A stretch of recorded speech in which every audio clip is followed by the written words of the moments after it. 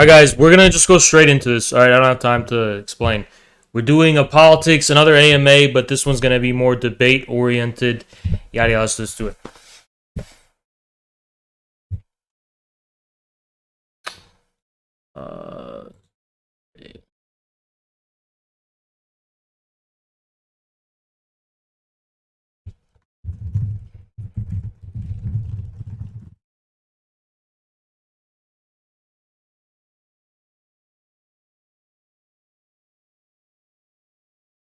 This is so weird.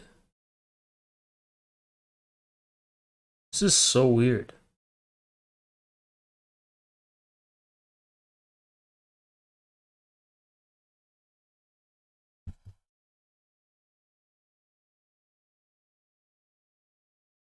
Why don't I have that? Okay, here it is.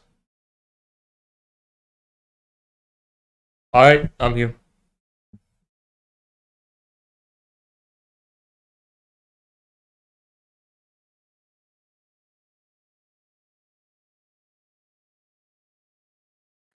Yeah, I'd screwed up the perms. Okay, it's ready now. Why didn't you guys tell me that nobody could see the actual voice channel? Come on. Hey, Haz, you should have perms to speak in the channel. Yep, I can speak now, right? Can you hear me? Yeah, I can hear you. Alright, perfect. Let's find you on this giant list here. Are you streaming this anywhere, by the way? So I can post it up for people? Yep, streaming it. If you send me the link, I'll post it up. And I like to watch the stream pages, so if there are questions in chat or something, I try to get those. Yeah. Alright, here it is. Awesome. Oh, it's on YouTube. Okay.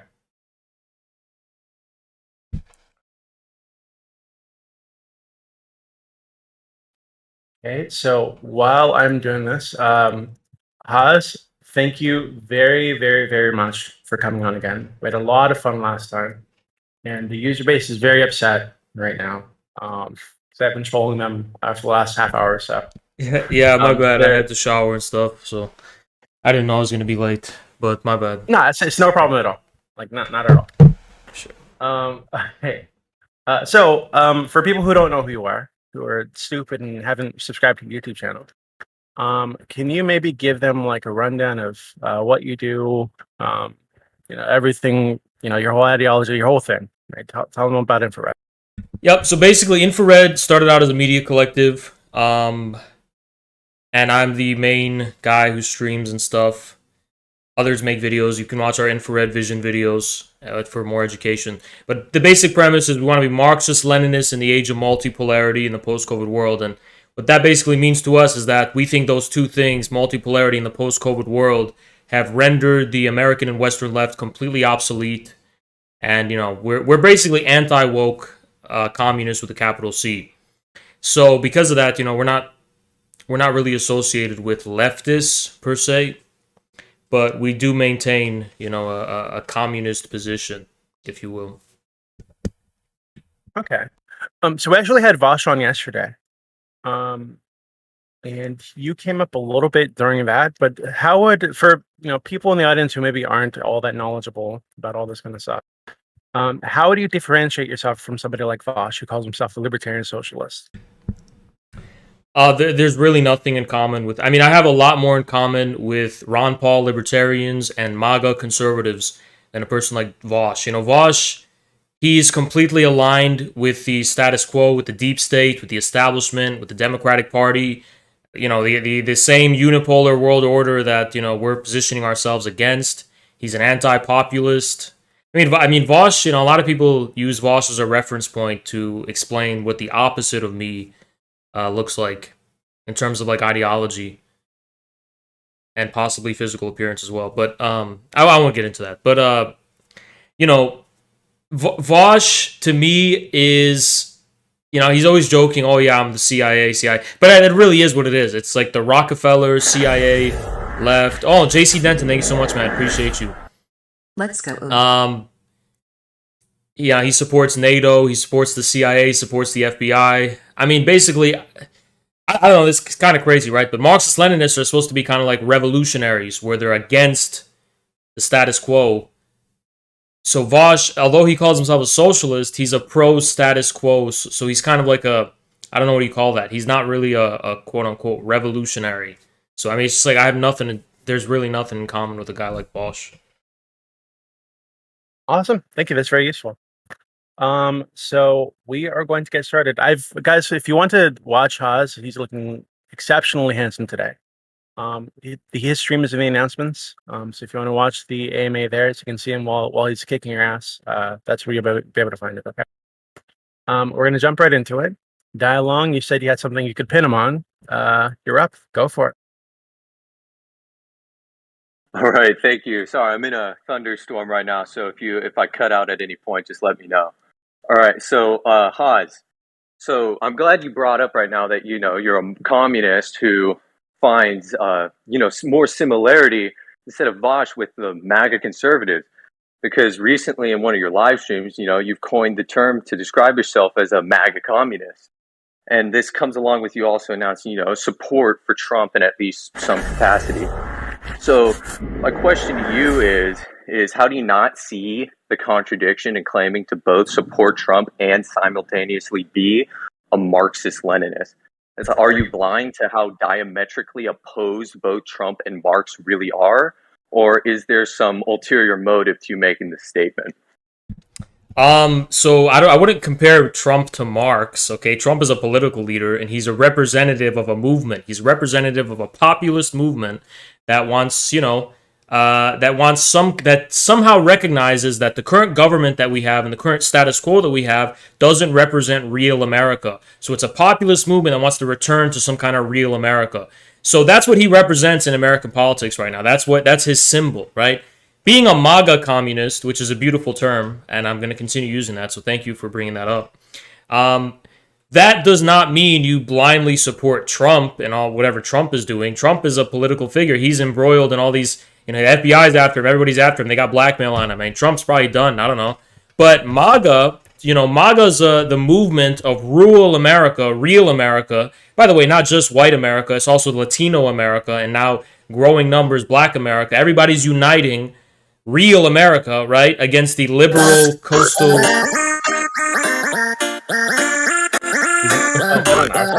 What the fuck is that? That's not. Who is that? Is that me? That's not. No, that was. I don't know how that happened. Okay, so the Vosh is trying to shut you down already. Go for it. Yeah.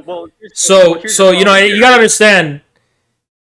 Marxism-Leninism is a tool. It's a tool that's supposed to serve the working class and the people more broadly. How do you actually understand the contradictions we're dealing with, right? Marxism-Leninism isn't going to be here and dictate the terms of struggle. So is Trump a communist? Is MAGA a communist right now? No, they're not, right? But that's our struggle. If we are human beings in America and we want to revolt against this satanic elite and this, globalist deep state and the ruling class and the monopolist ruling class and the bankers and shit, I mean, that's what we're dealing with, right? Hello, politics server. It is me, Brittany Amber, and yes, it has been hot. So yeah, I think the perms are a little bit fucked. I'll fix them right now. Sorry about that. The perms are broke. No it lets me on. That was one of my e-girls. Go for it. Sorry about that. Oh yeah, no problem. So yeah, I mean, you're saying there's a contradiction. I just think you're kind of confused about what we're talking about here.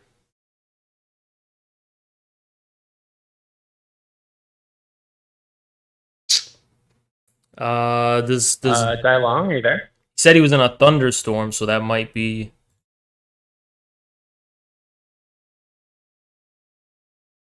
Dialong, are you there? Can you speak? Yeah. Sorry, I was muted. I didn't have permission to speak. Okay. I was completely muted right there. Yeah. Well, okay. So to address that point, I mean, Trump and the Marxist-Leninist movements, it's one thing to align with another movement that, might have some core principles in common and try and work to like a status quo that's different than currently now. But you see, they're completely, Trump and his movement are completely different. They're diametrically opposed to one another. Donald Trump's relationship to wealth is based on ownership of land rather than labor. He willing in capital than actual wage labor that as completely Trump would classify more under Is that it? Or are you still there?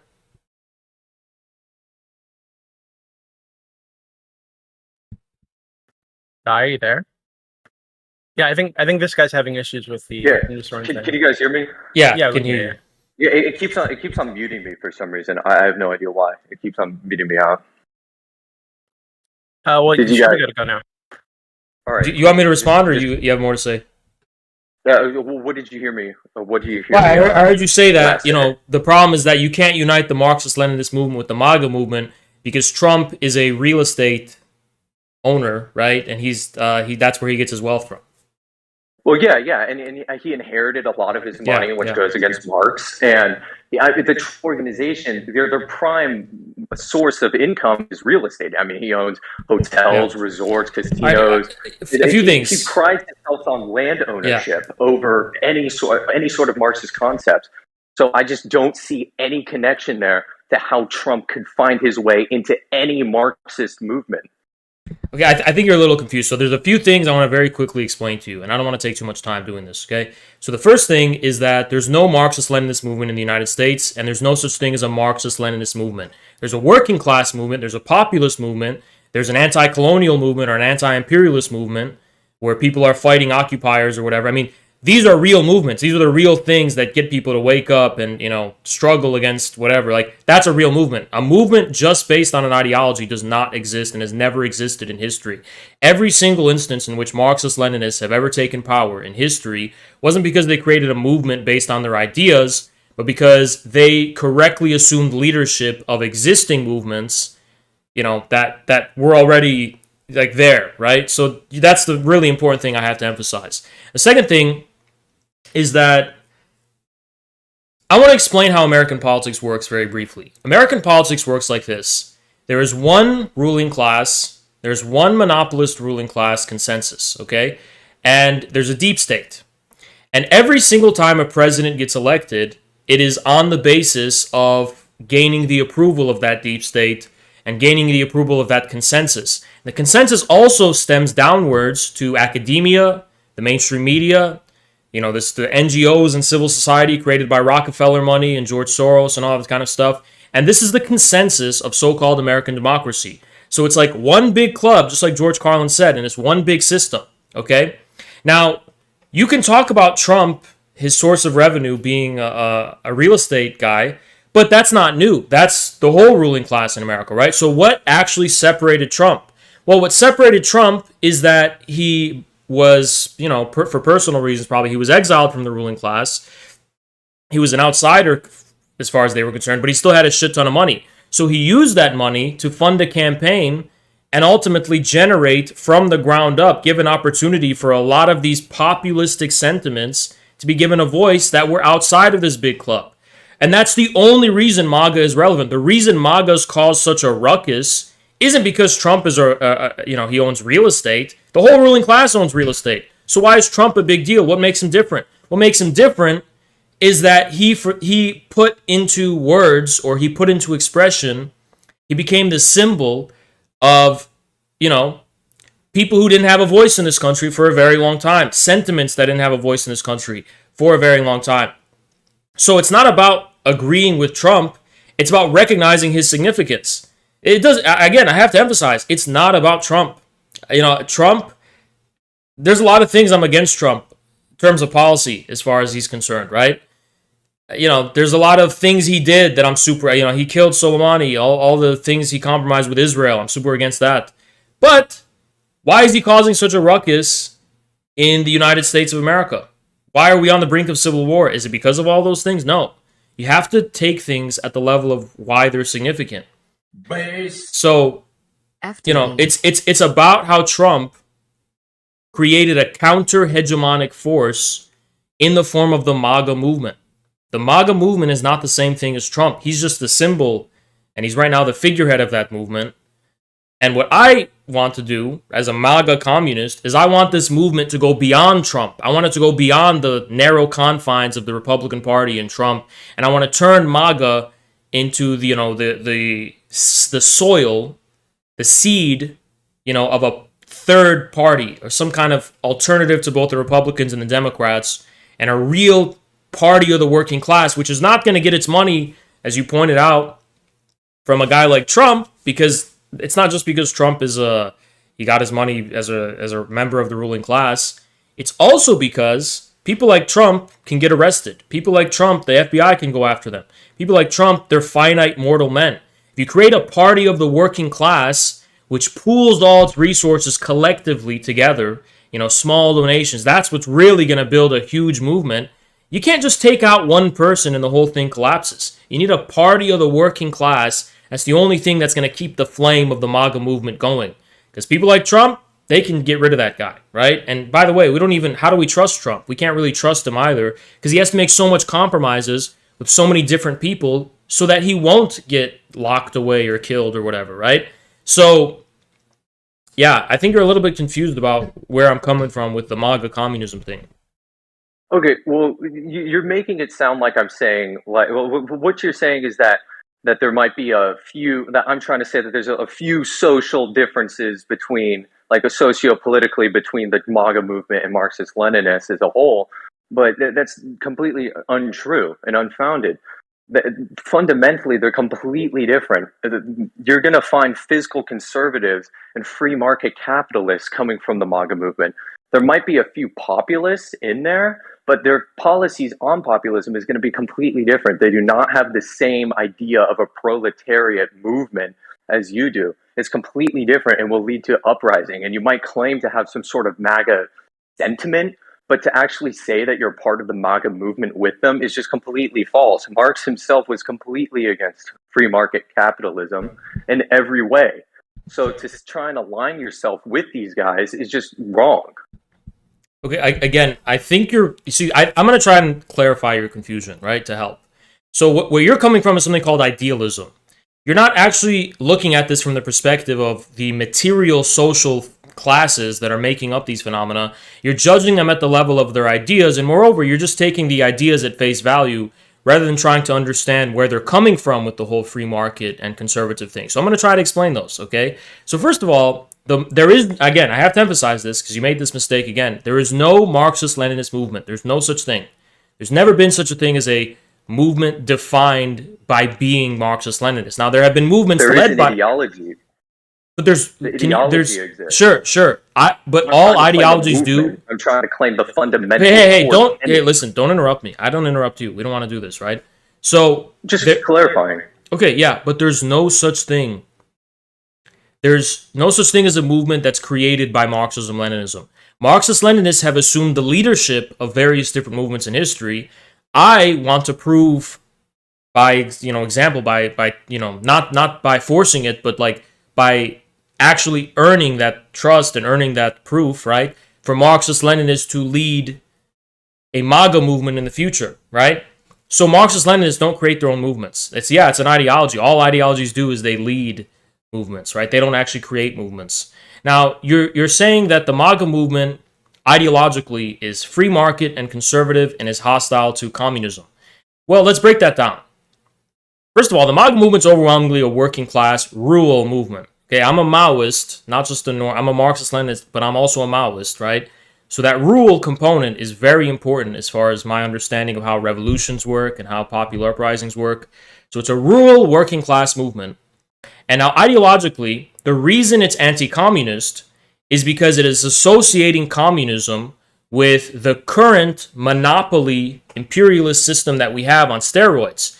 It's against socialism and the welfare state and the red tape bureaucracy because these correspond to the quote-unquote corporate socialism that we have in place with the ruling class. What's going on is that the state is being used alongside the monopoly ruling class to secure the position and power of the people who already made it at the top. So what that means is that they're going to do things like promote more bureaucracy, promote more wasteful welfare state bullshit and all this kind of stuff at the expense of actually generating wealth from below. So the working man will not have the opportunity to, have a chance at prosperity because the people at the top want to safeguard their position.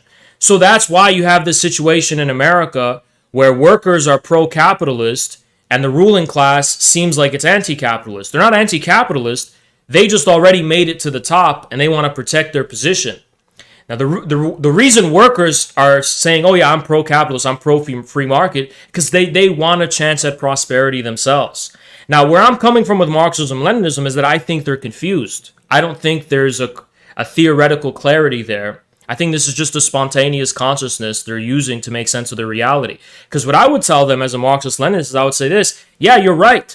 You should have a chance at prosperity. And yeah, we do need to smash the imperialist state machinery and this bureaucratic red tape bullshit, fake, this ruling class corporate socialism. We need to smash all of that and pulverize it and return to the simple, American values. I agree with that. But in order to do that, we need something like a land reform that actually gives workers a piece of the pie. We need to give them some kind of baseline capital to work with, whether that's in the form of land, whether that's in the form of something like Yang's UBI, where it's some kind of way that they can actually stand on their 2 feet and begin with something. Because you don't begin with anything without land, right? So that's what we in Marxist-Leninist terms, we say that needs a land reform. So that's why we are allies with free market people and we're allies with the conservatives, because although on a strictly abstract theoretical level, maybe it seems like we have nothing in common, in practical reality, we're coming from the same place. Our enemies are the same. We're enemies with the imperialist monopoly ruling class. They're enemies with the imperialist monopoly ruling class, right? Now, how we make sense of that, we might disagree along the line, but we're in the same position. We're in the same boat. Okay, well, you're trying to make it seem here that you guys are, you're right, like you say, in the same boat, in the same position. And that might be true that you guys are in the same position, but you guys are completely different fundamentally. It just makes no sense because Trump supporters and his supporters, you're kind of assuming their problems and making solutions for them from a Marxist-Leninist, as you see it, perspective. But they have completely different ways of making that, trying to clean house of the deep state and trying to make a free market capitalist country. They have completely different solutions to these problems that you're proposing here. And it's just you're trying to absolve them of their issues by you giving but I think they're way more open-minded and open to alternative conclusions than you give them credit for. I think they're just speaking their mind in a very spontaneous way, and that's not necessarily the be-all end-all of where they're coming from. All right, this is just the first kind of spontaneous consciousness that they're coming from. And I'm not here, by the way, to point at them and say, oh no, you're wrong, you have to listen to me. I'm here to reason with people, open dialogue, and say things like, okay, we are facing a lot of problems. The MAGA movement is facing a lot of problems right now. We're facing a lot of problems dealing with these Democrats right now. Maybe we need to look at this strategy. Maybe we need to look at this angle, and maybe this will allow us to beat the enemy, right? Because we have the same enemies. So It's like if you're in a war. If you're in a war and you've got the same enemies on the other side, there can be different strategists and different tacticians. If you're losing the war, that's going to give more opportunities for people who have alternative theories to, have their shot at the enemy, give their go at the enemy, and prove their leadership, prove their ability to lead this movement. Now, I also don't know necessarily why there's something inherently incompatible between Marxism-Leninism and the goals of Marxist-Leninists and MAGA. When you talk about socialism, I think Americans in this country have no idea what that word means. They have no idea what that actually entails. We have people like AOC, we have the Democratic Socialists, and we have these people who coming from the Bernie perspective. That's just an extension of U.S. imperialism. Those people just want to they want to use monopoly capitalism to give breadcrumbs to people instead of actually having a real socialist state, at least in the relevant communist sense of the word. Real socialism, that doesn't mean you're just giving out free shit and you're just printing more money that comes from nothing. Real socialism means that the government works like a commonwealth. It works to ensure the prosperity for all, giving people the ability to be lifted up and lift themselves up. That's what real socialism is actually about. It's like what they have in. It's more like, you may disagree with the political system, but economically, it's more like what they have in China, right? Socialism just means we're not going to let the banks and we're not going to let Wall Street and the City of London hijack our government so that we don't actually have a government that rules on the basis of the commonwealth and the common prosperity of the people. We're going to have a government that does everything in its power to serve the people, to serve social ends, right? We want our economy to work for the people. We don't want our economy to work for bankers, right? I think it's just a very simple distinction.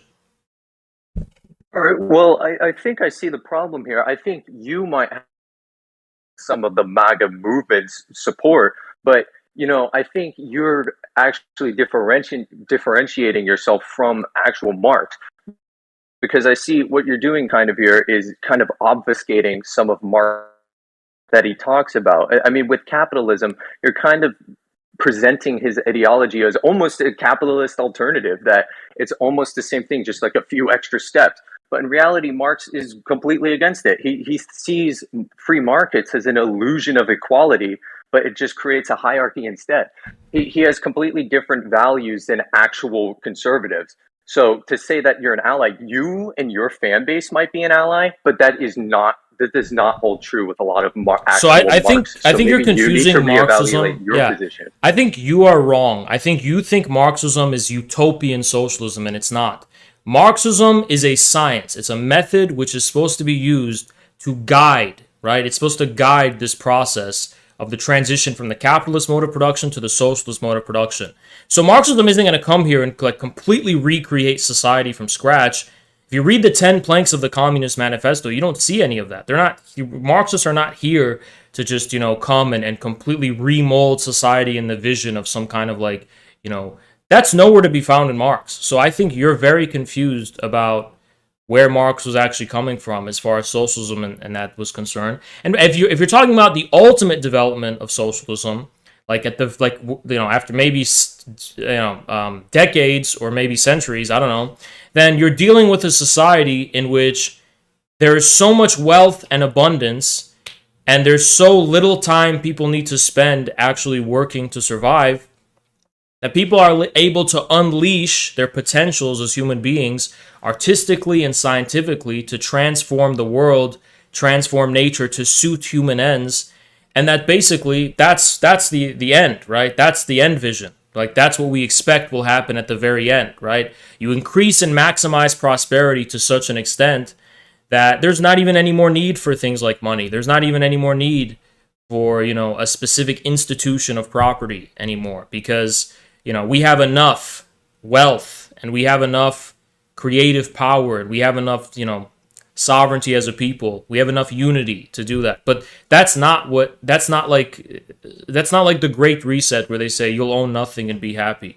That's not where Marxists are coming from. I think you are confusing Marx with the Great Reset socialism of the Fabians and the democratic socialists and those kinds of people who actually Marx fought against, and he actually mentioned them in the Communist Manifesto. He called them bourgeois and philanthropic socialists, and he hated them. Marx was not this, he wasn't this fucking guy who's you mentioned things like the free market.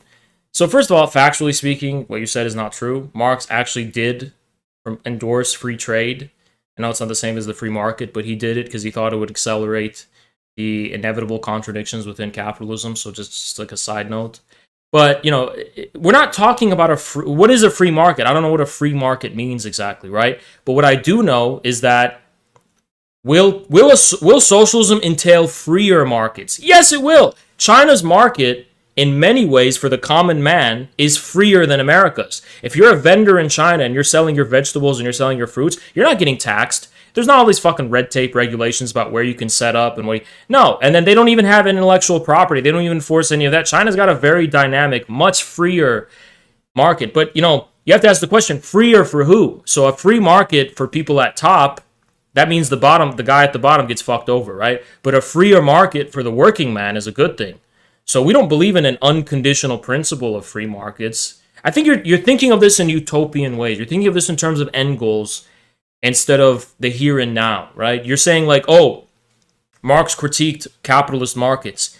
Yeah, he did, and he was right about those critiques. So what's the relevancy, right? Does that mean we're just, because Marx made this critique, we're going to completely refashion society in a way that we consider correct? Nope, that's what Marx and Engels critiqued as utopian. They were against utopianism.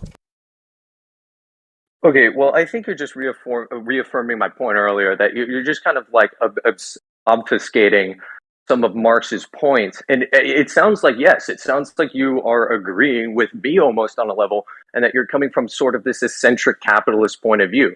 But I mean, you were just kind of wrong on the point that Marx, he does see issue with the free market. He sees it as giving an illusion of equality, but in reality, it creates a hierarchy. Okay, but listen, no, you're like all over the place. All right, I get that you just read Marx, like maybe for the first time in your life, and you saw this out of like. You have to understand, Marx was critiquing bourgeois equality, bourgeois legal equality. He's talking about the equality on the market. He's not saying this is a horrible, rotten thing that we need to completely replace in the image of my new thing. Therefore, all markets need to be destroyed, because I'm recognizing how markets correspond to the bourgeois formal equality, which, by the way, isn't an illusion. Marx and Engels never said bourgeois equality was an illusion. They said it was actually a reality. Bourgeois equality does entail treating people who are different by nature, by circumstance, by skill, etc., in some sense as equal. That's what the function of abstract labor actually does accomplish. So you are like, I don't think people should be allowed to read Marx until they've read Hegel and understood the full context. Because I'm really sick of how people just like, they take snippets out of Marx and they just like form these wild conclusions. You don't understand Marx. I'm sorry. Whatever you read about Marx, whatever you think you understand about him, is completely, it's contrived out of nothing. Marx's critique of the free market system is not being made from a policy-making perspective. It's being made, and by the way, the word, again, there's so much things I have to delve into. The word critique comes from the German idealist tradition. Critique just means to develop and point out the realities behind the surface. By critiquing something, you're basically laying out the inputs that are responsible for the outputs. That's all critique means. Critique is not a normative statement. If you critique something, that doesn't mean you're interested in, eliminating it and replacing it voluntarily with something new. So I think you're presenting Marx as like this policymaker who said, free markets are bad, so therefore we have to replace it. No, Marx was coming at this from a pretty impersonal scientific perspective, and he was just trying to understand the then 19th century capitalism. Now, you keep saying that I'm just promoting a version of capitalism. I don't agree, because the capitalist mode of production is ultimately ending with the production of surplus value and money as like the primary form of, and the primary logic and the primary rationale behind the mode of production. Production exists to generate surplus value. That's what capitalism is, okay? Well, the problem is, in a socialist system... You're coming off to me right now as like almost like an obscure Protestant Christian. I mean, you're basically reading, it's like you're reading the Bible, it's reading a verse and then coming up with something completely different. Okay, you know what? Read me the verses. Okay. Read me the verses that are supposedly in such common sense that we're just going to immediately... Like, just give me your receipts. What are your verses? Give them to us. Well, right here... Well, I mean, you're religious. No, I'll tell you why, sir. Because you're just saying, there's, like, dumb bullshit, like, a first impression of Marx that's, like, a common prejudice that exists in our society. I'm going to take at face value without even independently investigating it myself in any kind of way. You're just going to say, like, okay, yeah, all of people, like a bunch of retards say this like shit about Marx. I've never actually read Marx myself or understood where Marx was coming from, but I'm just going to like trust the fact that all these depictions and prejudices people have about Marx are actually grounded in the reality of Marx. So therefore, Haas, since you are saying things about Marx that are different from what I've been told about Marx, you are like this crazy Protestant Christian. No, if you want to talk about Marx, let's hit the fucking books. Let's actually look at what Marx said and try to understand why he said what he said on his own terms. I don't give a fuck what people think about Marx. I don't care what they taught you about Marx in university. I don't care what PragerU tells you about Marxism. I don't care what society tells you about Marxism or anything for that matter. I actually think one of the bad things about capitalism is the way in which we just somehow defer to what society says to understand things instead of investigating these things ourselves. It's the same thing when it comes to health crisis and climate change and all this shit. Let's go to the books and try to be independent thinkers. You know, that's what Marx said. Marx said one of his biggest maxims was dare to know. Dare to actually think for yourself. Go to the source. Look at it on its own terms. It doesn't matter what the consequences are socially. Who cares about the social consequences? Who cares if you go and read Marx, if you read Marx thoroughly and you master Marx and you come to realize, holy fuck, American Marxists are completely wrong about everything they're saying. All these Marxists are completely full of shit. Fuck them. They're completely wrong. That is more courageous. That is more noble. That is more bold. That's the sign you're an actual independent thinker. And you're not just deferring to some established consensus on what Marx means. Because, by the way, a lot of the times, let me tell you the truth, leftists just use the guy Karl Marx. They've never fucking read him in their fucking life. And if they've read him in a way where they're wearing these glasses that are just over-determining everything Marx says with their already existing prejudices. Fucking leftists use Marx as a cool fucking Dumbledore. I'm going to tell you the fucking psychoanalysis behind this. Leftists just look at a guy like Marx and they use him as a cool grandpa and enabling Dumbledore, this patriarchal figure from the past that enables all of the fucking retarded shit that they believe. So anytime leftists have this retarded worldview where they have all this resentment, they're fucking losers in life, so they want to reform society so that they can fucking, become interpretive dance fucking PhD experts. They look at that guy Marx. They don't give a fuck what Marx said. They don't give a fuck what Marx wrote. They don't give a fuck about anything about Marx. But they look at that guy in the past and say, oh, this is an old guy with a big ass beard who seems like he's really smart. I'm going to use that as the justification and the validation for all the retarded shit I believe in the world. Sorry, sir. That's the relevance Marx has in the United States of America right now. That's a cold, hard truth. Society is wrong. You actually have to study the source yourself. Okay, well, you're basically just Matt Walsh 2.0 right here, just with a couple extra. Your question went on super long. So I'm gonna head it off and move on to somebody else. Let me just say one more thing. It's going to be quick. You want to get the last word? Hi. Yeah, let me just get the last word. No, it's not your man. Fuck you. Sorry, I love you. You're a beautiful person. Okay, Zionist Schultz, you're up. Go for it. Hello, Mr. Oz. How's it going? What's up? What's going on? I am so freaking tired after that exposition, the 20-minute. Okay, listen, to be honest, I came in here with a lot of energy. As you can see in my name, I'm a Zionist. I know that you are infamous for being an anti-Zionist, so I was going to be like, combat and all that crap. But I'll ask you the question. Maybe we could pick up the energy here. Yeah, I'm a Zionist. Let's hear it. Why are you against the state of Israel? Why am I against the state of Israel? I have a very fatalistic Eastern view of things when it comes to geopolitics. I don't think Israel's viable. I don't think it's tenable. Now, we could talk about Israel's crimes. We could talk about how Israel has a criminal existence, which is something I believe, right? I think Israel is a horrible, bad thing that was created. It's a remnant of Western colonialism. Yeah, yada, yada. I believe all that. I just don't think it's particularly effective to say that because so what?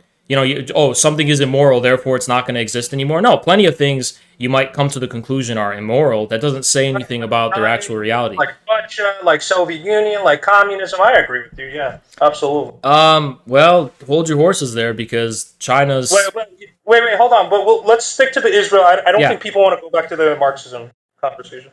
Okay, sure, yeah. So I don't think Israel has any long-term chance of survival in the Middle East. It is fundamentally, this is the truth, Israel as a country will always be fundamentally antagonistic to the civilizations and the powers that exist in the Middle East. And what are those powers? I'm not just talking about governments and states. I'm talking about peoples and like these deep civilizational realities. You have the remnants of the Persian, the Safavid Empire. You have the remnants of the Ottoman Empire. These are all reforming now after modernity. They're all coming back together, right? All these old empires that we thought were in the dustbin of history, all this is coalescing into, these polarities, right? And Israel, at least as a separate sovereign state, has no reality in that future. I mean, Israel is a completely artificial. I don't believe you can just make an artificial country from scratch. I just don't. What do you think the United States is? It's existed. No, you're wrong. The United States is not an artificial country from scratch, actually. The United States wasn't built because someone had the agenda to create this artificial country from scratch. In contrast to what many of the leftists are trying to say now, the settlers who came into the United States settled in this country in a way that was not unlike the more organic forms of settlement that you see in the empires throughout history. People came, formed new ways of life here, syncretized and interact. I mean, yeah, there was genocide, horrible shit, but there still was genuine, interactions with the already existing inhabitants, other ethnicities. There was a genuine ethnogenesis and nation building that preceded the existence of the United States. Stalin makes this point actually pretty well. By the time the Declaration of Independence happens, America is already a separate nation. But Israel, by contrast, is just completely contrived plan coming from the intellectuals, just like Ukraine. I don't know if I could say that. You know. Wait. Okay, that's fine. That's fine. But what do you think is like just factual? You said it yourself. The state of Israel is, their time is running out. Sooner or later, they're gonna run out of steam. What do you think is like the crucial thing that you're gonna see where Israel is just gonna melt away? Like it's not gonna exist anymore, and the Palestinians are gonna rejoice and be like, "Yeah, the Islamic State of Palestine. We get to throw gays over the roofs and hit our women." Like, well, what do you think? Why do you think that's gonna happen? All right. So first of all, there's two things. First of all, I think Israel I think there's a very big potential for civil conflict within Israel, not between Palestinians and Jews, but among Jews themselves. I think there's a huge antagonism between the, more metropolitan liberal Jews that live in Israel, who are maybe aligned with globalism, and these like Hasidic ones, who are probably more hostile to Zionism as a project in general and want to return Judaism to something more traditional. And then, I know there's more elements and more factions in Israeli politics, but I do see a fundamental antagonism within Israel itself that, you talk about Palestinians doing all these things. Well, Judaism is a very traditional religion, just like Islam. And in some ways it's more permissive. In other ways it's more prohibitive. It's an Abrahamic religion, just like Islam. And there is a very deeply traditionally Jewish population within Israel that probably will fare better with some kind of Islamic empire than it will with this, modern Zionist project. So, don't know what to tell you. Yeah, but the state of Israel is a secular, progressive state, right? That's the reason why we allow LGBTQ. Yeah, and that's also why it's not going to survive, because secular, progressive states are a remnant of bourgeois modernity. That era is over. So you definitely got that point. The one good thing that's going for us is probably the Hasidic Jews, or that's probably outgrowing population of European Jews or any of these Jews that's coming over to become an Israeli. So you do have a point there. That is fundamentally incompatible with Zionism and the premises of Zionism. Why? Sorry? Why is that? Because Zionism was a modern project to emulate German Romantic nationalism from Europe. It doesn't draw anything from the actual Jewish religion and the deep traditions of the Jewish religion. Nothing. Theocracy. It's supposed to be a progressive, secular state that allows people to celebrate whatever religion and sexuality, whatever, right? Maybe. Yeah, but here's the thing: that era is over. We are, as Alexander Kojev said, we are now living in the era of empires, and I'm sure that in an Islamic empire, there will be a place for Jews to have their own autonomous laws and their own enforcement of their own traditional laws. But secularism cannot actually ameliorate ethnic, cultural, or religious differences. And I use the word Islamic Empire. I don't necessarily mean the enforcement of Islam on everyone. I'm just talking about a specific historical, civilizational reality that actually, by the way, Jews were always very prominent within. People like, Ibn Maymun in Spain and others. Forgot his actual name. Yeah, I just know him as Maimonides, whatever his name was. Jewish scholars, Jewish culture flourished under these empires. So, yeah, I just think there's no place for Zionism in the future. Listen, as I see you talk, and I guess this is your career. Unfortunately, I don't watch a lot of your content, but I understand you're very well spoken and you're very intelligent. But I just don't understand why you think that the state. I understand that secularism and it's not a maintainable state, but at the current moment right now, the state of Israel is winning. It's W, right? So I don't know about that. Wait. So you think the Palestinians, if they stick around enough for 100, 200 years, the state of Israel is going to slowly just deflate, and Palestine's like, you know what? They went away. They embraced secularism. They didn't do the religiosity. We're just going to take over, repopulate. No, Palestine, but I do think. No, I don't. I know that the Palestinians are obviously in a very unfortunate position right now. But unfortunately I actually agree. Yeah, I agree with you. Yeah, but unfortunately for the Zionist project, the Palestinians are just a percentage of this greater regional context that includes Iran, it includes Turkey, it includes Egypt, right? So, I mean, the Palestinians are just the people within Israel right now. We are in the era of multipolarity. There's polarities. Nation states are not going to define, what a power actually is. So regional powers are rising in the Middle East. Indigenous regional powers, I should add. Iran, Turkey, Egypt will probably have its day. So these are all polarities and powers, right, that are rising in the Middle East.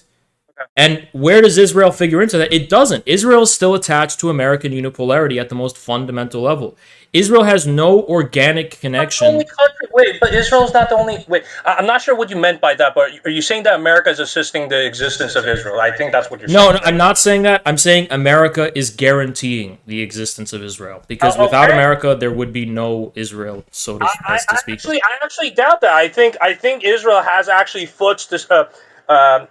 legs to stand on. It's the 12th largest economy in the world. It has one of the best cybersecurities in the world. Disputably, it has one of the best armies in the world. I mean, and there's that because of America. If America ditched Israel, Wait. Because of America, dude, the Arabs got support from the Soviets. Okay, like the Iranians, they're getting support from China, right? It's like everybody gets support from someone. Yeah, you're right. But in the era of multipolarity, that was the bipolar world of the Cold War. In the era of multipolarity, there's indigenous polarities that are now emerging that are neither attached to the Soviet Union, which no longer exists, or the United States. And yeah, I understand there's like a chain. China is helping Iran in many ways. And also, Russia is greatly helping the Axis of Resistance, as it's called, because Russia's in Syria right now, and Russia is moving against Israel. By the way, Russia's on Israel's border. So, I mean, it doesn't look good for Israel, if you ask me. I disagree with you. I think the state of Israel is going to stick around for the longest time. It is unfortunate what's happening.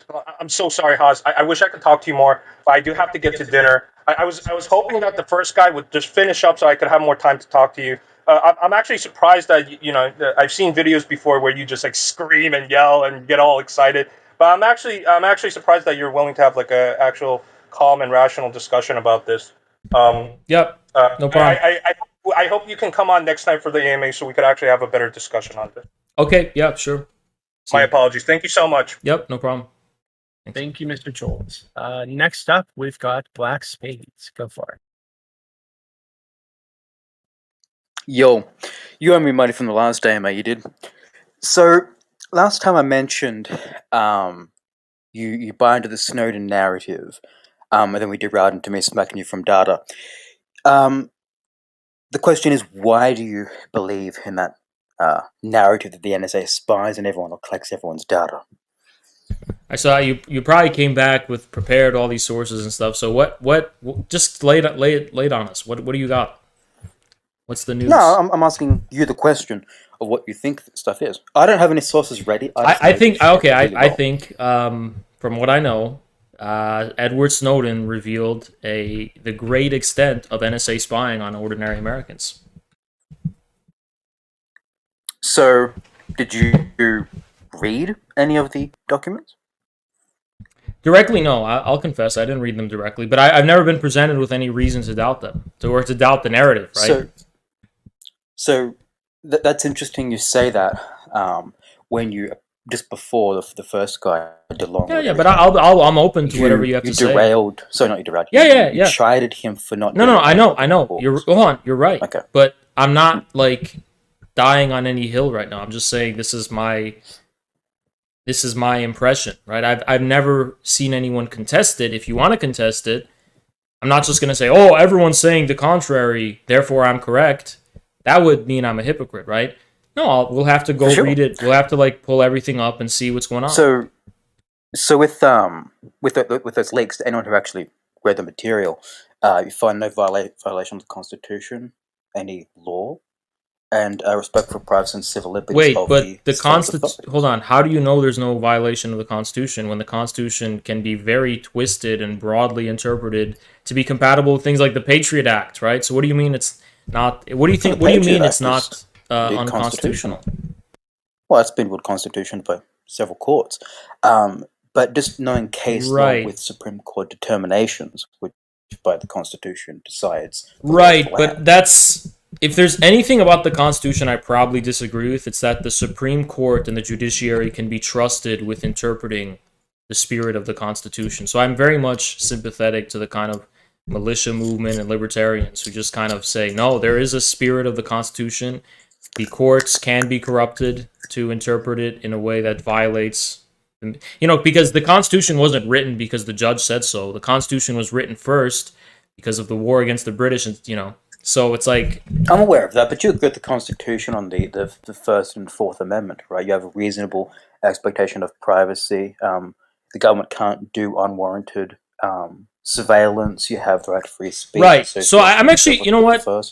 So why do you think the NSA spying doesn't violate that privacy?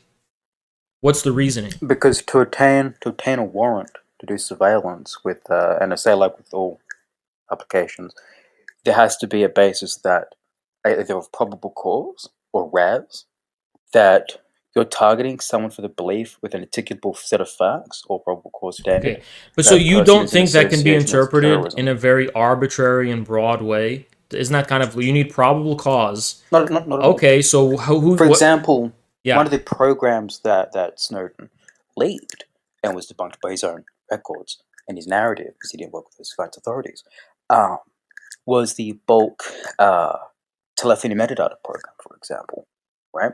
Which wasn't domestic collection. It was one in foreign, one in domestic international phone calls, right?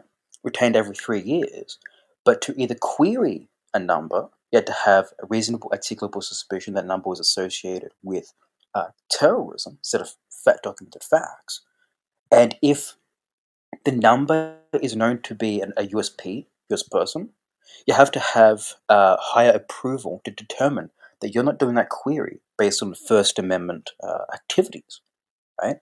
So like if you're a Muslim and you're a journalist and you're criticizing the war in Afghanistan or Iraq at the time, this no longer exists, by the way, then that's a First Amendment activity. But if there's other set of documentation that gives rise to this person actually is funding in the background terrorist activities or supporting them somehow, some way, then that number can be queried, right? So you're protecting the First Amendment.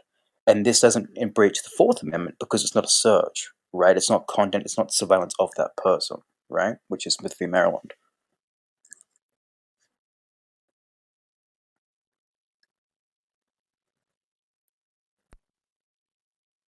Okay, my audio. Okay, yeah. So I'm reading you something. So in a ruling handed out on Wednesday, the U.S. Court of Appeals for the Ninth Circuit said the warrantless telephone dragnet that secretly collected millions of Americans' telephone records violated the Foreign Intelligence Surveillance Act and may very well have been unconstitutional. So when you mention this, it brings to that question asked of did you read the materials? You didn't read, of course, just then. You just Googled it. That court ruling of Molan. However, the funny thing is, all of the media reporting was wrong. That court upheld... What was the motivation for them lying? I'll go through a very deep dive on this one.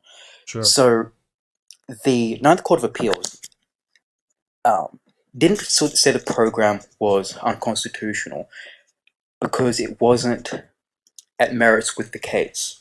Since it wasn't introduced as evidence at trial for Molan et al. in 2012, it can't speak to that.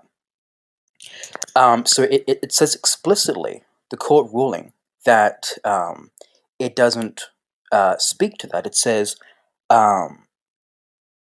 for all these reasons, the defendant's Fourth Amendment argument has considerable flaws, but we do not come to rest as to whether the discontinued metadata program violated the Fourth Amendment, because even if it did, you're kind of losing me. Can you like simplify?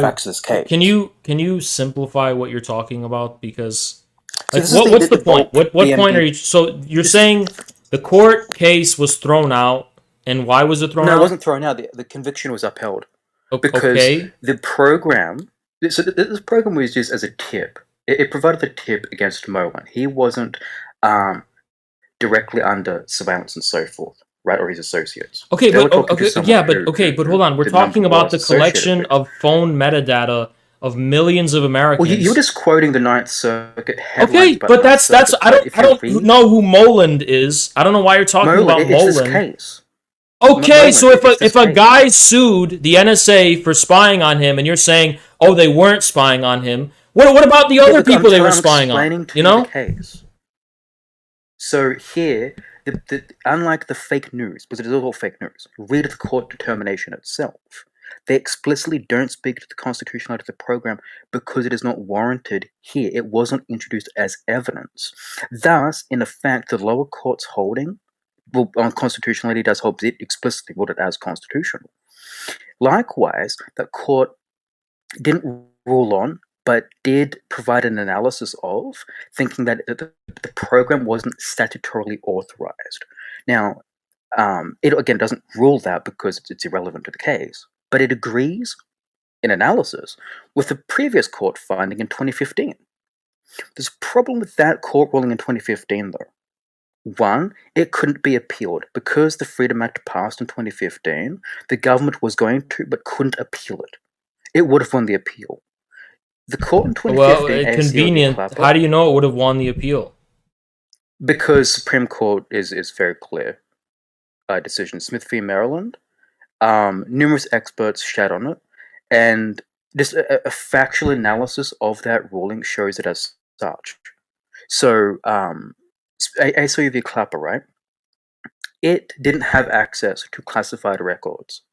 And when it made its determination on the relevance standard by the statute that authorizes BMD, Section 215's BMD, server to watch this NSA defender being destroyed is the declassified record since 2015 shows that in applications submitted to the FISC, there was that demonstration of relevance to ongoing investigations by the FBI, because that's the statute. Hold on, you're losing me. Like, I don't know, it's like the way you're talking. All right. Can you get to the points? Just get to the points. I don't give a fuck about the procedural history of what happened in 2004. And like, there's so much minutia here that's going way past my head. Just get to the fucking point, dude. What is your point? Just tell us what you're trying to say. Stop spurging. Okay. So the TLDR is that Moland's case, 20 September 2019, it upheld the conviction on those defendants because the program wasn't relevant to that finding on the conviction. It wasn't introduced as evidence. Okay, hold on. No. So the Supreme Court said something, or the Ninth Circuit Court said something, and you're saying what? What is your point? You're saying it was. Why should I care? Why should I care that it wasn't? Why should I care that it wasn't part of the ruling? Why should I care? Sorry? Why should I care that it wasn't part of the ruling? Because when you see the fake news allegations saying that this court said that the program was either unconstitutional, illegal... But that's not what I quoted. It said, that's not what I quoted. That's not what I quoted. What I said is that it may very... What they said, as what I've quoted, is that it may very well be have been unconstitutional. If we roll back the tape, you were quoting the headline which said it was unconstitutional. Okay, now what is this? What about Clayman versus Obama? Does that mean nothing? Clayman Obama was overturned. Okay. That finding was also deemed... so you're saying there's nothing suspicious, so you're saying the government discovered that it did no wrong on Constitution. I mean, like, wow, what a big fucking surprise. Wait, so hold on, you were just trying to appeal possibly to court determination? No, I wasn't. I was just saying... if even in these instances, courts, and of course inevitably it's going to be overturned, are saying this, clearly there's probably some truth. I mean, what are the relevant motivations for lying or exaggerating? So courts can make erroneous determinations but not lie. Right? Okay, so when we have multiple courts. It didn't have we have multiple different cases, like in Clayman. So why are you interrupting? So, because you interrupted me. Therefore, the 2015 case was erroneous because it didn't have the actual documentation to issue its relevance finding in 2015. So they didn't lie. So the documentation in question being the, like, are you disputing that they were collecting metadata on millions of American citizens? Are you disputing, like, for example... Are you disputing, for example, that... Can Yeah. I answer the question? Cool. So, the statement or the claim by Snowden versus the program, this particular program, there's two different authorities under two different sons authorities under two different laws. This one is bulk BMD, the other one's not bulk. This one wasn't collecting everyone's data, metadata or content. This was only telephony data, collect in bulk, yes, with phone calls, with one end foreign, one end domestic. That's to adjust the gap between foreign and domestic intelligence. Retained only for 5 years, then down to 3 years. And it could only be queried. The only way this thing worked is two mechanisms. One, a number was queried manually. Again, couldn't be done based on First Amendment activities. Had to have RAS. The other one was an alert list that had numbers pre-listed that had that RAS satisfaction or probable cause approved by the FISC. What about the MD hash? Every day that what about the MD hash 5 protocol of the XL? Sorry? What about the MD hash 5 protocol in order to store the documents in the proper cloud servers of the telecomputation system? So the companies handed this data over per court order to... I literally just made all of that NSA. up. I literally just made all of those words up. They mean nothing. Just like what you're saying means nothing to me. Just like what you're saying means nothing to me. I literally made all of that up. I didn't respond to what the dribble you just said in the affirmative, if you pay attention. No, but it was all made up. You don't understand. I was just speaking. I was just speaking incomprehensible jargon. I didn't affirmate. I didn't respond affirmatively to that dribble. Yeah, So stop spurting. But you did respond to it. You did respond to it. You did respond to it as though you knew what I was talking about. I was going to explain. No, but you did respond to it as if that was I know what you're talking about. Explaining to you, roll back the tape, kid. I asked you what. Hold on, sir. I asked you what about incomprehensible gibberish, and then you responded. I didn't respond. You did respond. Roll back the tape. You got the stream. Go on. Okay, so you did. I was going to respond with how the data was sent over to NSA. How it was sent over to NSA was not by backdoors or by hacking the companies. It was by court order. It was sent over to the government. Wait, so what does that have to do with what I said? Because you're trying to bring up how insert gibberish. The government. No, the gibberish was just gibberish. It wasn't about hacking. Yes, I didn't say anything about hacking. I didn't say anything about. I didn't say anything about hacking. You were trying to do a gotcha with gibberish, but in that gibberish, you were trying to get involved in how the government was collecting that data. No, I wasn't. I am telling you how it was collecting that data. No, I wasn't. It was provided by the companies by court order. Right? There was no hacking of these. I didn't mention hacking. There was no I literally just said gibberish. Shit. It was. I did not mention. Front to the government. I didn't mention hacking. I just said gibberish. Yes, but roll back the tape, child. Oh, so now you're trying to make meaning of the gibberish. Now you're trying. Now you're trying to interpret the gibberish. You are interpreting the gibberish. There was a certain thing being done. To get that data over. So the same way that you're trying to interpret my gibberish is the same way in which you're trying to do these Olympic mental gymnastics to deny the fact that the NSA spies on Americans. It had to do. Just like how you responded to my gibberish, you're trying to rationalize. You're obfuscating, bitch.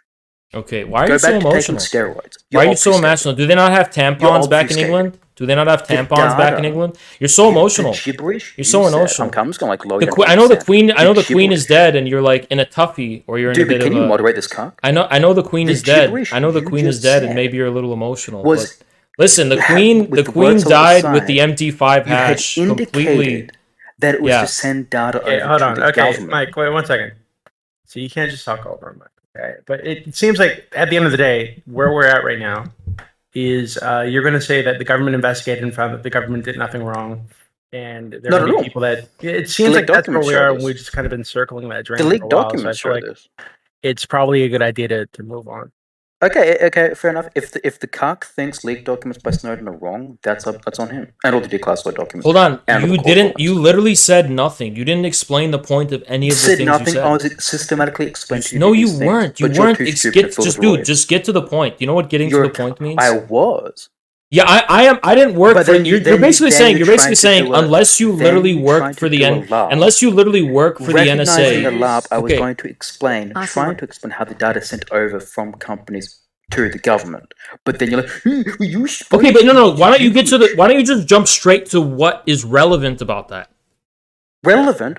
The government, by the leaked documents, don't say the government spied on or collected everyone's fucking data. No abuse of the Constitution, no abuse of the statutes, no violations of privacy or civil liberties. The programs were effective, all by the books.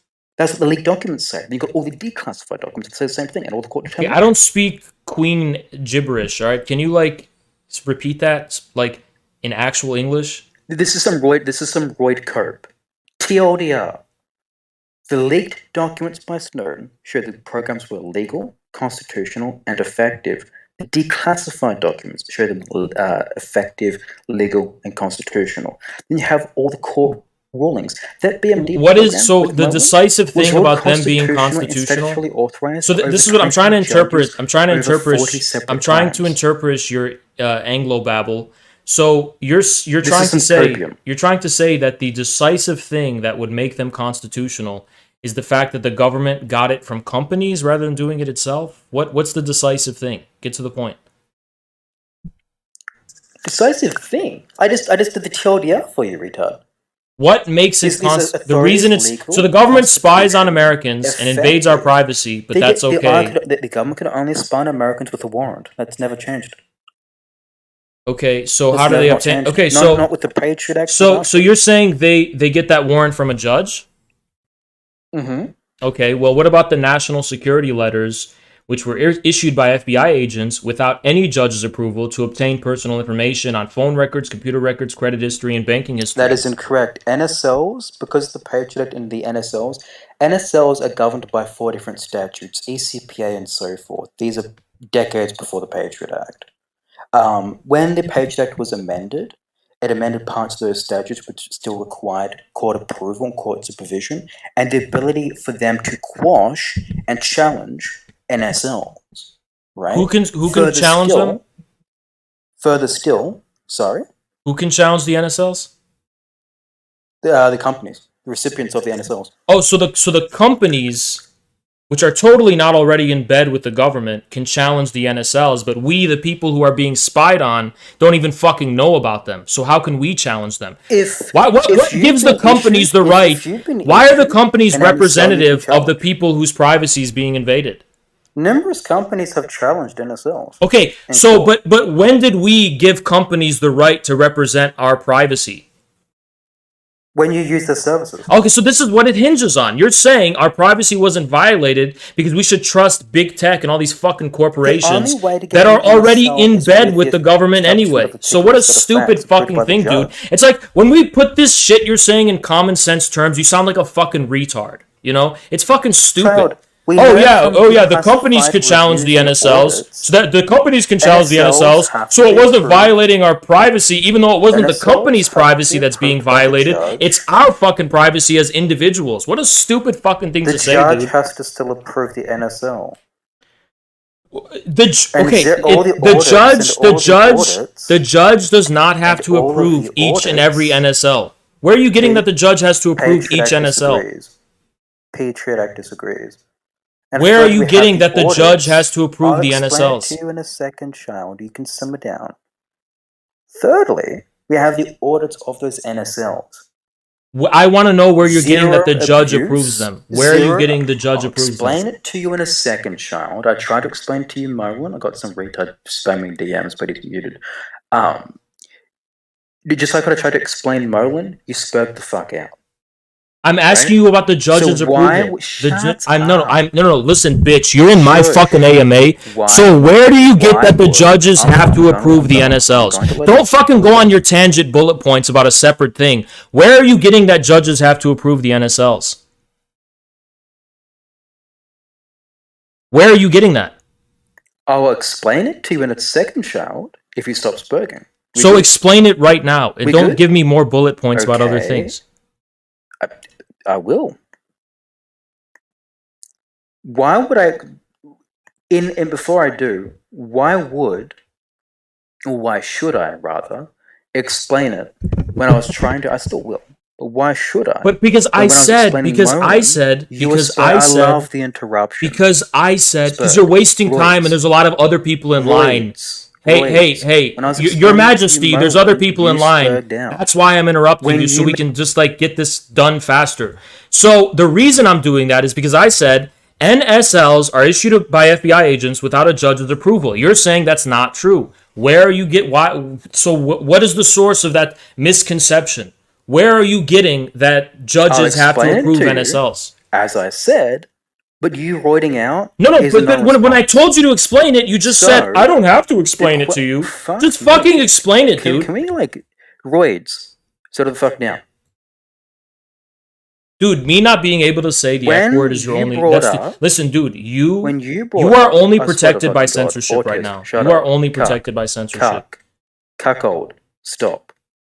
When you brought up... Mike, skip the Anglo-babble, Your Majesty, skip the fucking Anglo-babble, and get to the fucking point. Audits, right? I'll explain first the audits, and then I'll go to the go to the NSLs, you fuck... Okay, dude, I wanna like say TOS so fucking bad, you Anglo-babble fucking retard, you goddamn fucking... crowned baboon. Why don't you get to the fucking point? I was explaining to you Merlin's case. We don't make your fish and chips and wrap it up, motherfucker. Get the fish and chips going. Wrap it up. We're hungry. Yeah, I'll wrap it up. Serve us our fish and chips, because you're my bitch now. You're my servant. Audit found 0 child. Settle down. Okay, little bitch, get to the point. Where are you getting that judges have to approve the NSLs? Where are you getting that judges have to approve the NSLs? What makes you think it's going to change now? This is Anglos, guys. This is Anglos. This is Anglos. They can't even answer the question. This is how it is. Settle down. What on behalf of what authority? Is your Royal Navy behind you right now? On behalf of what authority? On behalf of what authority? On behalf of what authority?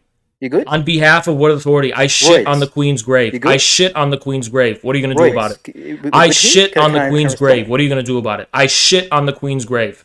I'm going to go shit on her grave. What are you going to do about it? Don't fucking boss me around, little Anglo boy. Get to the fucking point. Where are you getting that judges don't need the approval? Where are you going? Yeah, Mike, wait 1 second. So, Mike, he has been asking this question like repeatedly for a while. I'm trying to. No, you're not. You want to do something else first. You're trying to explain a ton of other shit first. Just answer the question because there are a ton of other people waiting. So when the Patriot Act amended some of the NSL statutes, because NSLs have been a thing before the fucking Patriot Act, it changed those statutes as amended to make it so that the companies, or I'll bring up the relevant changes, to quash and from companies and individuals who issued them, and for it to be approved by the judge, right? That's what it amended. Now, if you want a specific section, I'll reference it in a hot moment. We good? Okay, so... Like when I was trying to explain Marlon, you spoke the fuck out. Okay, you got a short attention span. The FBI can collect private papers without a warrant. The FBI director can approve them in the stead of the judge. You're saying that's wrong. What? You don't need a judge's approval for NSLs. You don't. The NSLs are signed off by the FBI, right? Yes. But the provision, if it depends on the NSL being issued. If it's pre-Patriot Act, it had to be certified by the judge. I know. Right? We know. So... But Edward Snowden was talking about the way the Patriot Act... And then we're talking about the Patriot Act, dude. Had nothing to do with we're not talking about in 1791, dude. We're talking about after the Patriot Act. You fucking retard. That's what you were gonna fucking say? I have to beat this out of you. You're just gonna fucking say before the Patriot Act they needed to get the fucking judge's approval? We're not talking about before the fucking Patriot Act, you dumb fuck. NSLs, P-Brain, roids. Dude, he's a time waster. Alright, Doobie, tell this guy he's got to substantively respond to this point of contention about after the Patriot Act, judges don't need to sign NSLs, or just kick him out. Okay, you heard the terms, so respond to exactly that. Yeah, I'll respond to exactly that. Raids, Stoner's leaks don't concern NSLs. 2, the Patriot Act amended those statutes that existed prior to the Patriot Act to require that standard. And the ability further still to quash them, which wasn't a thing previous.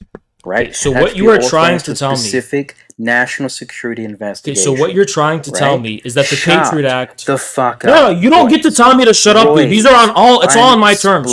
You're on my time. You're on my time. You're on my time. You fucking Anglo bitch. You're on my fucking time. Shut your fucking little Anglo boy mouth up. Your queen is fucking dead, and your king is a little cuck bitch, and I'm your Khan right now. So shut your fucking mouth.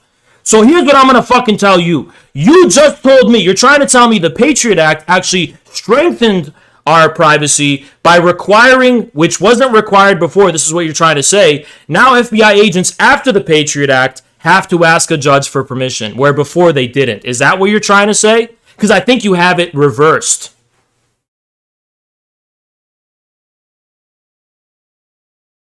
Mike?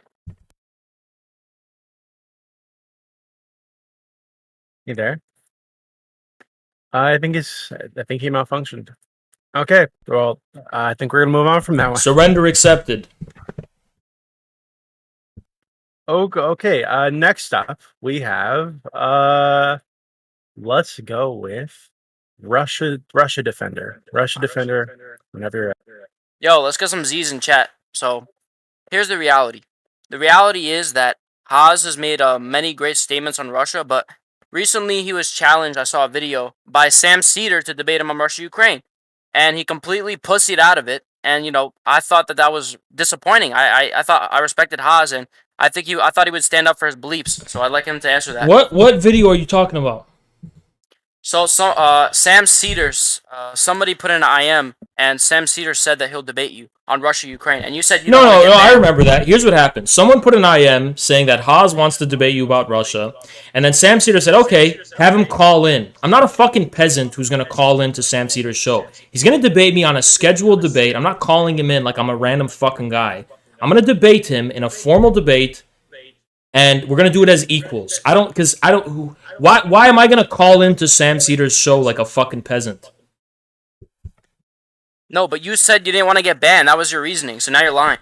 You said you didn't want to get banned. Yeah, I forgot about that. That's also true. I could do it on Rumble, though. Actually, I could do it. I'll just be on Rumble. Yeah, and here's the thing. Ultimately, like, I feel like you stopped covering Russia-Ukraine. Like, Hinkle's really been on it, and you just ran from Ukraine because you're getting deplatformed. Okay, so first of all, there's two reasons. We have to support Vladimir Putin no matter what. No, there's two reasons I'm not doing it. You're running from defending Russia. No, I'm not. There's two reasons I'm not doing it. Yeah, you are, you little bitch. Why aren't you defending Russia on your channel anymore? Kid, shut the fuck up. Why aren't you defending Russia? Hey, shut the fuck up, kid. I'll tell you why. On Twitch, no one else was filling that niche. I was the only one coming from that angle. So that's why I was doing it on Twitch. I was growing my Twitch a lot. YouTube, plenty of other people are doing it in a way better way than I am. Plus, it takes up so much time and effort to get all the sources right and do all this shit. So I did get things wrong. That's a bunch of excuses, dude. You're making a bunch of fucking excuses. My main interest is not news. I'm not a news guy. News has never been my main interest. My main interest is politics, philosophy, that kind of shit. It's not news.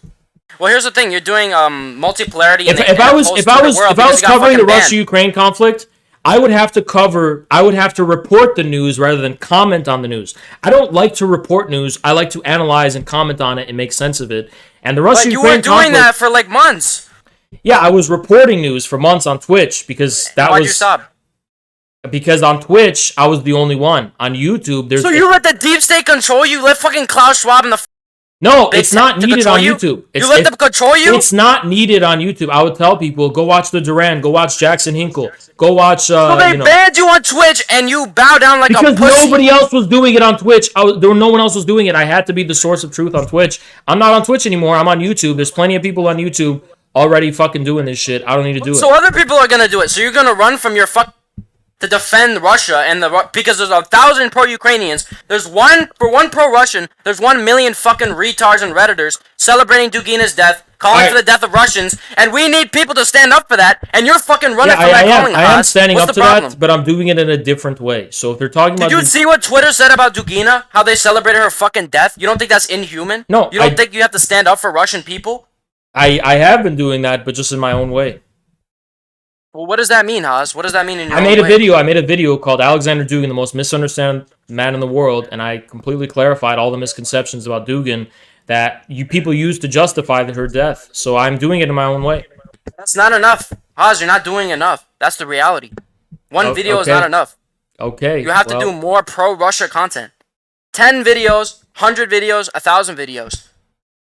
You understand what I'm saying? How about I just let the Russians do what they're doing? And if you want information, I actually strongly recommend watching Jackson Hinkle. I watch Jackson Hinkle. And by the way, time, I call Jackson when I hear news. I'm like, "Yo, Jackson, what's going on?" He just tells me. So it's like he's the expert. He's your father. Wait, he's your father now. What's going on? He's your father now. Well, okay, you know, like okay, well. Don't get nervous. What happened? If you want news on the Russia-Ukraine conflict, watch Jackson. If you want philosophy and shit like that, watch me. Simple as that. Wait, so you're telling me you used to cover Russia-Ukraine, and now you call Jackson Hinkle and to figure out what's going on? Yes, bro, that's a sign of submission, bro. That's a sign of submission. You're submitting to Haas. You're submitting to fucking Hinkle. Submission to what? Submission to his thoughts and his ideas and his fucking knowledge. You're submitting to that. I don't think I would call it that. Like, if you call someone for information about someone, I don't think that's submitting. I think it's just... You call another man, you're calling another man, bro, telling them, oh, please tell me what's going on. Okay, dude. All right. What? Anything else? Oh, there's another... someone's going to question you on Islam, so I hope you're ready. I hope you have your Quran open, because you're going to get pressed. Okay. All right, here we go. Z! Okay.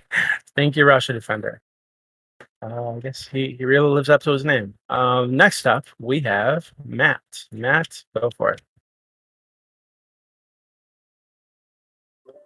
What's up, Hez? I just wanted to talk a little about the FISA thing earlier, the Foreign Information Security Act. So last year in 2021, there were 3.4 million warrantless searches of U.S. data under FISA, which sounds like a big number, but it gets even bigger if you realize that's over 3 times more than it was in the previous year. So that's the level of surveillance that we've got going on right now. That's how much they've ramped it up after. I mean, I listen. COVID, I have no doubt about it. It's like that's just what we know. That's just what we know. What about the shit we don't know?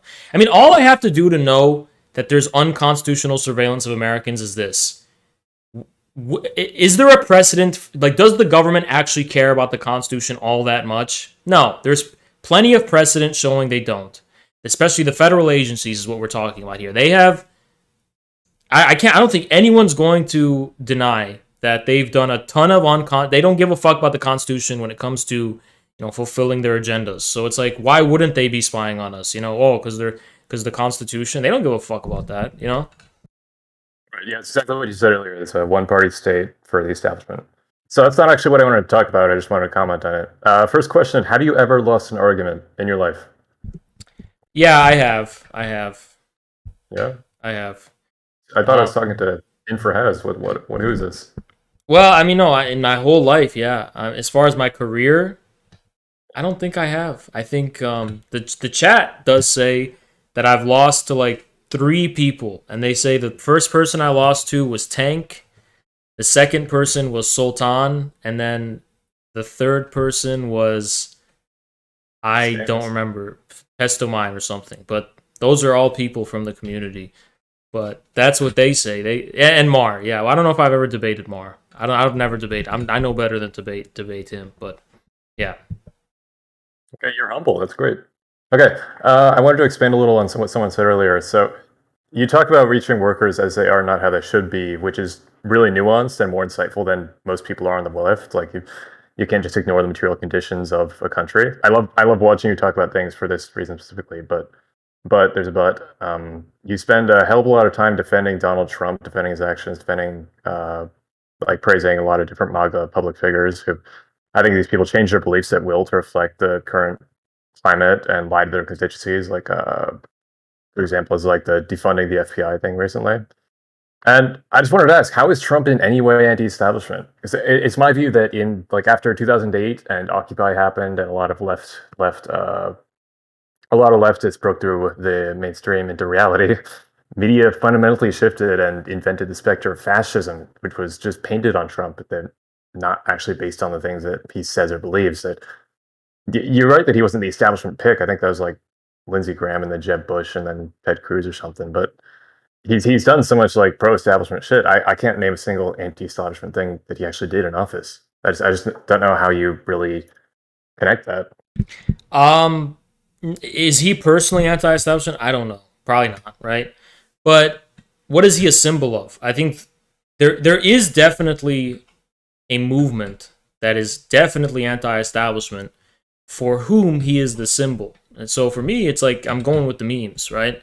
It's not about Trump being personally or even factually a threat to the establishment in terms of policy. I don't think, policy-wise, he didn't really do all that much to fight the establishment, if anything at all. But he did create a movement whose political loyalties are not tied to the establishment. So, for example, most of the things the mainstream media crucified Trump on the cross of wasn't actually about his policies. He didn't build the wall or any of that shit. Yeah, there was the Muslim ban or whatever, but that was just sensational BS. It was mainly the fact that Trump could inspire his supporters to believe things that were different from what they're being told by the mainstream media and by the establishment. That Trump could inspire his supporters to, have different political loyalties than just the official, the official state itself. So, I mean, that's what made him so dangerous for them, is that he had this movement that was like this fertile ground for conspiracy theorists and skeptics and people who were like, they're lying to us, man. All those people were given a voice for the first time, and they had a platform with which to amplify them. Now, did Trump do much policy-wise to reflect that? I don't think so. No. But it's a question. Where does politics come from? Where does policy come from? Ultimately, I think it comes from these movements, right? I think the movements are the most important thing. Once you get that solid base of people, then you can start talking about, okay, how do we build political power, right? But it's such an important step. Right, and I do think that the MAGA, I have a number of MAGA friends, more libertarian than that, but still, I have a number of MAGA friends who are anti-establishment. They do a lot of research to support their claims and all that. But I just don't see how you can ever break the connection between the things that Trump did in office and that he sort of inherited this movement that was a reaction to the media. I don't think Trump... See, it's an interesting thing. It was mostly not a political war, a policy-making war. It was an information war when Trump was president. He was forced by the Republican establishment to, do things, whatever a Republican would do. But actually, you know what? I will say, he did do things I do think were contrary to the interests of the establishment. Actually, you know what? I have to issue a correction on my part. Foreign policy, his attitude toward Russia and rapprochement with North Korea were definitely opposed to the establishment. And then domestic economic policy, his tariffs, were definitely contrary to the interests of, at least as far as we know, the establishment, which is more pro free trade and globalism. So he did do a few things. He did. Now, how successfully? But I'll say yes on the tariffs, but in the foreign policy, I mean, he after the negotiations, they didn't have really any teeth to it with North Korea. He labeled them a state sponsor of terror, which meant more sanctions, more right. But Trump, he displayed every intention, and he did his very best to try and make a deal with North Korea. And I don't think there could have been any other. There's no Democrat or Republican I can think of who would have done. You're totally right on that. I just thought that I thought this was a little concerning because it ends up not only alienating people on the left, which big deal. That's not really your point in existing.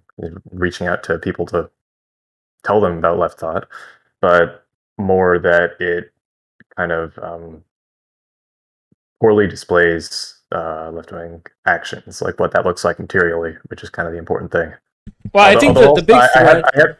Yeah. Sorry, go ahead. Well, I think the big threat is probably turning this into a thing where we're just my community and we're just going to be Trump dick riders, and that's not the intention. That's not what I'm trying to do. I'm not trying to make a thing where we're just oh yeah, we're going to just apologize for everything Trump does, but in a left-wing way. I think we're more interested in the movement. We're more interested in participating and being with the MAGA movement and, trying to make sense of people's grievances with the status quo, whether it's the FBI stuff or other things. That's what we're here for. We're not here to just cheerlead Trump. We're not here to do that. Trump is a meme for us. He's a symbol. It's a meme, right? We like the Trump meme only as proportionate. This is what it is. Trump's meme for us is as proportionate as how much he triggers the libs, right? That's why we like Trump. But let's say Trump became like, officialized and like, he became like completely a domesticated image. He wasn't offensive anymore. He was like a status quo. We would say fuck Trump, right? So it's like, it's just about the meme warfare, really, when it comes to that. Okay, great. Yeah, clearly I misunderstood then. That's a great. Started a little concerning at first glance. I have a third question. Should be a shorter one. You've read a lot of history, shitload of history. Your head is, bigger than your Y chromosome. So, where do you find new books or histories to read on stuff? Like, how do you get into different topics? Usually, I'll find myself trying to finish a writing, and then I'll procrastinate, and then I'll send myself down a rabbit hole in a like really manic way, where like I'll need to know the details of the Mughal court and whatever, like fucking 1600 or some shit. Like I'll just be sent down this rabbit hole where like I'm trying to quench a thirst that's kind of almost based in paranoia, right? Like I need to know this to satisfy. It's very pathological. It's not like I'm not like a disinterested scholar who does it in a formal way. It's more like there's a need, right, to know certain things. And once you know those things, it opens up more questions, and that's more things you have to know. And I would say it's rooted in a pathology, definitely. Okay, that's great. Thanks. I'll step aside for someone else. Thanks, man. Yeah, no problem. Okay, thank you, Matt. Next up, we have Jude Bull. Jude Bull, as soon as I can find you, you will be... There you are. Okay, go for it. Yo, Haas, can you hear me? Yep, I can hear you. All right, cool.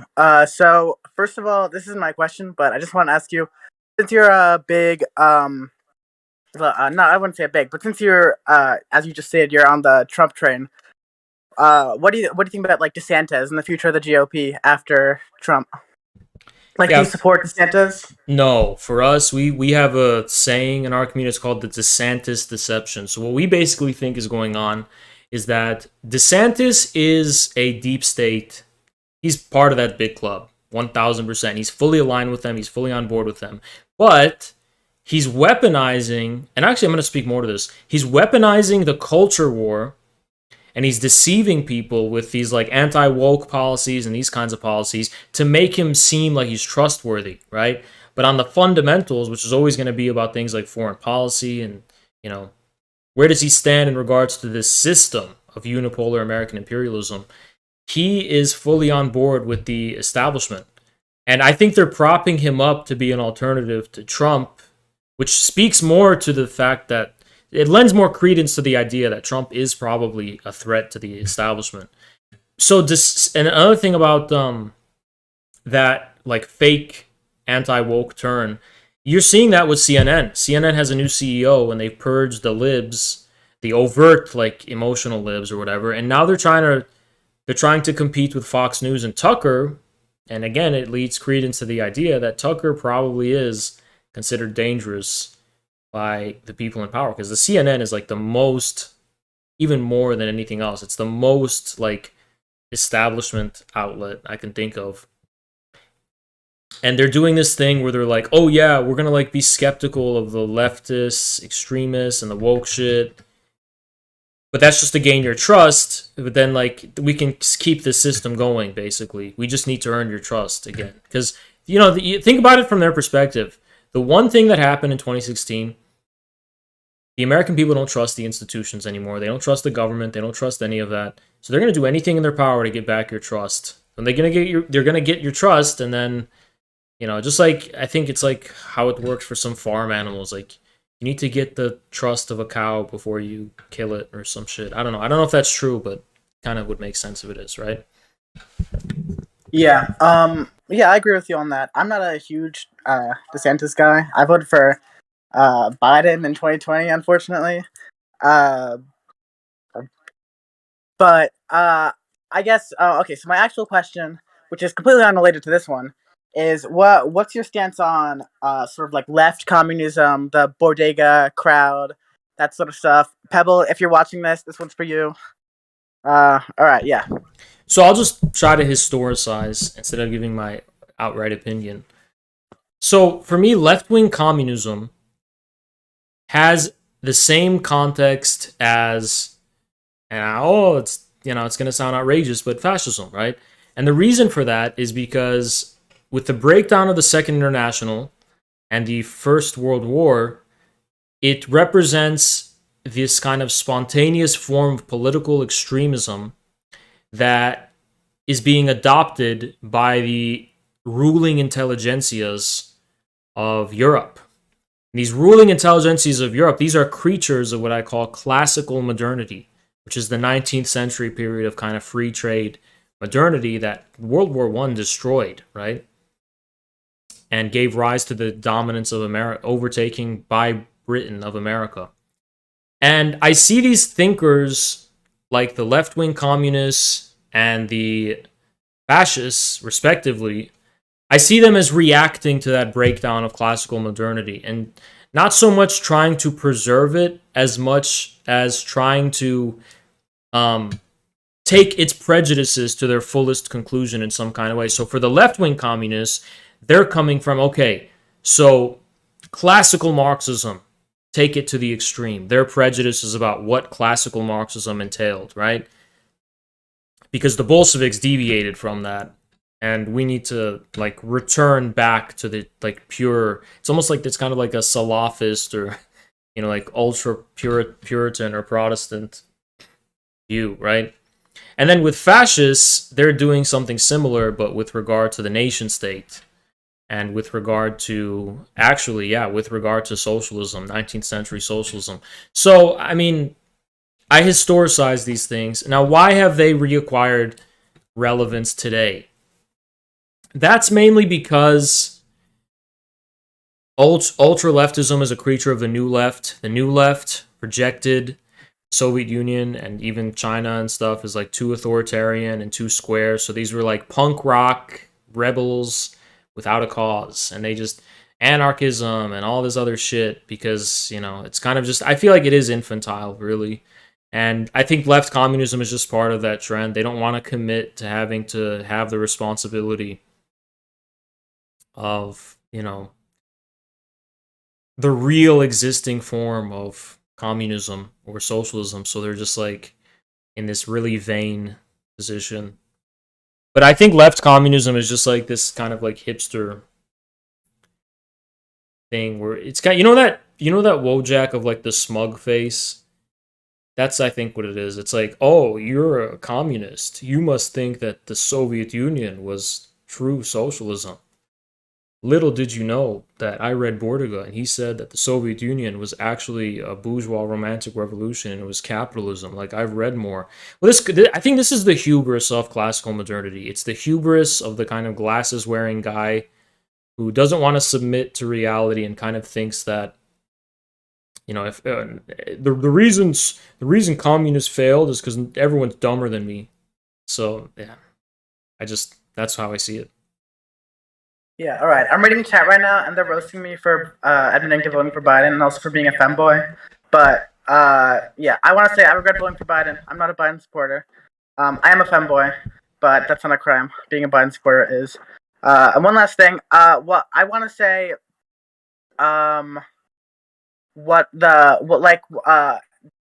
You're clearly as a Marxist-Leninist. I'm sure you have Leninist leanings. And I want to, which I assume you'd have like an anti-Trotskyist sort of view. But whenever I see the leftists on the front lines, like spreading the word, it's usually the Trots, right? You're the guy selling the newspaper by the street, and I don't know, fucking any city in the world. It's gonna be a Trot. So, do you think that there is a space for them to be like more like normalized into the leftist movement? No, I think their very visible presence doesn't it rather than reflect their relevancy, I think it reflects their willingness to accost strangers more than others, probably out of their fanaticism, which is something that Trotskyists are known for. I don't think that is proof of anything in terms of like legitimizing them or taking them more seriously than we do now. I think they just like to bother strangers about things and force attention and rather than earn it, right? That's why I like the internet better, because on the internet you have to earn people's attention, whereas if you accost strangers, you're kind of like forcing them to pay attention to you, which I kind of find a little bit perverse. I think you should earn attention rather than force it. Yeah, that makes sense. All right, I'm gonna let the next guy speak because chat hates me. So, all right, Doobie, I gotta really take a piss really fast. Is that all right? Yeah, of course. Go for it. I'll be right back. Dude, I didn't know that you were a femboy. Expect to be demodded when the AMA is over, okay? Fucking degenerate.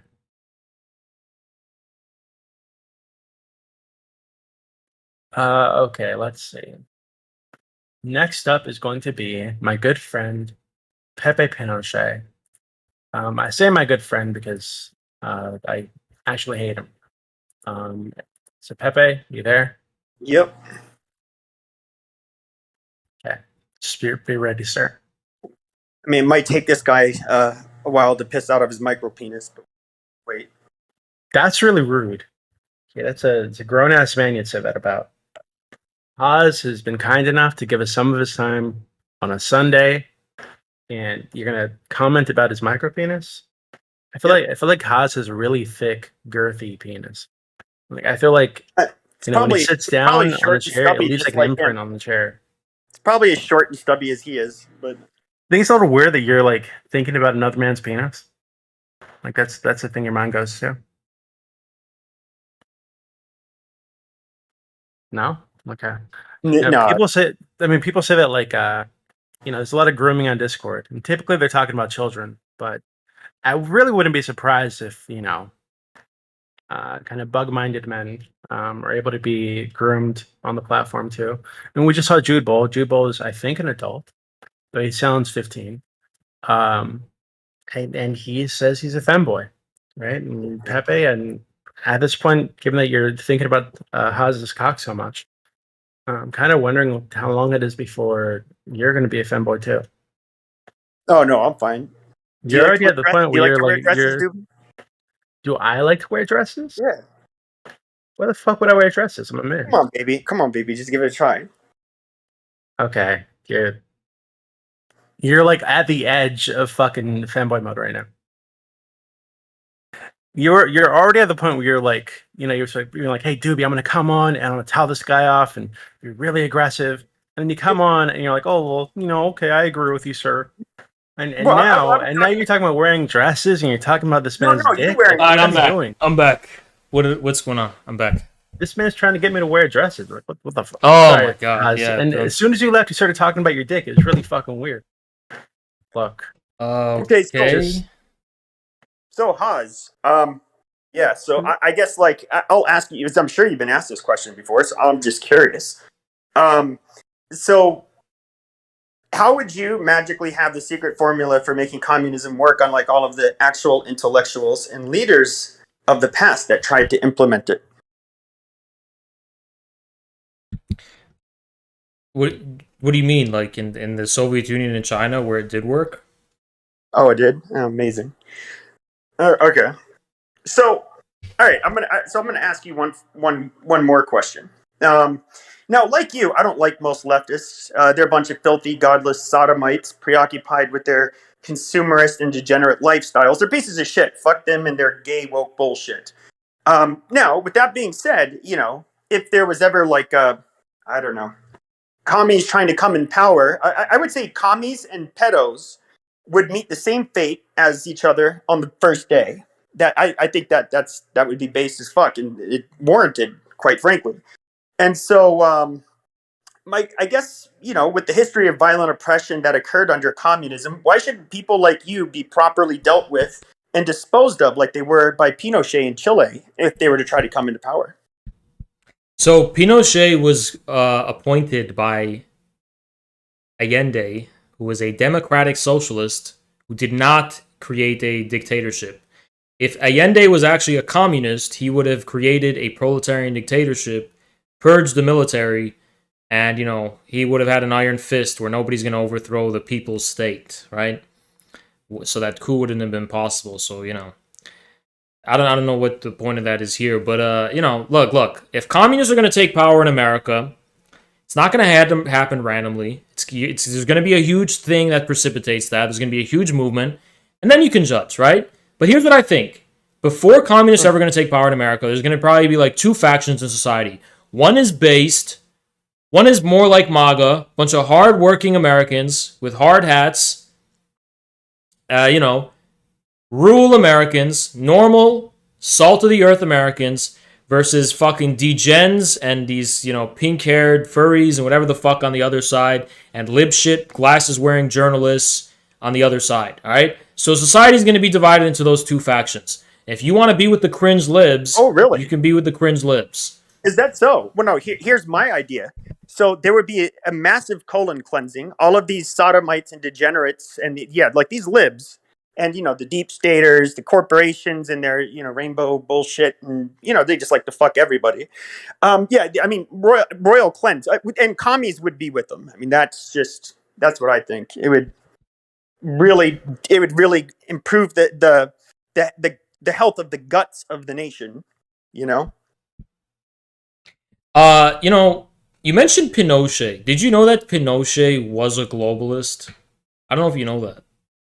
Well, yeah. So, I'm not. Do you think Pinochet was like this based conservative trad guy? No. He was actually. So, despite what a lot of people like to call him a fascist and all of this shit, he wasn't. He was actually more or less influenced by, I guess you could say more libertarian. Libertarians. No, he was. Those were not libertarians. Those were neoliberal ghouls and spooks, and that's what Pinochet was. He was a globalist tool, and he brought degeneracy to Chile. So, congrats, dude. I mean, like you're talking about, the rainbow movement and all that shit. Well, Chile has that thanks to Pinochet. So, thank him for that. Under Allende, there was like. We can just eat goy-slop in the fucking Soviet Union and be a bunch of I don't know, subservient, mindless fucking idiots and just do what we're told. Yeah. You're repeating like shit amazing. You're repeating like shit lib talking points about the Soviet Union. It's not even a shit lib talking point. Yes, it is. No, you commies are fucking freak shows. Like, goddamn, you guys are. All right, okay. You know what? Why don't you look at photos from the Soviet Union in the 1950s and see if you see freak shows? I don't think you're going to see any. I think you're going to see... we can also look at, millions of people fucking dead in Ukraine, during the Holodomor. You can look at people dead all across history in any country. Wait, how many people did Stalin kill in his Great Purge? 20 trillion. You know what's a shame is that we kind of attacked the wrong side a little bit. Just a little bit. It would have been pretty nice seeing, So, if the Soviet Union never had come into power and communism was never big, I mean, the world would have been such a better place. I mean, you guys are filth. Can I clarify something really quickly? Because I feel like I missed... Because I'm like the host, but I'm also like following the discussion, right? I'm curious. It sounded like earlier you were advocating for cleansing a ton of people. And now you're using the idea that, some kind of perpetuated to make their, Stalin's goals real. Using that as like a talking point, but it seems like you're also saying that you'd enact violence if you could to realize your political ideals, right? Oh no. So when you had the red, the whole. Basically, you were having civil wars all over Europe at the time between communists, basically, and the right wing reactionaries, and so I do think that when you have a group like the communists that were trying to violently impose their will upon But you don't really have an issue. Yeah, you have to fight them. You have to fight them. That's not genocide. All right, but it's like you're saying we. So by we, you do mean the globalists and the financial capitalists and the bankers. No, I'm a nationalist. Okay. No, you're not. You're not a nationalist. Oh, I'm not a. Oh, why? Because I have to be some fucking idiot commie to be an actual nationalist. Amazing. You don't even have to be a communist. You could just be like a Ron Paul, constitutionalist. If you're saying you're a nationalist and you're defending like what the Russian white guards, they're all bankrolled by the globalists and like the bankers, and like, you don't understand the history of the Cold War. One side was basing its power on like people on like agriculture and oil and like hard stuff, right? The other side was basing its power in an international banking system. I mean, you need to understand that the Cold War was not fought between freedom-loving democracy or freedom-loving, based trad men and communists. The based trad men were the communists. The Cold War, on the other side, was being fought by literal spooks and ghouls, Rockefellers, and all the shit you're seeing today that you see as a sign of cultural degeneracy, all that kind of shit, that all came from them. They were all anti-communists. Even you're saying right-wing reactionaries were fighting communists. Well, just like the Azov Battalion. No. Let me ask you a question. Yeah. Because the mainstream left, and even what quote unquote conservatives, okay, in the West, all denounce fucking fascism. All right, so to say that people that were fascist or further right, to say that they were on the same side, or that's actually what they envisioned, I think that's bullshit. Well, that's bullshit. Well, hold on. In Italy, didn't want to live with you guys. Well, it's been proven it's been proven in two ways. In Italy, Propaganda Do and the Masonic Lodge, I forget the lodge's name exactly. In Italy, that Operation Gladio in Europe propped up the neo-fascists in Italy as tools of the globalists. That's literally recorded fact.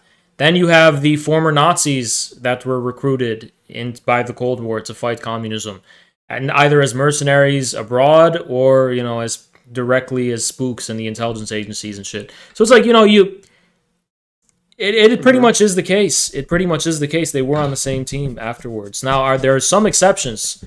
There's European new right thinkers who aligned more with the Soviet Union, more with communism.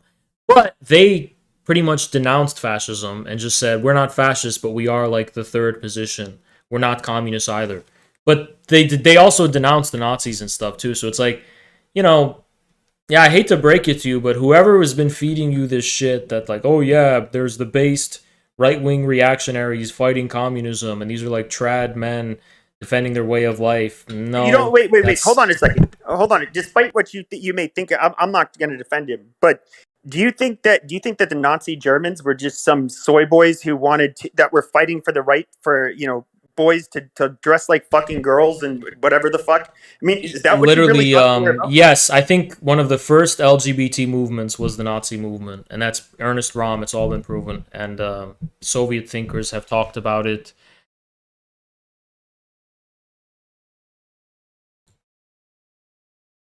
Okay, so you said you did mention Rand Paul, right? So I mean, I would say I have similarities with him, but much more nationalistic. I won't even get into all of it. But so do you think that you can be a quote unquote like MAGA Republican and be against what I would call corporate exploitation by the wealthy? What do you mean by that? The gay global homo bullshit. Some people will say like exploitation is when fucking you don't pay someone for emotional labor or something. So like, what do you mean specifically? Like, do I think MAGA can be anti-corporate? Yes. Do I think MAGA will be against some like abstract principle of exploitation? Well, just clarify what you mean by that. Oh, I mean, I guess when it comes to, I probably don't have to get into it with you how those with money are pretty good at making themselves wealthier at the expense of the lowest common denominator in America. and the average American. Yeah, but like you have to realize it's a rigged system. We do live in this like corporate socialism system where the people at top are, yeah, I mean, a lot of them are, obviously they have to be, they're skilled at what they do, but there's also ways in which they're limiting human potential at the bottom. And that's how it works for every kind of monopoly or whatever in history. Like they're, see, let me tell you, in feudal times, this is how it worked. The king and the aristocracy ruled by the sword. So all of the stronger people from below who had potential rose up with the sword, overthrew them, and took power, right? That's a really broad generalization. But you can't do that in a democratic state or in a modern state because we're not living in, barbaric times in which there's constant, direct wars for power internally. So, you do have to think about, okay, economically, are we living in a monopoly system where people's ability to have prosperity is being limited? Is it rigged? It is rigged, Okay, so let me. Well, okay, I would agree to a large extent. Now, do you think that? Okay, first of all, when it comes to democracy, are you against democracy? Because I really don't. I've never watched your shit, so. It depends on what people mean. Am I against the open society, liberal democracy? Yes. Am I against democracy in terms of like the rule, a state reflecting the character of the people, the needs of the people, the interests of the people? No, I think a state should reflect those things. I do believe in that sense, I believe in democracy. I believe in a democratic republic, 19th century democratic republic. That's what I believe. Okay, but what about like with Jeffersonian capitalism? Yeah, I used to be on that kind of on board with that. Then, Hamilton and the LaRouche movement talks about this a lot. Hamilton was also uniquely American because Hamilton wanted a state bank, which we don't have. We have the Federal Reserve instead. State bank, which, has productive investments in the economy to build forces of production, build infrastructure, promote things like that create common prosperity. So, Well, I'm for that, but I think even fascists were for that. They may have said that, but in practice, what fascists did was bail out the dead monopolies and keep them as zombie corporations based on debt and shit. So it's like, it's theory and practice, All right, well, I don't have any more questions. All right, see ya. Yeah. Thank you, Pepe. Next up, we have my good friend, Yowzers. Yowzers, as soon as you are ready, you can speak. Hi. Thanks for coming on. I am curious. You've said a couple times that you're, anti-woke, tired of all the LGBT stuff, etc. I think a lot of people agree with that, but I'm curious, if you became the premier of whatever society you wanted to make, what exactly would your social policy be as far as the woke stuff, right? The race, the LGBT, etc., etc. As far as social policy, I would, as far as that's concerned, yeah, you can say I'm like a libertarian. I don't want the state to be deciding that. Now, as far as things, now there are like things where you have to make a decision, like gay marriage and shit. I mean, I think I would not set the policy. I would let that reflect the culture of the people, right? If majority of people are for it, if there's no major division, if there's a major division over the issue, I would say forget about it, right? But if there's no division over it and people are like, okay, we're fine with gay marriage, then I would keep it in place. I wouldn't get rid of it. But the woke agenda isn't really enforced by law yet. It's mostly enforced by NGOs and these like para-legal institutions. So there's two things I would do if I was in power, if I was dictator. One, I would completely eliminate the whole NGO, academia, whatever, civil society complex by which they try to manufacture our culture. Mainstream media, all that gets eliminated, okay? Second thing, laws are made protecting children.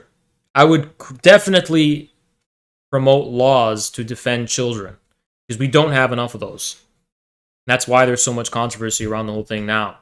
And after you get those two things taken care of, that's it. I would not criminalize alternative sexual practices. I would also ensure that people's right to privacy is protected. And part of the right to privacy is also people have the right to be sexual minorities. That will be protected. That should be protected by law, whether you want to call it civil rights or something else. Nobody's going to get beaten or attacked or whatever because of their sexuality. I'm against that. So, but, are pride parades going to be legal? Probably not. That's completely offensive to children, to families, and to society at large. I would definitely probably, those would be outlawed, or the social basis for creating them, which tends to come from like Chase Bank and all these fucking corporations, that would be eliminated. So yeah, that would be my view. All right, that's all I got. Thanks a lot. Yep, no problem. Thank you, Yazos. Okay, so next up we have, we're going to go with Eagle. Eagle, whenever you're ready. Who do you think really caused 9/11? Like, aside from the globalist agenda, like, who do you actually think caused it? I don't know if I'm allowed to say this on YouTube, but I'm gonna.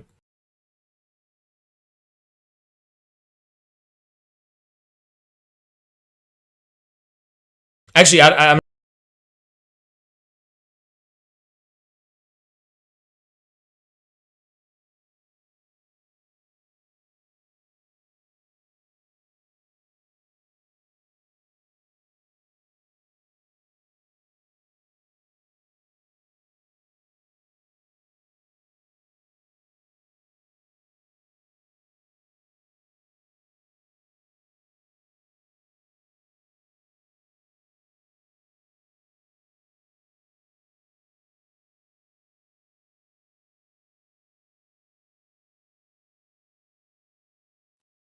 Eagle? Do you think it benefited the state of Israel? Don't you think that?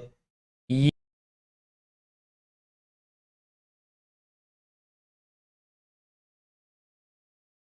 do you think about Pol Pot? Like, are you a revisionist, or are you just gonna like support Deng Xiaoping and market China and just like completely?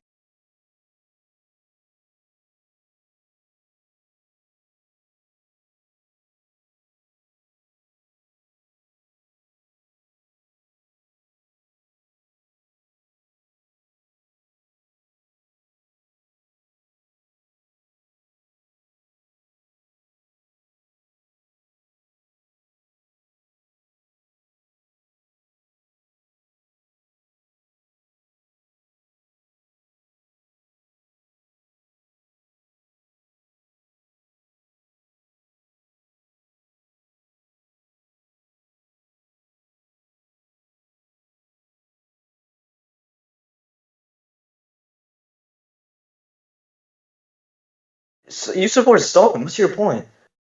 Okay, do I uphold Pol Pot in the same way that I uphold Stalin? No, I don't. I think Stalin was a head. Because there's heads of Marxism. Those like images of like Marx, Engels, Lenin, Stalin, Mao. Pol Pot's not part of those heads, right? But that being said, did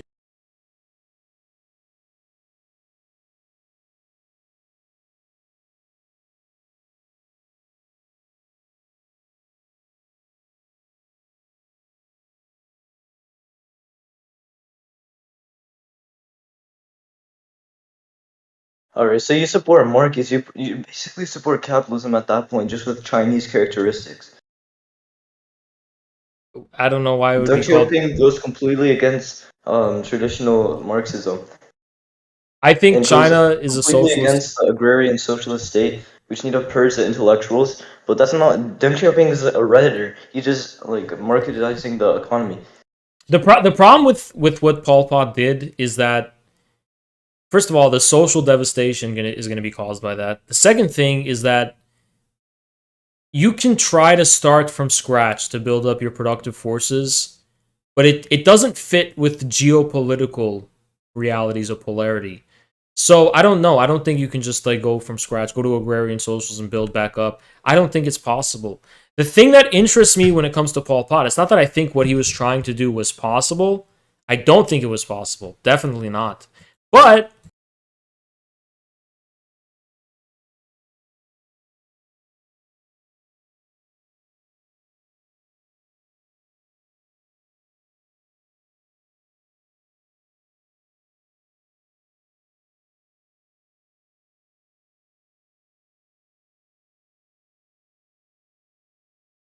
Why do you support Deng Xiaoping? He goes completely against Mao Zedong. That's my main point.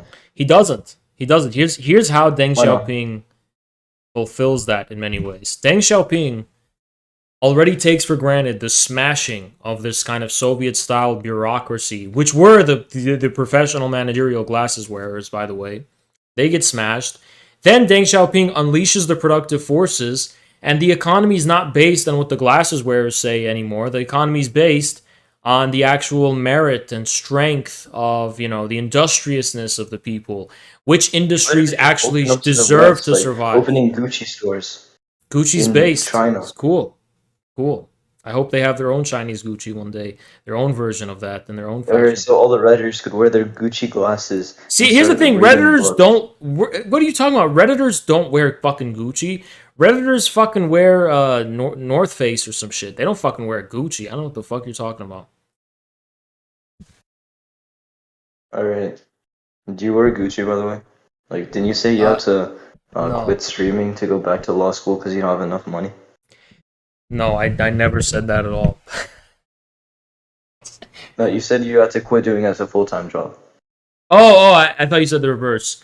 No, I said the insecurity. I'm making enough money now, but like, how long will this last with all the deplatforming and shit? I just want to have a backup, So,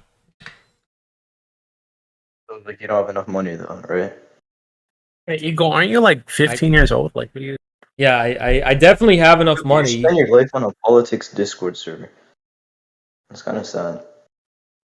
It's really rude, actually. Yeah. Okay, well, Like, thank it's you. kind of better. No. It's kind of better from a child because actually, I don't have a job. I don't have a job, but you don't have a job. You spend your life on politics Discord server. It's true. You probably are like homeless on your adult laptop, Windows The only thing XP. I've got to look forward to in my life is the Discord kittens that catfish me every so often.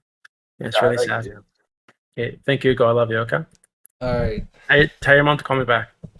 Next up, we've got Data. Data. No, actually, no, yeah, we will do Data. Data, go for it. Hello, Hans. Can you hear me? Yep, I can hear you. Okay. Yeah, let me just clear up one thing. The person previously mentioned about they said 2.4 trillion, it was 2.3 trillion, I believe, of the supposedly lost money the day prior to 9/11. The money was never lost. It was simply unaccounted for. This is what Donald Rumsfeld said. And after, I think, a few weeks after 9/11, they actually managed to account for all that money again. It was from the 1999 budget, where not the budget, sorry. I think it was like 7.3 trillion total, and like 2.3 trillion had been unaccounted for, and they managed to account. Wait, just to play the devil's advocate, since money is fake and they can make as much as they want, don't you think it's possible that they just like retroactively said, "Oh yeah, we're gonna account for it"? After the fact that it was missing. That's a possibility, but again, I'd have to see evidence for that. So, yeah. Yeah, I just think it's a little sus, right? Just a little bit sus. I was going to explain that. Basically, like, in the 1990s, 2000s, there was huge, like, technological advancements, and during this, like, transformation, like, the technology they used to count this, basically, they didn't catch up to it. And they weren't managed to track it, but they managed did. So yeah, that wasn't my question. My question is about Iran. In my personal opinion, Iran is the greatest threat, not just in the Middle East, but I would say in almost the world. Now I'll let you respond to that. I'll just give you some reasons why I think that is the case. Firstly, they fund pretty much the three worst groups in the Middle East: Hamas, Hezbollah, and the Houthis in Yemen. As well as that, they threaten our ally of Israel. They're funded by Russia, which are practically the new Nazis, because they are. And last but not least, I would say, what was my last point? Oh, they've been violating a lot of the UN sanctions was placed on like the security cameras. They've been tearing down UN security cameras over their military bases, and they probably have a lot of. They also want a nuclear arsenal too. After Trump pulled out of their Iran deal, so yeah. What? Yeah, I mean, to me, Iran is definitely up there, top 5 most based countries in the world. I do want I want the Persian Empire to be restored. I think it just has to be restored, deserves to be restored, must be restored. My problem with Iran is that sometimes it's not. I think Iran needs Azerbaijan, needs to expand territorially, and it definitely is not there yet with the Islamic Republic. I don't think it is. Maybe I'm wrong, right? But that's my only critique of Iran, is the Islamic Republic will not give us the return of the Safavid Empire. But what's your opinion on the status quo of Iran? You like it or no? In Iran, I would be considered an ultra giga hardliner, like super hardliner. Like, we need nukes, give us nukes now. Gee. Yeah. You think you can trust Iran with the nukes? I want Iran to have as much nukes as possible. Really, I think Iran is one of the greatest. See, there's only let me tell you the truth. There's only like 5 civilizations in the world. That's the truth, and Persia is one of them. All right. So, if anyone deserves to have nukes, it's Iran. This is kind of unhinged. Giving Iran nukes leads to destruction, because there's certain countries, if you give them nukes, they don't care that other countries have nukes. They're just gonna fucking nuke them, and Iran probably is one of them. It's a dangerous country. I mean, I don't think Iran's going to nuke. I don't think they're going to nuke anyone, but I think the issue here is that Iran has been revived. It's this dormant civilization for so long. It's been dormant and sleeping, and it revived suddenly. And that's inconvenient for this kind of unipolar system we have, which kind of wants the U.S. to be the only power in the world. Better for everyone, in my opinion. Well, I mean, put it this way. Let's just be realistic here. The U.S. is 300 years old. Iran is 1,000. It's probably the oldest empire in the whole world. Maybe, right? Yeah. So, America are more successful than them, yeah. It's been 300 years, dude. I mean, like, I'm an American at the end of the day, okay?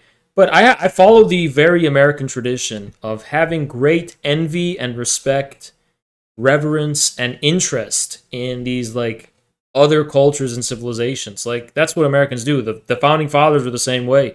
And I'm telling you, Iran is not going back into the bag. They're not going back into the box. You're going to have to deal with the fact that there is an Iran, there's an Iranian world, there's a Persian world. And we need to do is we need to work together to coexist. We need to work together to coexist, because they're not going to submit to us. They're not going to submit to us. We're only 300 years old as a country. So quickly, do you support like the funding of Hamas and Hezbollah? For legal purposes, no comment. Okay, so that's a yes. What about the Houthis in Yemen? Do you support them? Or no? For legal purposes, no comment. Okay, so that's another yes. Okay, so wait, so secondarily, what about Iran's yeah. So what about Iran's threatening of Israel? Do you like that? Or no? Israel's a fake country, so I don't really care. You know, Iran's. What do you mean by fake? What exactly? What do you mean I think Iran should probably occupy Israel. Probably they should just have the Persian Empire again. I don't know. Maybe for a little bit. See, this is what you always shit on, like, pro-Westerners for being like these, like bloody, like, imperialists. Well, you just sound exactly the same. Actually, not really. Like, Genghis Khan was pretty. No, I'll tell you why. I'll tell you why. No. I'll tell you why. I'll tell you where I'm coming from. I just want to share my perspective. Genghis Khan was pretty bloody, okay? But Genghis Khan had the sanction of tradition. He was coming from somewhere. My problem with the West isn't that it's expansionistic and it's conquering places. My problem with the West is that it conquers and it expands on the basis of thin air, on the basis of just no tradition, no grounding, no solid basis, purely money for money's own sake. nothing human like at all, purely nihilistic, just annihilating people for its own sake. That's my problem with the West. Now, for the record, I've been saying this shit in jest. Do I want Iran to invade its neighbors and shit? No, I don't. Okay, I think countries should respect the sovereignty of other countries. But that being said, you mentioned Israel. In my perspective, Israel is not a real country, and Iran is a very, very real civilization. So comparing them is just, I don't even think when you talk about Israel, what you really mean is Britain, or you really mean is the U.S., or what you really mean is like Europe. Israel is a standalone country. I don't see that. I don't see where that's coming because from. like 12% of its military budget is America. It doesn't really mean it. No, I just mean it. I mean, like, where does Israel come from? Where does that even come from? Like, that's just completely fake. Well, it has tradition in certain holy books, certainly. No, it doesn't, because you're trying to say, oh, it's Jews. No, there's Iranian Jews who were big in the empire. By the way, there's Ottoman Jews, there's Russian Jews, there's Jews all over the world, and it's a religion. It's not the basis of a, Yeah. It's not going to be the basis of a modern liberal secular state. And just a quick other thing, you mentioned about it was ages ago. It was one, I can't even remember which question it was, but about Soleimani, about Trump's decision, for an airstrike. Do you agree that was a good decision by the Trump administration, or a bad decision? On behalf of whose interest? On behalf of the MAGA movement, on behalf of your interest. I don't know. I mean, yeah, on behalf of the MAGA movement, it was a disaster. It was just done to appease the neocons and the Rhino Republicans and Israel. All forces, maybe discounting Israel, right? I think all ideology aside, the decision was a good one. No. No. Let me explain. Simply because the reason for why Trump did it is self-defense, basically. Because it was clear from evidence that Soleimani was going to target American citizens stationed there, but also citizens of the countries there too. I just think it's kind of, not to insult you, right? Because you've been respectful so far, but just in general, I think it's kind of cucked to try and just like explain decisions Trump made that were clearly not his, and I'll explain why I think that. Trump made it very clear. Why the hell are we in the Middle East? It's a land of sand and blood. That's what he said. So that the fact that we have troops in the Middle East in the first place is already a disaster. The second thing is that why would Trump want to intervene? Sorry, the second thing is that Trump acknowledged that those guys, Soleimani, the Syrians, they've been fighting ISIS. That's what Soleimani's been doing in the Middle East. The whole time he's been fighting ISIS. That's why he's been there and doing all that stuff. So that's ISIS. And Trump acknowledged that in his 2016 campaign. And then third of all, Trump did not want to get involved in any more foreign interventions. But the killing of Soleimani got us nearly on the brink of war. So I don't think Trump himself, it was his decision. It was an example of his weakness as a leader, that he's being led along, by Israel and by the neoconservative lobby to do this shit. It's clearly not even something he believes he should have done. I mean, again, maybe, but then, like, he was going to target Iraqi civilians and American civilians stationed in Iraq. All right, well, what American civilians in Iraq? What are you talking about? Is that like a vacation? I'm reading his actual I can send you it. The kind of the speech, after they take decisions. Yeah, it was just a post hoc justification for something that was in the interest of Israel. And then, see, I'll tell you the real reason, right? The reason. No, he's gonna go into conspiratorial garbage, but I'll let you go. Go for it. I mean, it was a conspiracy. Everything is a conspiracy, right? The reason they killed Soleimani was because he was an extremely, extremely effective asset of the Iranian military, and he was an extremely effective agent as far as the larger strategic war with Israel was concerned. So they got him to weaken Iran and weaken Iran's influence in the region, and by proxy, strengthen the power of Iran's enemies like Saudi Arabia and Israel. Again, I think if Article 51 of the UN Charter is ultimately used to defend not just your own civilians, but also people you are allied with. But that needs a vote. You need a UN Security Resolution vote, right? I think they did. I can't fucking remember. Nobody voted to kill Soleimani. That never happened. No, Unthinkable. No. I don't know the law behind it, but that's what it was. They decided unthinkable. There was no UN vote. I think the UN condemned the killing. Actually, did they? Okay, fair enough. Yeah. I can see if that's true. But I'll just go on one more question about Iraq. Firstly, I'm against the Iraq War on the basis that it made Iran stronger. I think Iran is the biggest enemy, and always has been, and Iraq was kind of like the little fly on the dragon, if you will. Do you think, and this is kind of linked to now 9/11? Do you think any of the things we've engaged in the Middle East, from Americans' perspective, was justified? So I think Afghanistan, for example, was totally and wholly justified. I think it was fucked up, and I think Iraq was justified wholly too, in kind of like a contemporaneous setting at the time. And I think Iraq went really well until Obama. Obama fucked it up I in the think end. that as Americans, when we try to justify why we, a North American country, are halfway across the world in the middle of a desert, we are kind of having to twist ourselves into a pretzel beyond the threshold of common sense.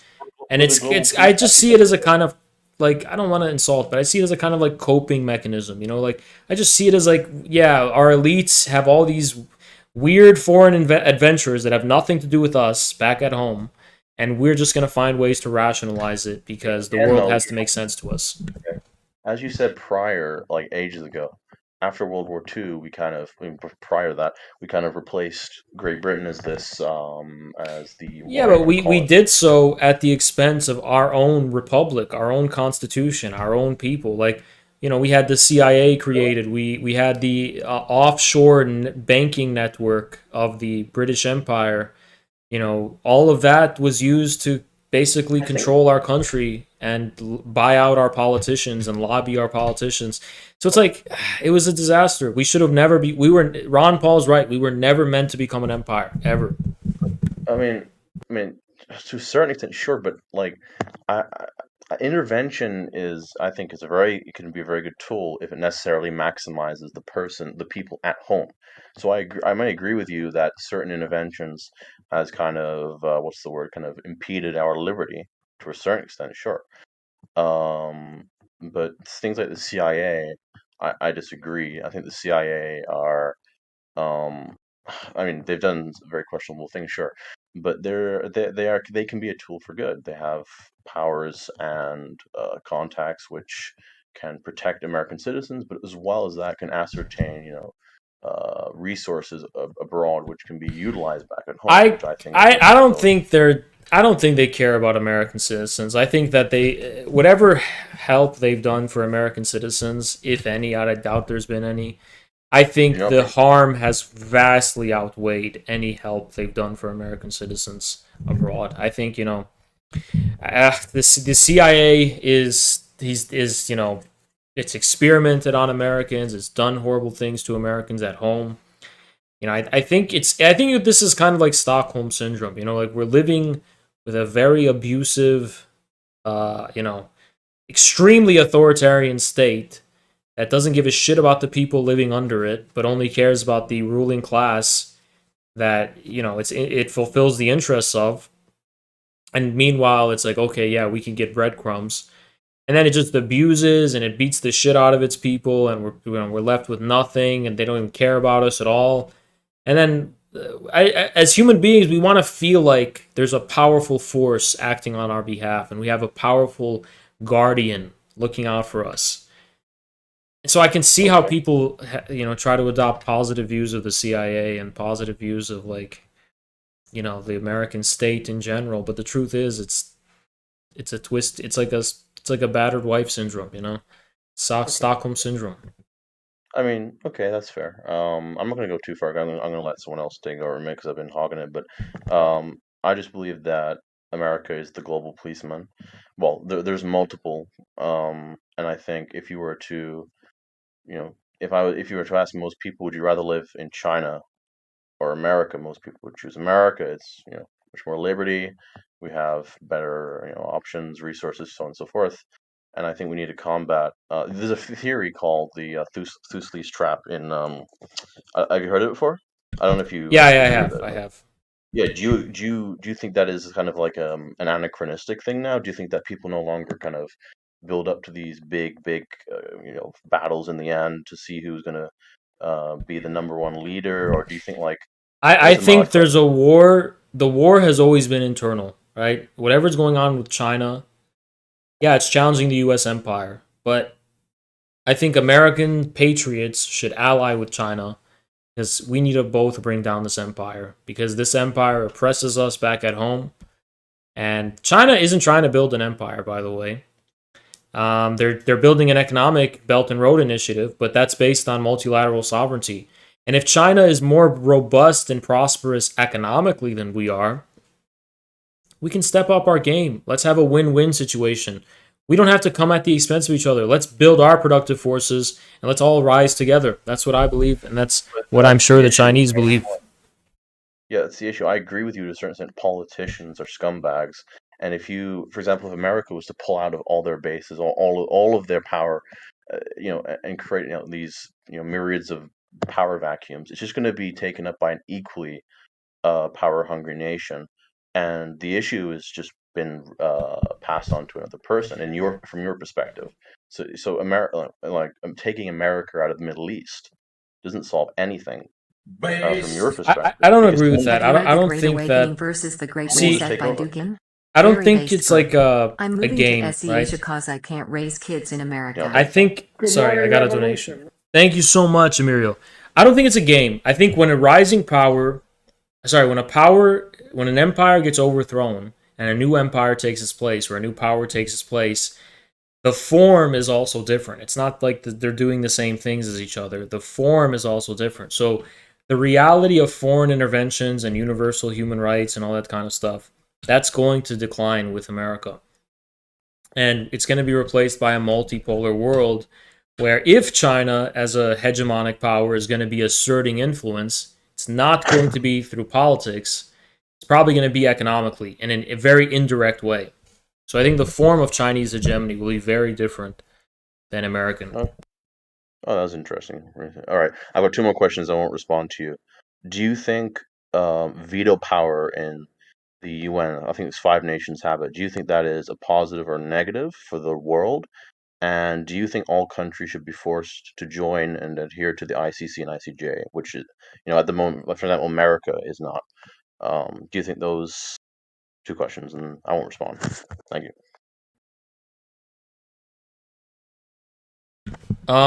The veto power. Yeah, I definitely would be against China and Russia's veto power being taken away, which is the only real reason. Sorry? Hello? Data, were you trying to speak? Yeah. But this is the problem with ideology. You would say America should deserve to have its veto power taken away, right? Not necessarily. I don't. Wait. Yeah, but this is the issue, though. Someone from your perspective will say, well, UN nations want to address Israeli war crimes, but every time they try and pass a resolution, the UN always vetoes it. Is that not an issue from your perspective? Yeah, but I think that probably has more to do with like who's in power in the U.S. Also, I think the UN completely has to be changed, like totally. I don't like so. No. That's what I'm saying. Not particularly. Like the whole thing probably has to change. The idea of 5 countries having supreme say over everyone else probably has to change. There's probably need to be more. There's there's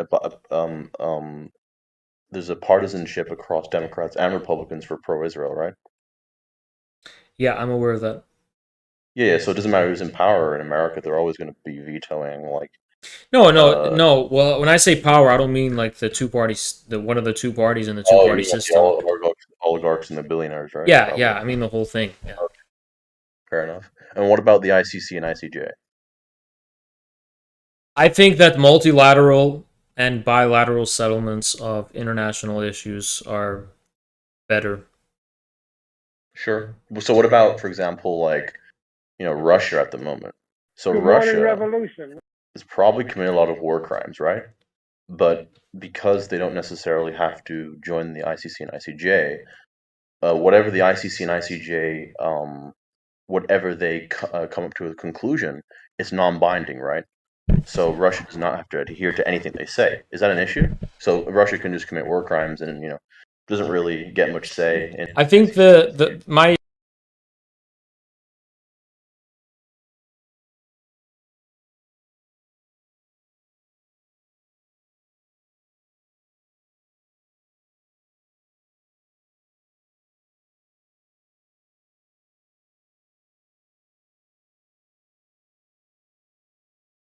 Fucking liar. Yeah. You can use her.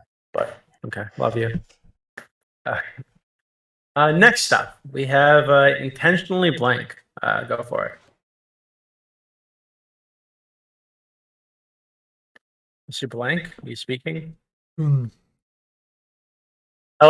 Can you hear me? Yeah, I can hear you. Yeah, you can hear me. Fuck you, Haas. You're a fucking bitch. You sit here and spit Russian propaganda, and you are the same motherfucker. You are no different than the globalists you claim to fucking be against and all this other bullshit. You are a fucking pussy. You're a keyboard warrior fucking bitch-made motherfucker. I swear to God, I will beat the fuck out of you. So you know what? I challenge you to a motherfucking boxing match. And if you don't accept, I prove in front of all your fucking little fans and shit, you are a fucking bitch. All right, let's meet up right now, actually. Right now? That's unrealistic. It's fucking 9 p.m. on a Sunday, bro. No, fucking right hit now. my DMs, Right now. friend me, and hit my DMs, and I'll fucking help you set this shit up. I swear to fucking God, you are bitching out. No, here's what I'm gonna tell you to do. I'm gonna tell you to go to CVS and buy a tissue box. I'm gonna and wipe tell your you to tears. fucking eat shit because you are bitching You out gonna once cry? again. You gonna cry? You are a You gonna fucking cry? pussy. You gonna cry? I will beat the shit out of you, and you're bitching out. You claim to You be gonna this cry? man's man, this blue collar advocator, fucking, Yeah. whatever. But you are a pussy. You sit there and talk all this shit All to right, Destiny and let's have a stuff. samurai. Let's have a samurai duel. Let's have a samurai duel. We'll have it on. We'll have it on an island. We'll have it on an island outside of U.S. jurisdiction. Island outside of U.S. jurisdiction. You have a sword. I have a sword. We go island outside of U.S. jurisdiction. Samurai battle. What do you think? You're bitching out. You are bitching out. Boxing match. That doesn't sound like bitching out. I think he's raising the stakes and he's Yeah. saying, "Hey, find an island where you can." Because have you seem samurai so passionate about this. I don't think boxing's enough. You're raising the standards to create it unrealistic. Okay. Yeah, okay, Why isn't it buddy. realistic? Why isn't it Right now, realistic? hit my DMs. What's But no, unrealistic? you're gonna fucking bitch out, because that's all you I think are. you're bitching out. Fucking I think you're bitching out. What's unrealistic? Shit, because you are a pussy. What's unrealistic? What's unrealistic? What's You unrealistic? are a bitch. I've told you. Go fucking DM me. I'm not okay. Who are you, dude? Okay, Who the there it fuck is. You're are not gonna you? DM me. Well, why don't we do this? Why don't we do this? Why don't we do this? Okay, so Mr. Blank, why don't you post the physique pics in chat so that we know that you're even like, a human being. Can you post that in chat? I'll fucking not in chat. I'll fucking DM it Wait, to why one not of in you. chat? Wait, you're talking about meeting this guy in real life and fighting him, but you won't post your fucking abs in chat? Like, what's wrong with you? I mean, I never said I had abs, but I'll fucking do that. Give me a minute. Fuck you, Haas, you pussy. Like, post a muscle of some sort. Yeah, you kind of have this you have this twang in your voice. It's very feminine. It's very feminine. You have this kind of like accent where it's like, I don't know what it is. It's a little bit, Yeah, the song by the Wiggles. I think, it's like that song by the Wiggles. He did say Wiggles. earlier that it was past his bedtime, so Right, yeah. maybe his mom found out. Yeah, did he leave or? Yeah, he muted and deafened himself when I told him to post his muscle. Oh, okay. It's Yeah. very awkward. Okay, I'll give you an update on that when he gets back to me. Next up, we have Daquan, please. Daquan, whenever you're ready. Are you there?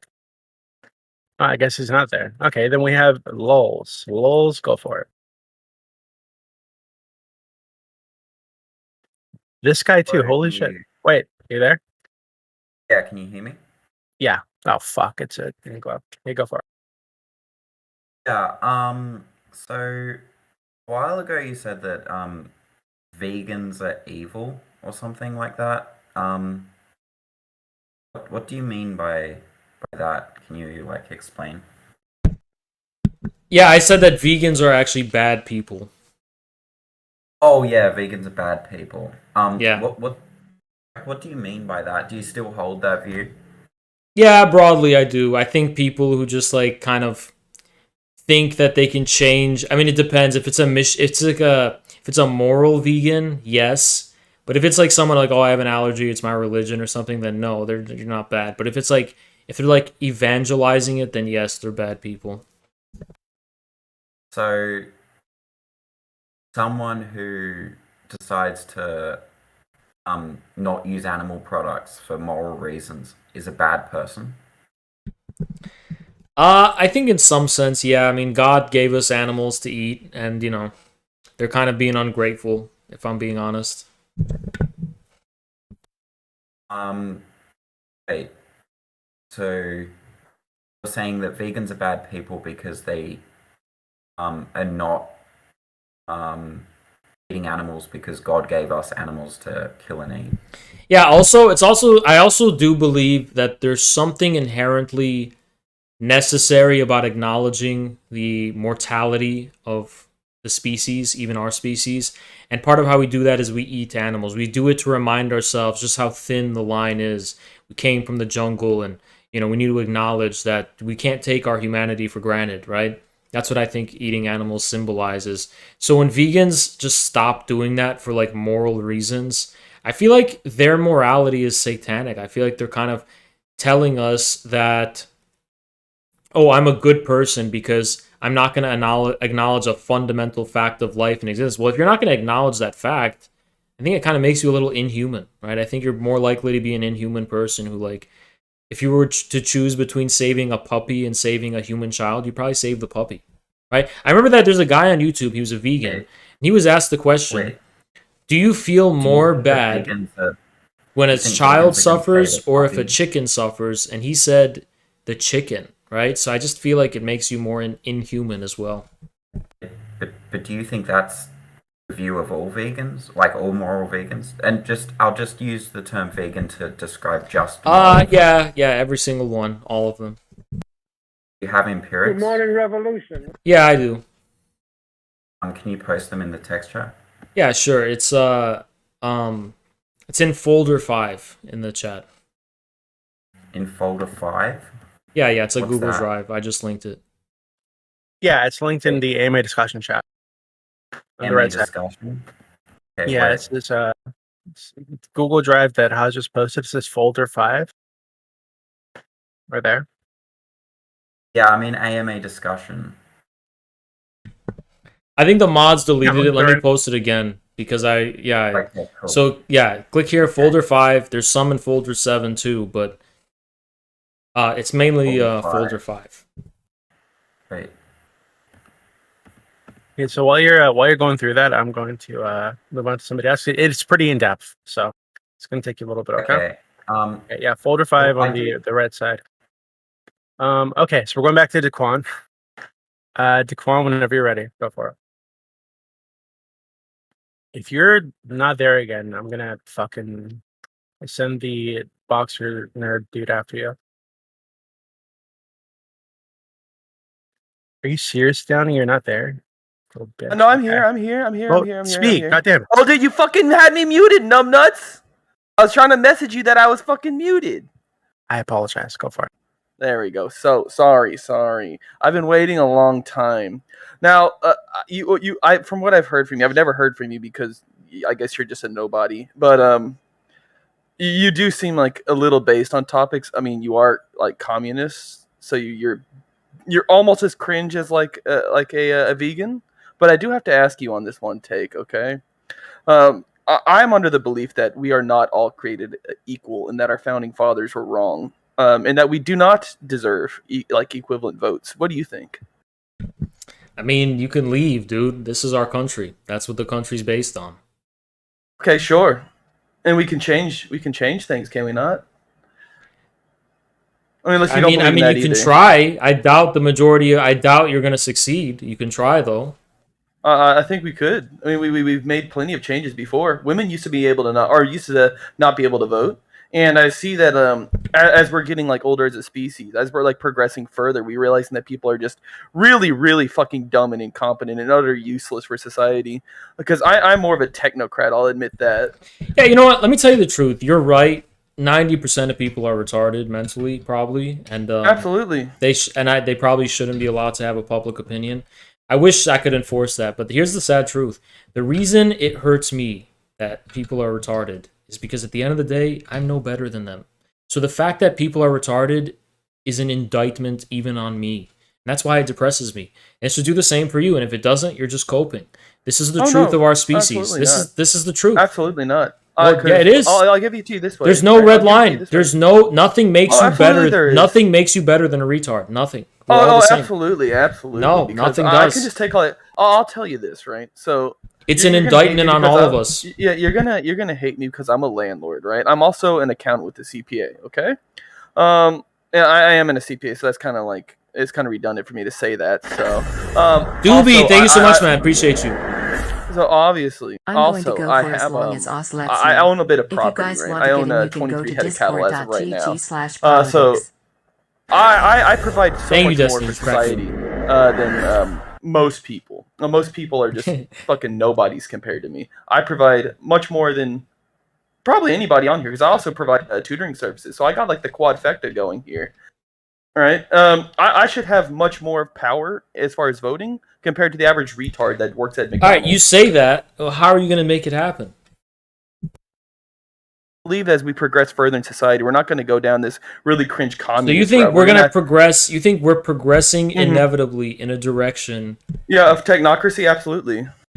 Yeah, but okay. So technocracy to you means landlords' votes count more? No. Like the highly educated, like the more skilled, the more sophisticated Oh yeah. people. Well, Yeah, you can yeah. bet. You can bet on that, and I'm gonna bet Yeah, yeah. on my Maoist rule MAGA uprising, and we'll because see. I don't think that we're going to have that kind of uprising because I think that like as like resources get more scarce, as we realize that some people are just a bane to the existence I think of the rest of if humanity. resources start to get more scarce, which I doubt, we're probably gonna have. Well, this is inevitable. We're probably gonna have a warlord, civil war situation of chaos. I don't think the glasses wearing libtards are gonna do very well in that I think that circumstance. no, absolutely not. They're not going to do well at all, and neither are the communists because they're all cringe and fat and ugly. What's really going to be successful? Yeah, look, people. I will grant you that most people who call themselves communists do fall under that rubric in America, but I'm not. When I say I'm a communist, I'm not here being like, oh yeah, I'm part of that tribe of people in America. All those people hate me, and I hate them even more. They're probably my biggest enemies. When I say I'm a communist, I'm like, yeah, I'm with the anti-woke, anti-globalist, anti-establishment, populist movement, and I think that they're missing something, and I think we're missing this, right? I want a working class movement to be revived. That's been forgotten and I lost. personally believe that the working class isn't deserving. I see them mostly as like idiots that can't even make decisions for themselves, let alone for the nation. We can take a look at college degree holders and how they only owe like a I say this incredibly sarcastic. They owe a whopping $36,000. You think that's the working class? With a massive. Do you think? Hold on. Interest rate. Hold on. Okay. Do you think that's the working class? No. We can get even further into the working class. We can see how like 90% of Americans at the age of 60 don't have any retirement because they don't know how to retire because they're too dumb. All right. Well, I guess you're smarter than everyone, so you should be king. I'm just smarter than most people, especially in terms of money. So how are you going to prove it? All right, you're not going to prove that by talking to a guy like me. You're going to prove that by getting political power. So good luck. I mean, sure. I would probably be the worst person. I say some really edgy stuff on here, which means I'll probably never have a political career. However, I could back people that do that also have similar beliefs to me, or it's just simply the waiting game. See, here's what I think. I don't think you're smarter than anyone. I think people are just more plain spoken than you. I just think people, all of your supposed intelligence is derivative of that stupidity. I just hope it's just like additive. All you're doing is you're basically taking for granted the way in which stupid people make sense of the world around them. And by the way, because there's virtues in stupidity, well, I don't mean... Actually, let me clarify something. There's virtues in simplicity. Most people are simple, not stupid. Stupid people actually are people like you. Now, are you stupid? I don't know enough about you yet. But people like you are actually the stupid ones. The people you're calling stupid are not stupid. They're just simple. They're plain, right? Stupid people are people who shoot and miss. They're people who try to be more than they are. And that is what stupidity. If you're just a simple person, you're not stupid. You're just simple and plain. You're not beyond the bounds of what is necessary for your life. Whereas a stupid person uses thought in such a way that radically differs from the necessities of their life and in a direction that cannot prove itself in any like substantive way, cannot prove its merit. The stupid people are people who use thought to twist themselves into a pretzel. A failure. And that's what stupidity is ultimately. Stupidity is when the intellect is misused.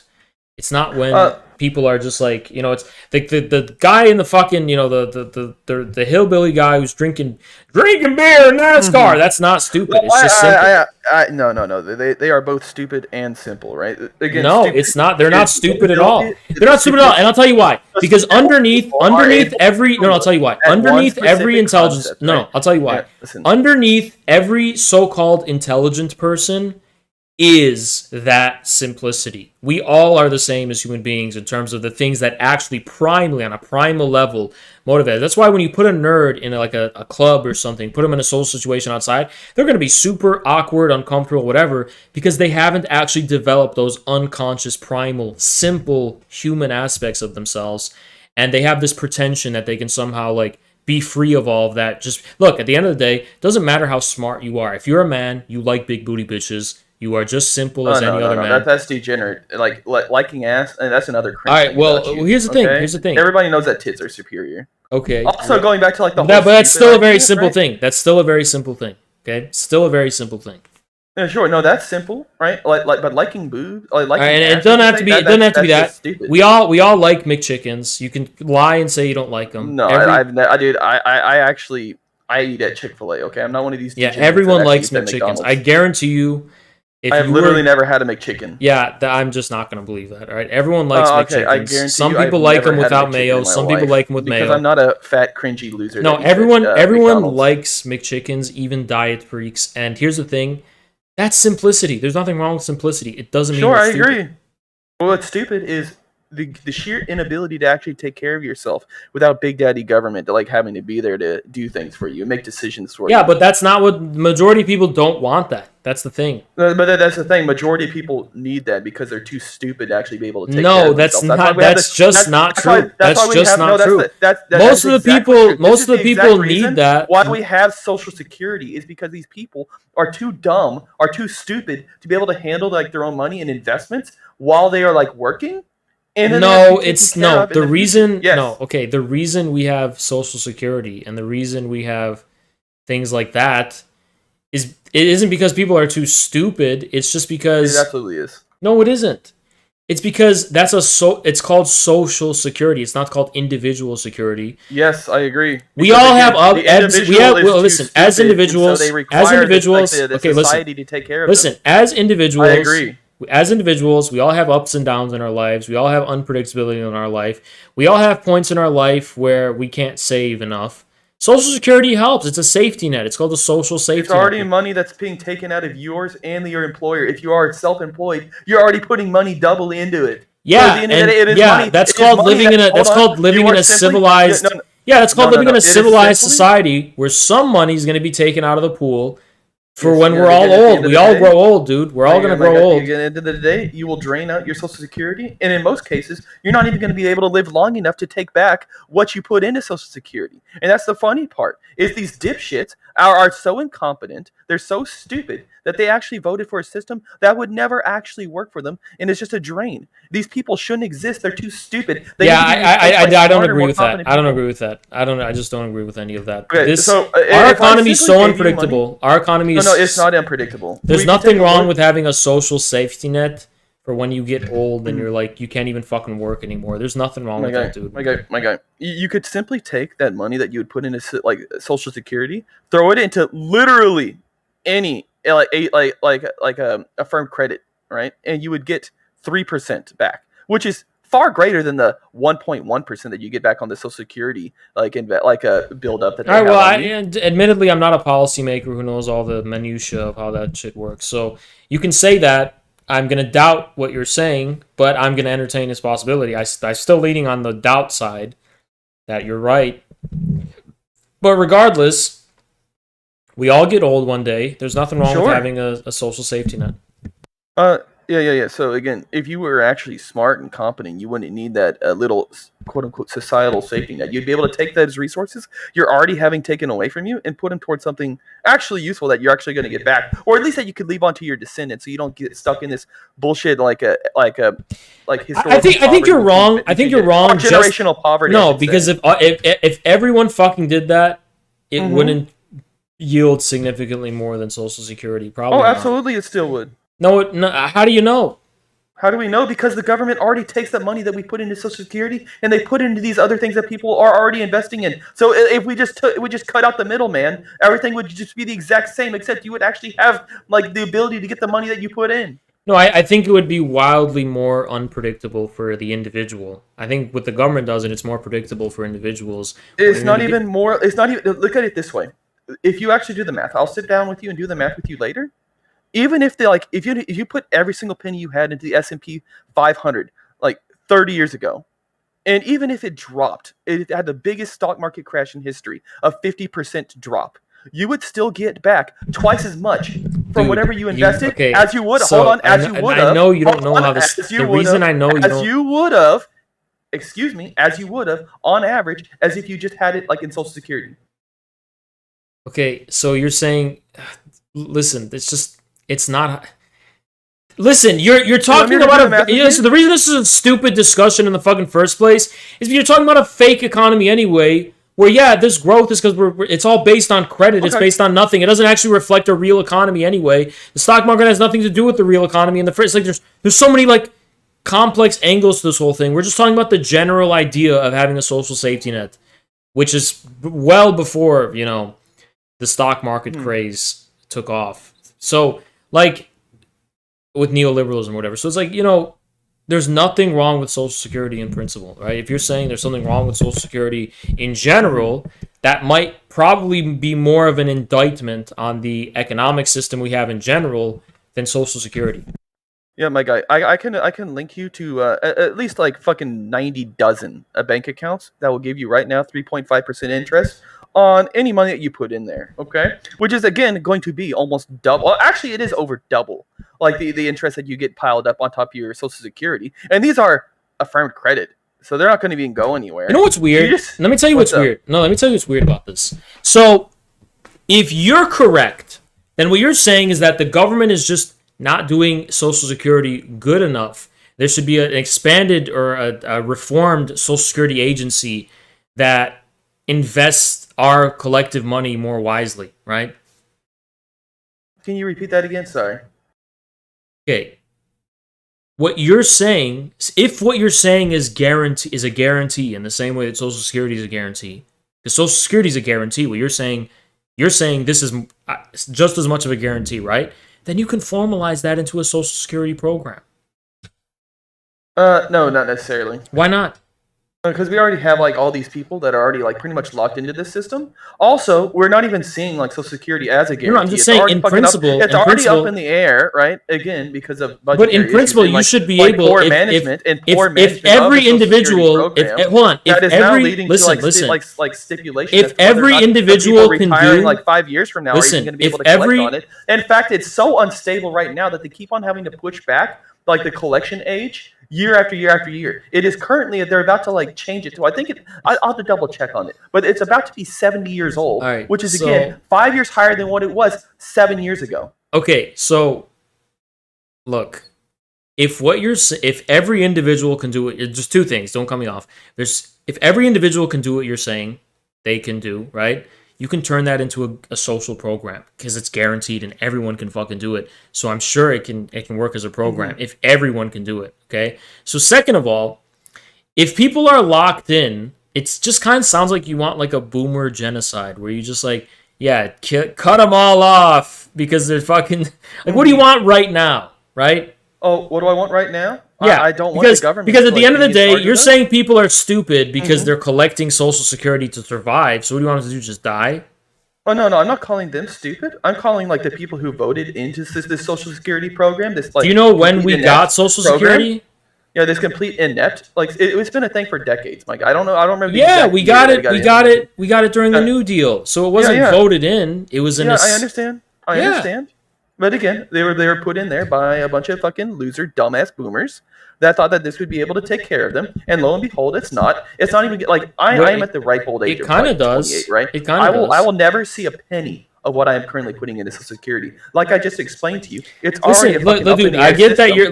Listen. I sympathize with you. You're young and you hate taxes. I'm young and I fucking hate taxes too. Right? No, I don't want hate less taxes. taxes, but I Social don't hate Security's taxes. Social Security is one of those things where it's like, you know, cutting Social Security, can it be reformed to be more efficient? Probably, like everything else in our fucking lousy Mhm. government. But in principle, I don't think we should just let old people fend for themselves. I don't think that. Oh, sure. I mean, there's some old people that really put in their fucking bank and were fucking stupid and thought that Social Security would be able to take care of them. And lo and behold, they're still having to eat cat food, right? Versus like the more intelligent option, which would be to not have this Social Security and instead have like a better. But that's not an like- individual choice. That's So a hold on. social. That's a No, social hold on. decision. No, hold on. It is a compilation of like individual decision making. No, it's not. okay? No, it's not. Because that's a policy we have in place, and individuals can't control. Yes. whether And that how did it policy's in become place. policy, my guy? It's part of the New Deal. Because yes, unintelligent people, dumbasses, people No. who already were terrible with money, decided, oh hey, I'm going to vote on these people that are going to supposedly like handle my money for me. Social Security was not voted through a plebiscite, dude. It was part of the New Deal. Yes, I understand. Yeah. And So who put those people in technocrats. So you mentioned technocracy, but technocrats are responsible for the creation of Social Security. I don't know if you know that. I am It was aware, technocrats. right? And that's why we need more intelligent people rather than the quote unquote technocrats that were in charge of the New Deal. Well, at least at the time, it was a very smart idea. Yeah, sure. Like the grand scheme of things, in like the very short run, it's a good idea. As a long-term system, it's proving to be quite fatal. I don't get why you're targeting social. You're not looking at the bigger picture. You're targeting a symptom instead of the disease, right? That's the issue. No, yeah. The disease is the utter stupidity that is like rampant within America that we could cure. The disease is the fact that the way in which we produce things and the dynamism of our economy, the government hasn't caught up to that. That's the real issue. No. So when you're dealing with like a third of Americans not even able to read at a 6th grade reading level, right? No fault of the education system, just fault of their own, ask right? yourself this question: Is Right, there what's anything up? in their life that necessitates that? Yeah. Well, at least with most Americans, like they do need to like be able to like understand terms of say credit cards. That's what that way they don't get stuck listen. into fucking Listen. huge. Hold on. When they sign up for these things This called like shit is dumb. mortgages, This shit is dumb. when they sign up for like car loans, literally anything. would you're require talking. Listen, at least like a hold on. This is why you're would wrong. This is require why at you're wrong. least an No, eighth you're grade wrong. math. You're wrong. No. I'm not wrong. Here's why I'm you're not wrong. I'm not. Okay, so here's why you're wrong, okay? At the end of the day, Reddit might have taught you a lot of things. Wall Street bets, all this. Oh yeah, this is how economies are. Listen, at the end of the day, economies are based on making real shit that people can wear, eat, shelter themselves with, or otherwise use in a tangible way. That's what economies are about. So all of this financial abstraction that has been thrusted upon us, that is just a vestige of a parasitical, oligarchical financial elite. It has nothing to do with the actual necessities governing human life. So everyone should know the minutia of credit and all this kind of shit. Why? Why should they? Right? At the end of the day, all of that they don't benefit from it in any kind of fucking way. People just want to drive cars. People just want to be able to have homes. Oh, you have to know the minutia of car loans and all this kind of shit. But when it so radically deviates from the necessity in question, like, we shouldn't need to have such a financialized economy at the expense of the real one. Okay, thank you, Daquan. I'm going to move on to Dog Teeth now. Dog Teeth, whenever you're ready. Hey, Haz, how are you, buddy? Good. How are you? I'm doing good. Thanks for asking. So, before I ask any questions, I just want to say, can we get some banchoids in the chat? Because we've had a few too many of them on this AMA, I think. I also think we've had a few too many cucks. People rambling and talking a bunch of shit, not asking you questions.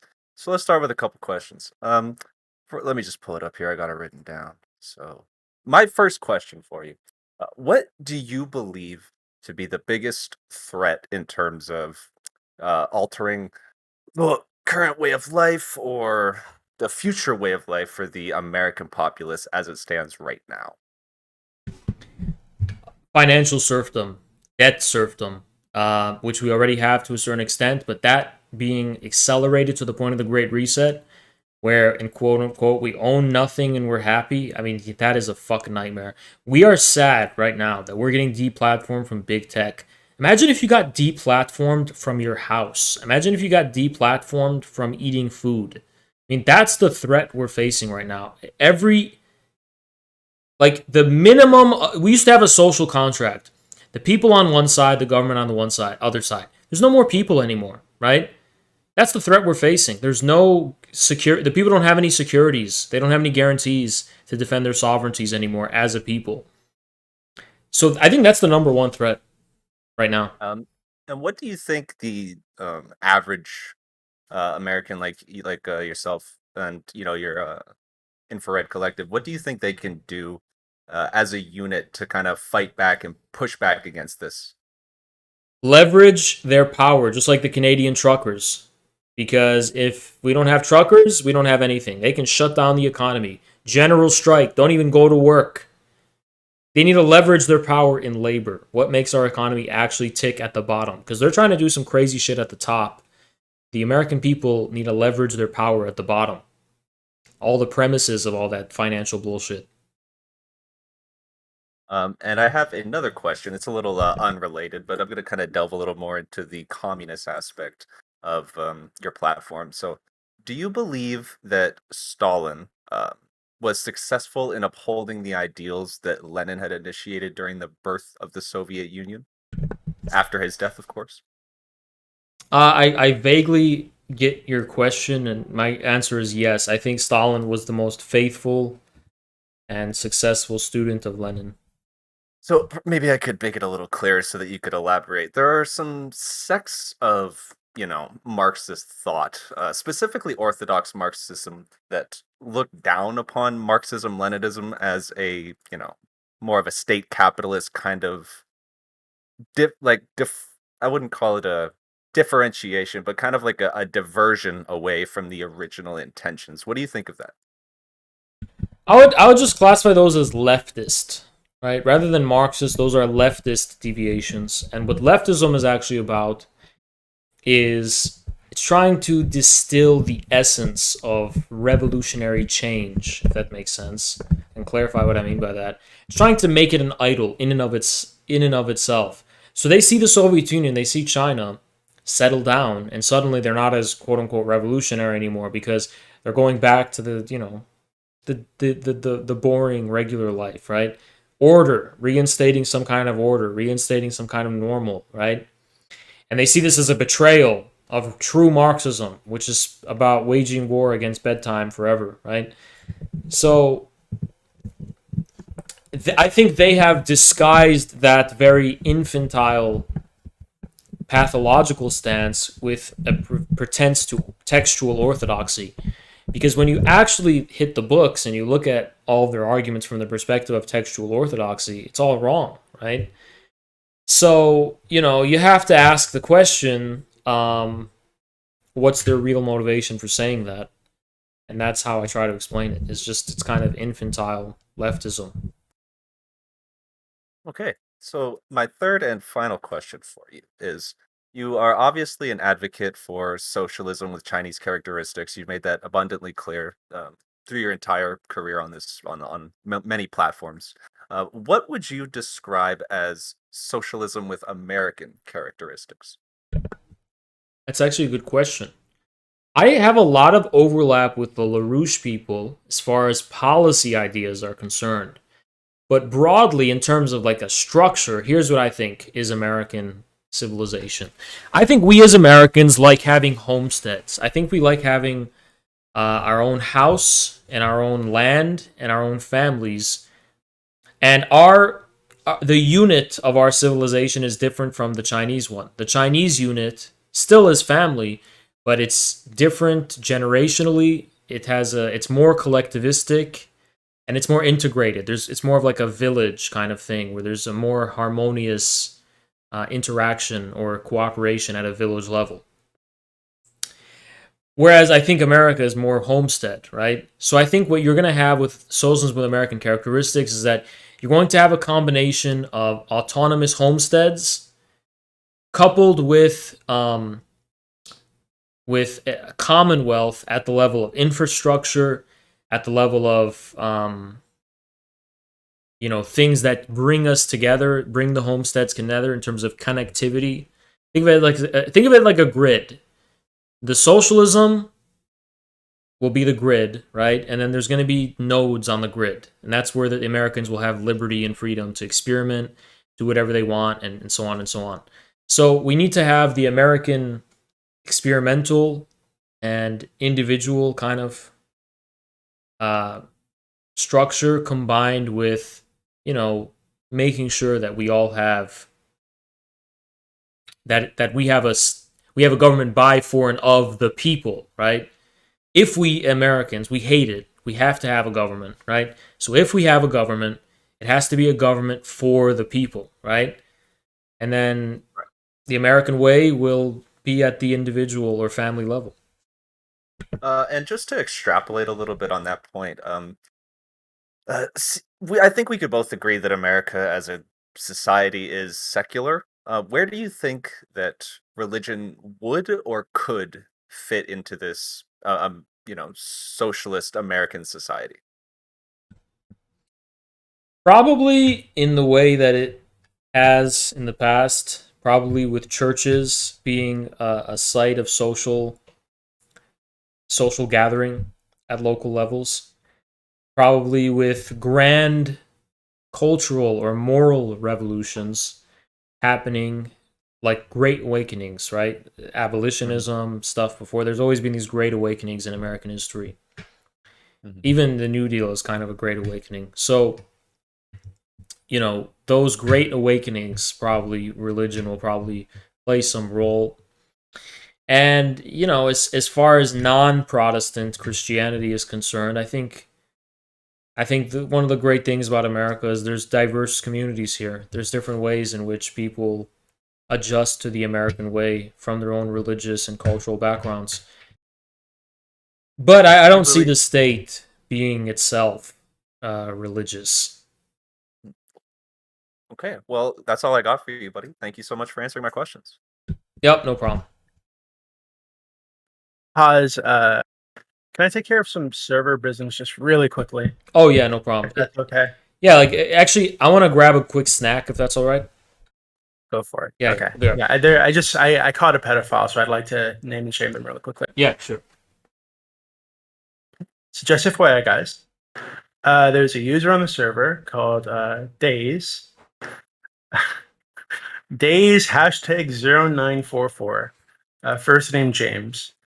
I just got sent a ton of evidence of him trying to set up a meetup with a 14-year-old, someone who he thought was 14 years old. Sending them nudes, videos of him jerking off. Apparently he has children, and he was talking about his kids' vaginas, like in Snapchat. It's really fucking weird. Yeah, avoid this person. I'm going to ban him, obviously. I'm going to let other servers that I have some influence him know that he is a pedophile, and they should ban him because he's targeting minors in the community. And yeah, that's not a good thing. Don't fuck with kids. Again, that name is Days #0944. He's probably going to change it. I am going to report the account, but now he'll just make another one. And yeah, for the record, his dick is really fucking small. I'm extremely tempted to post it because it's really small. And I'm sorry that you've got small dick, but it doesn't give you the right to go after kids. I'm sorry.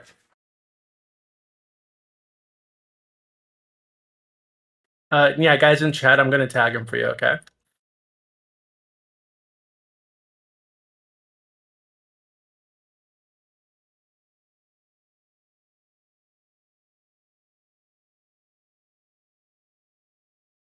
Doobie, you're the hero this server needs.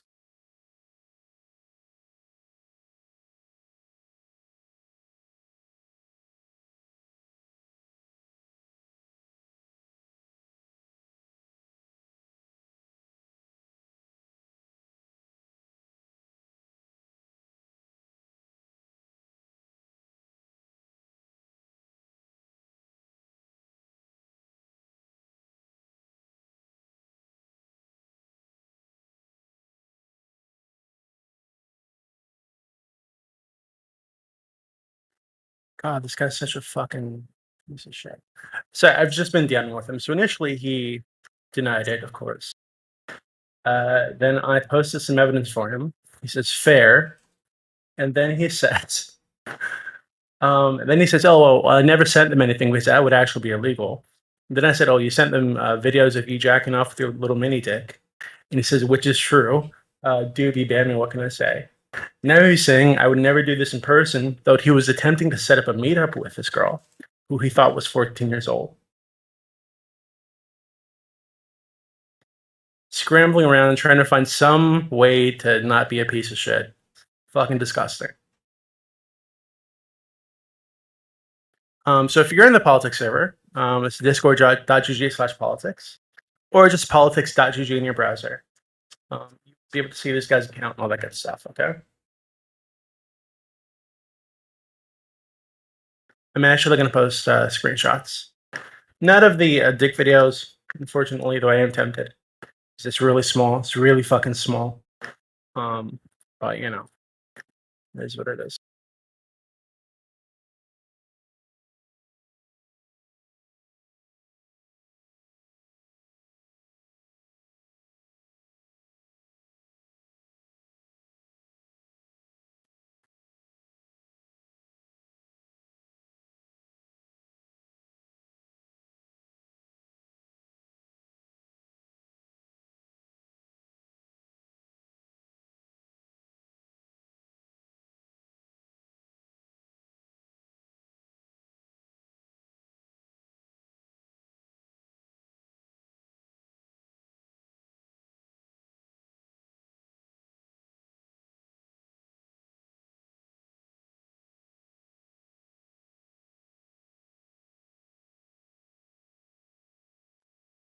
Almost done here. I'm just making sure that I take screenshots of this shit before I do it.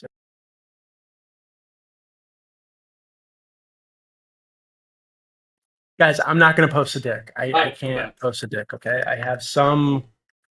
I have a limit, okay? I sorry, just took a piss real quick. I'm back. Okay, welcome back. Yeah, I know we've been going on for like almost over 3.5 hours now, and I'm willing to go on as long as you are. So just let me know, because I know this thing's gonna be draining. Yeah, for sure. Okay. So again, real quickly, yeah, days #0944 first name James. Tried to set up a meeting with a 14-year-old girl. Not good. So yeah, the guy's getting banned. Okay, we're moving on. Next up, fuck. Speaking of minors, this kid I kind of bullied earlier because he really wanted to come on and talk to you about Islam. Oh God. Okay. Now I feel bad. So Tatsuit, you go for it. Don't be Yo, thank you, Doobie, man. I honestly I didn't know you would actually unmute me, but yeah, thank you. So recently I was informed about this new video that, I mean, not a new video, it's a 10-month-old video, but in which you explain how Marxism relates in some kind of way to Islam, and that certain form of Islam is like a new one or not a traditional one. And you didn't really go in depth with it, and you really just moved on.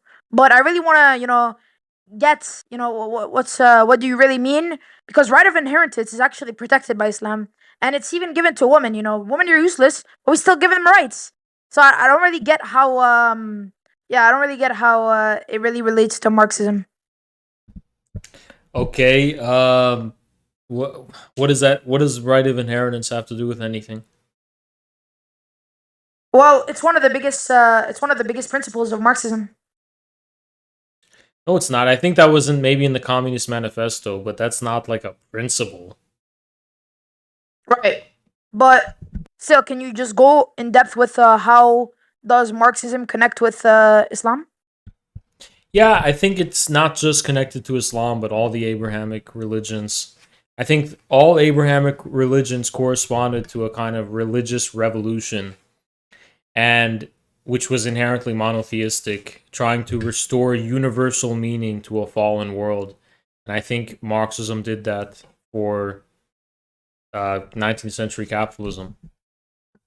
But you said that it's specifically related to Islam. In which way did it really did? You know, what rule of Islam really went in depth within Marxism or really related to it? Because it's a very big claim, you know. Marxism is generally not really connected with religion. I think the Karl Marx Marxist himself wasn't really I think a the religious- Marxist materialist dialectic does establish a clear continuity with at least, and I'm not trying to exclude other religions, I'm just saying this is the extent of my familiarity, the Abrahamic faiths. And the reason is because it's not so much about rules, it's more about philosophy.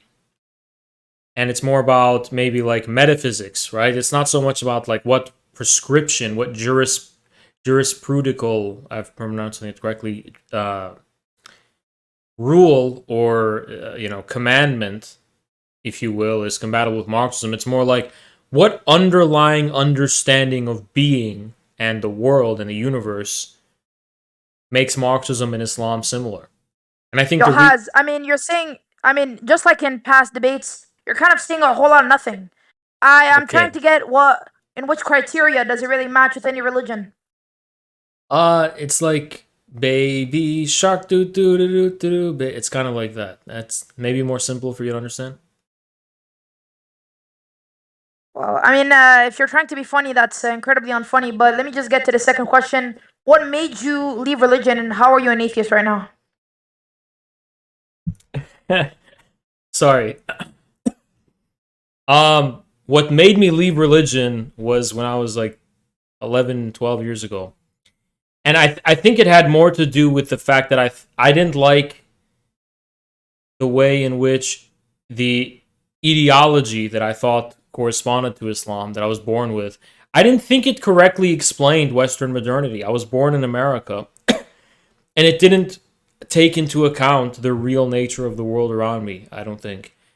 And I always thought there was that. Like, I think it symbolizes them perfectly by saying that they're just a bunch of lost people. I can see how that's correct today, but at the time, that had to be proven to me, at least through experience. Not just the written letter of the law. I had to actually experience that. But I think it's more complicated also. I think worldly matters are important. And I think many Muslims neglect worldly matters in the name of religion. Can you give us one instance? Yeah, I think Muslims, I'm talking about like ideologically religious Muslims, I think they tend to neglect, for example, learning from Western Enlightenment and modernity. Immanuel Kant, Hegel, all this is important stuff. Education is important, but only learning from Muslims and Muslim sources, it's not going to get you anywhere. You got to learn from the people who actually. We're not fideistic. You can learn from other.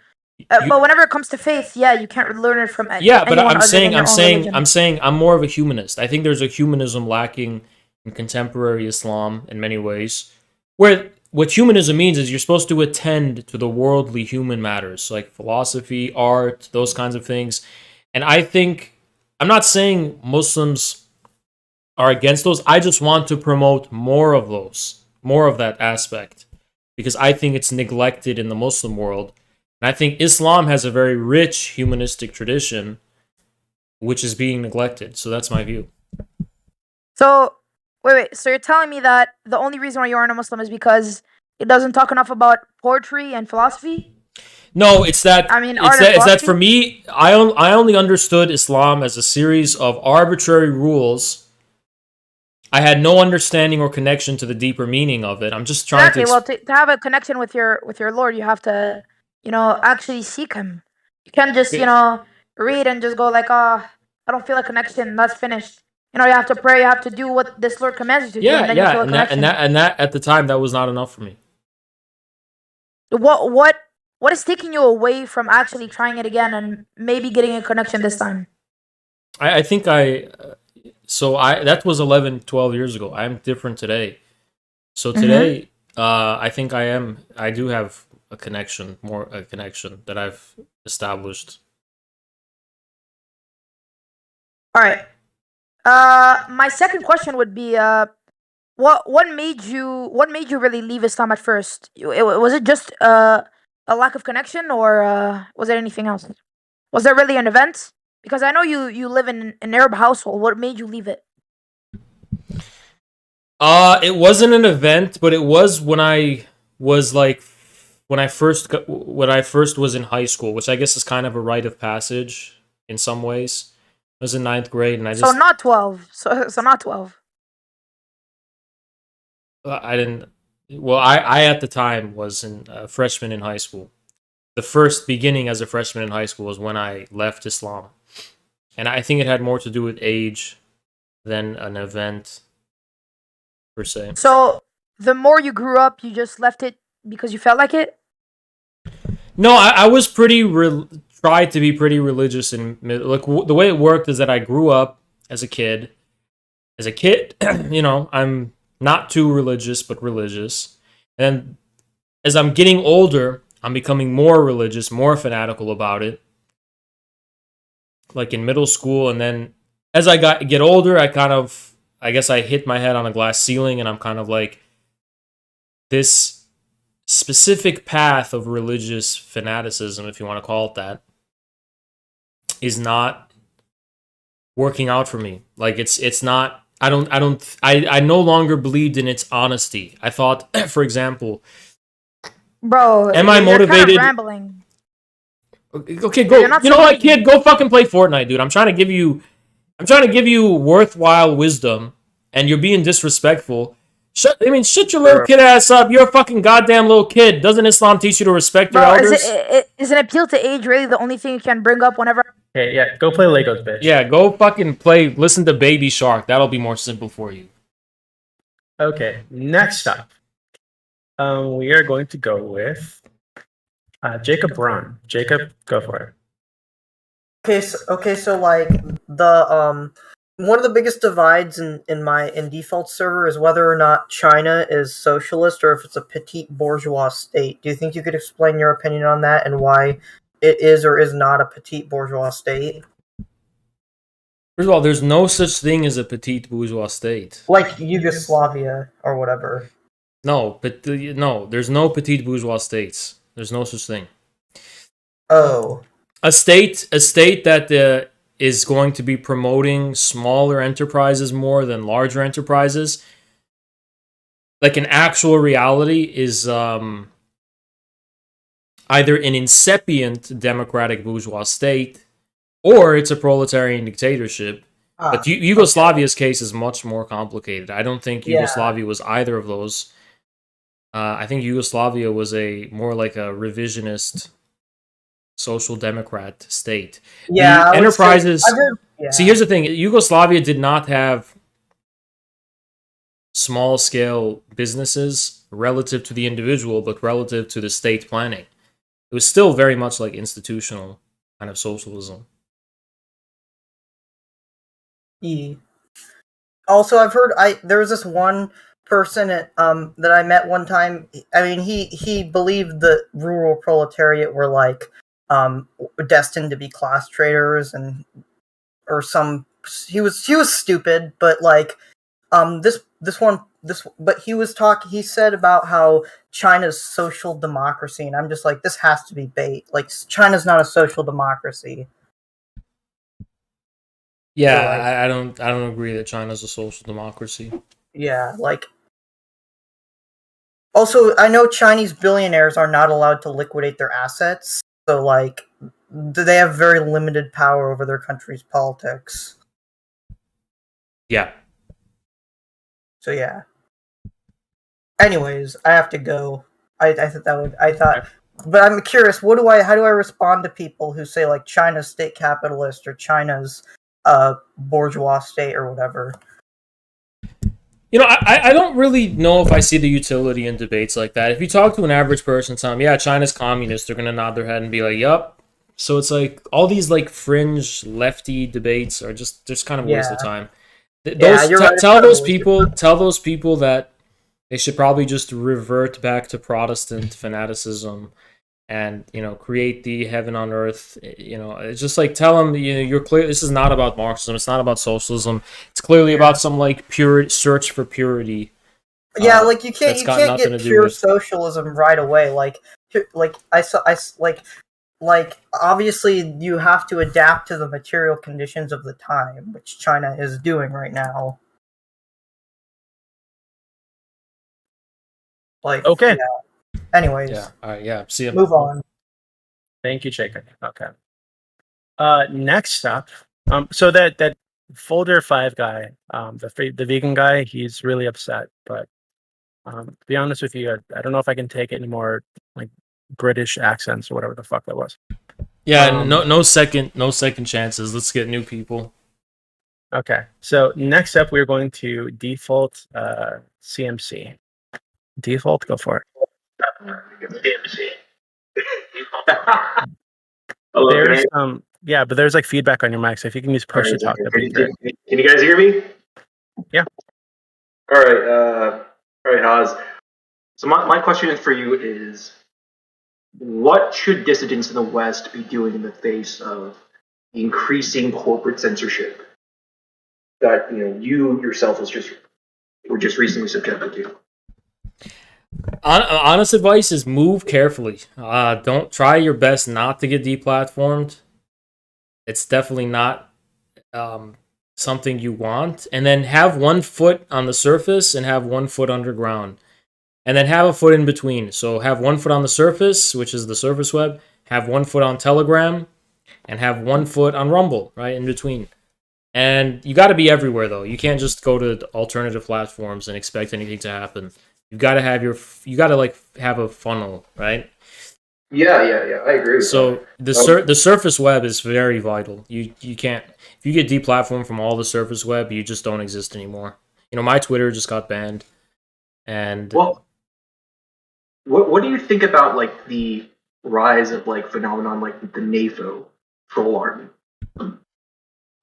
It's so cringe. It's so super cringe. B, it's so fake. It's so clearly an attempt to astroturf a Reddit army.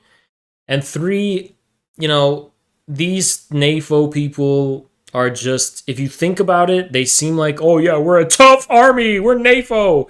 But they're really just an organized snitch brigade. So let's just call them OSB, the Organized Snitch Brigade. And that's what they are. They're just snitches. All they do is tattletale to big tech to ban people that they don't like.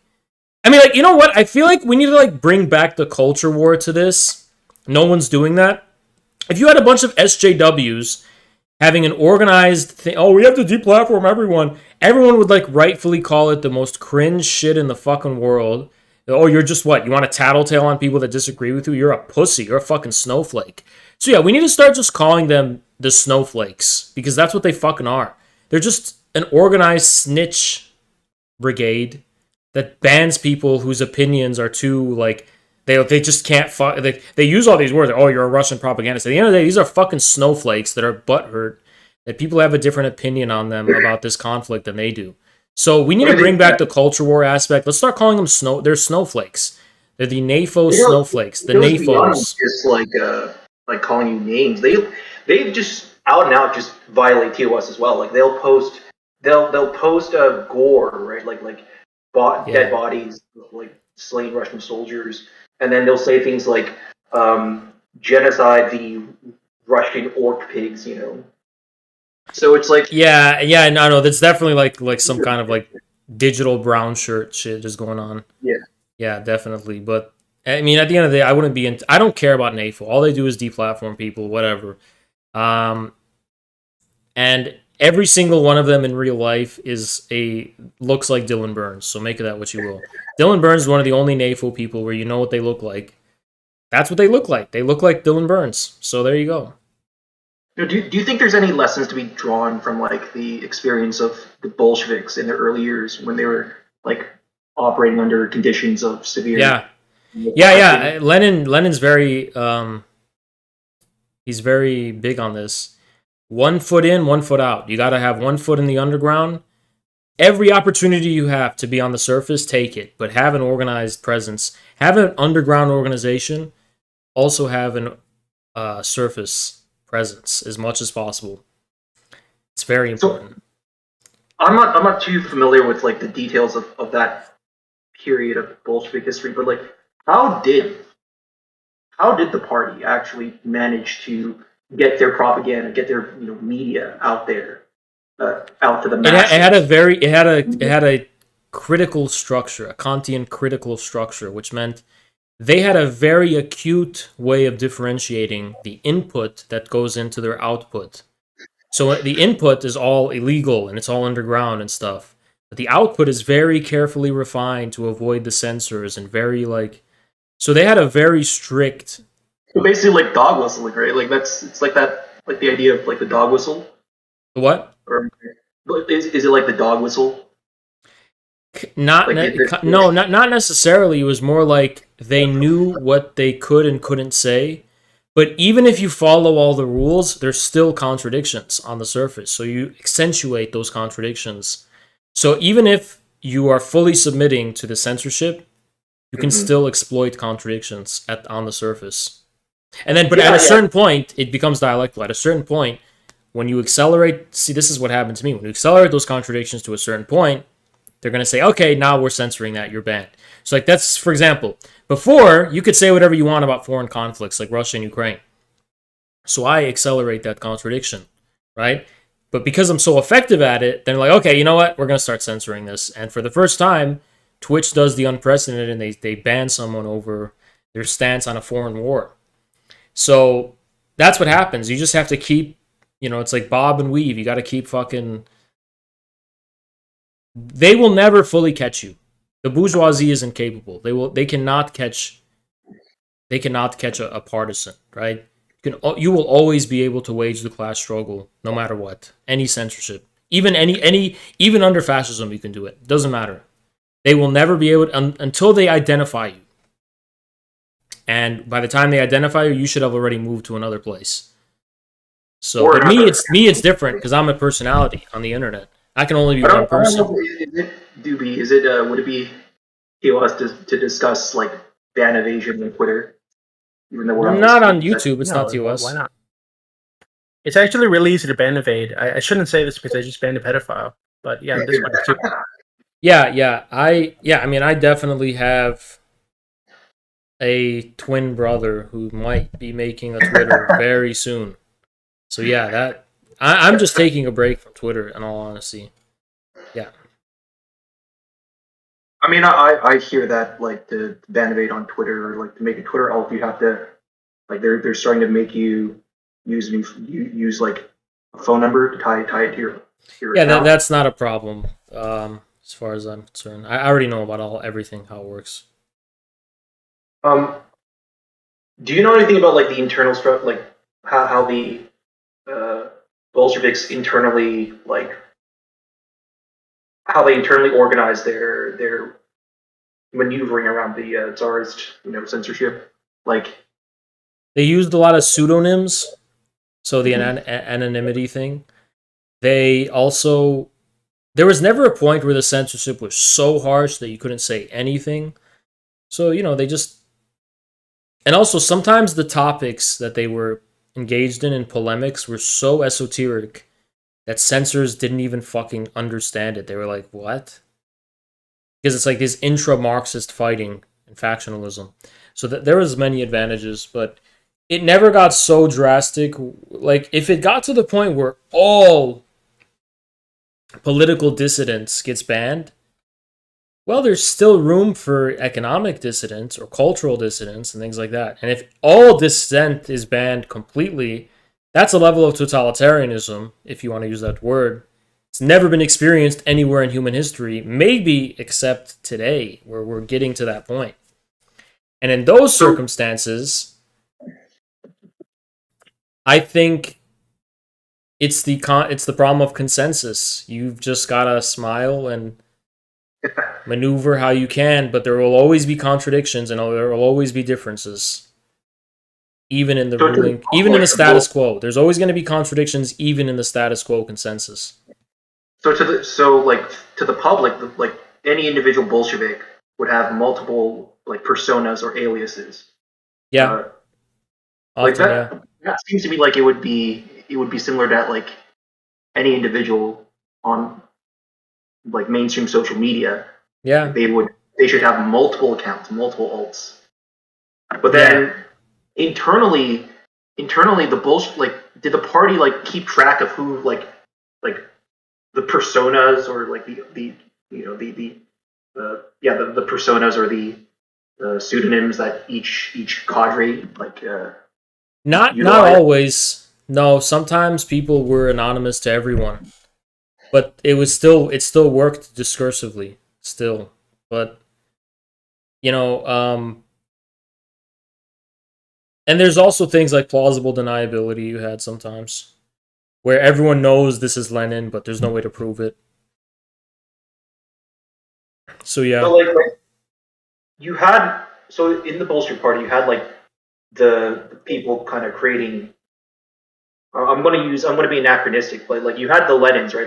Like the content creators, and then it seems like you would have like the rank and file cadres who, maybe they also like wrote their own like, created their own media, wrote pamphlets or articles, but their main duty was to take the content, the pamphlets, the writings of like the Lenins of the party, and then through their, secret, shadowy maneuverings, propagate that to the masses. Am I correct in that? Would I be correct in that? Like, well, if the content of his writings is made for that purpose, like, okay, we need to do this, perhaps, but sometimes it was just polemical. So the polemical nature is different. It's like, what is to be done? Well, there's a dispute over that, and there's a whole polemical war over the strategy.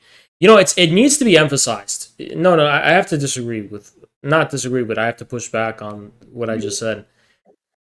No, because Lenin wasn't a content creator, first and foremost. He was a part of an organization, right? A party. And those are two very, very different things. There were formal protocols in place for collective action through the party. So no, that people were not engaged in actions on the basis of his content creation, but on the basis of formal decisions made by the party. Now, how those decisions happen is democratic centralism. So the significance of Lenin's content creation is more for the party rather than the masses. So that's what you meant by the polemics. The polemics would essentially be precisely, like consumed internally within the party. Yep. And then some stuff is for the outside, but that's mainly not penned by Lenin. That's penned by their newspapers, or that's penned by their the party newspaper, right? Yeah, which right. is issuing public. So then, then I guess like, so the newspapers, the public-facing newspapers would create this content for the consumption of the public masses. Precisely, yeah. And I guess then like what I'm interested in is like how would the party formed around the newspaper. The decision, like being able to come to a consensus as a group about what content to curate and publish, that was like the embryo of the party. Do you think that there's like a similar development that's going on with like online communities, like your community, for example? I don't, because I think the nature of organization has changed in the age of cybernetics. The control and organization of people has so drastically changed that the protocol of political association today doesn't actually seem like it's based on the curation of information. It seems that it's based more on precedent and legitimacy. For example, like, the state, the American state, is that based on the curation of information? No, it's based on being a historical, legitimate institution passed down from history. I'm not sure I follow what. I don't think I understood. The things that make people collectively associate today and act, I don't think are directly based on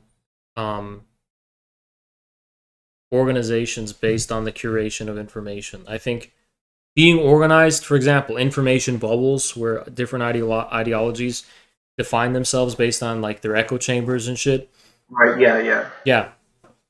I don't think that's the same as an authentic political distinction. What do you mean by authentic political distinction? An authentic political distinction is based on the organization of will, right? Different organization of will and conflict thereof, right? Stemming thereof. But there is an acute discontinuity between information and politics today. They're not the same, in other words. Like, for example, an info warrior is not the same as a soldier of a state.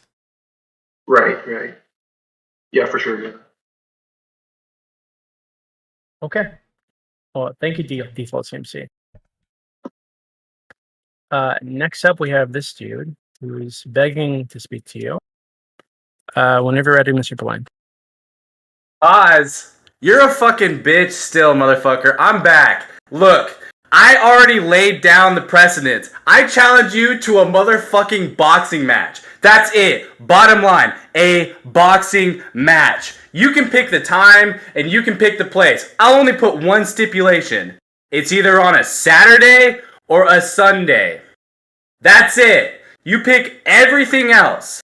I will even give you time to fucking prepare. You can stream it. I don't give a fuck. I'm just some nobody, and I will fucking challenge you. That's what makes it so lucrative. Like I said, you are some bitch-made motherfucker who sits behind a computer screen, who acts like he's for the working man, the blue class, and that's the only reason you're commie, and you'll make fun of these obvious soy motherfuckers like Destiny and all these other bitches. Meanwhile, you're up here getting clowned by people like who actually agree with a lot of your views, but they still fucking schooled your ass. Cut out. That's the bottom line. I fucking challenge you to a boxing match. So you cut out. What do you have to say? So, did you get your tampon yet from CVS? That's it. That's all you had to say. That's it. Wait, why specifically not like a weekday? Like, why does that have to be on the weekend? Because I'm blue collar working class man. What do you have to like fly out somewhere? Like you can't. I'll fucking drive. Like, I already gave him. Like I told you. What if he wants to fight on like a mountaintop in like the occupied territory of Israel somewhere? Like, he's not from Israel. That's completely and totally unrealistic. Hey, I'm from Lebanon. I'm a dual citizen in Lebanon, so let's fight in Lebanon.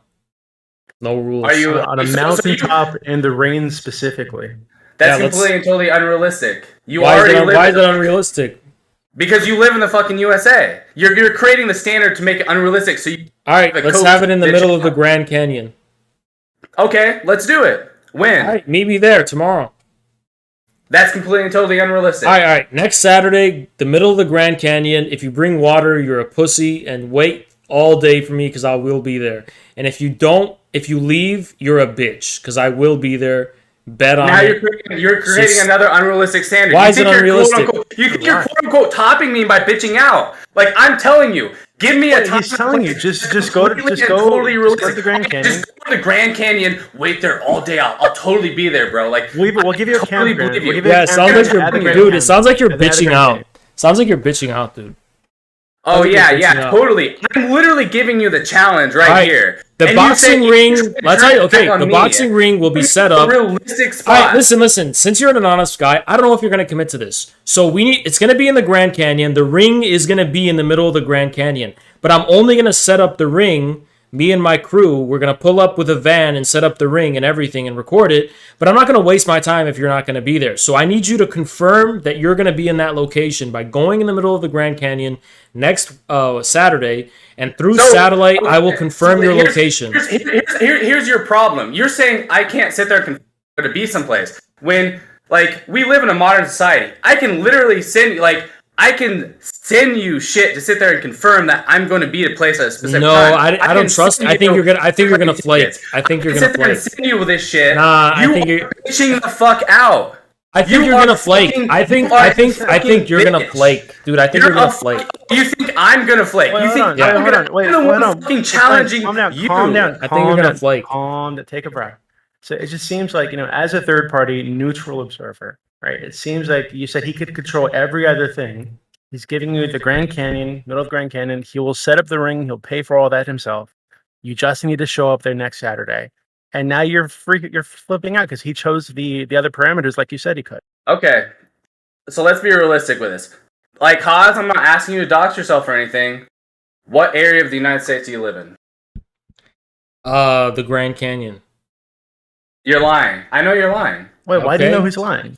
Do you I where know he for a lives? fact you're fucking lying. Okay, I don't know how you know that. You live in the Grand Canyon. Yeah, the Grand Canyon is a national park, right? The Grand Canyon There is are a national homes park. along the Grand And Canyon. You are living in a house, and you Dude, expect me you're to so believe you clueless. live in one of those. You're so clueless, houses. dude. You don't know that park rangers can live on site, you dumbass. Yeah, and you're not a fucking park ranger. You're sitting here on fucking Really? YouTube jerking your dick off while you're fucking Yeah, because we're not. What do you think? What do you think? What do you think we do? What do you think park rangers do?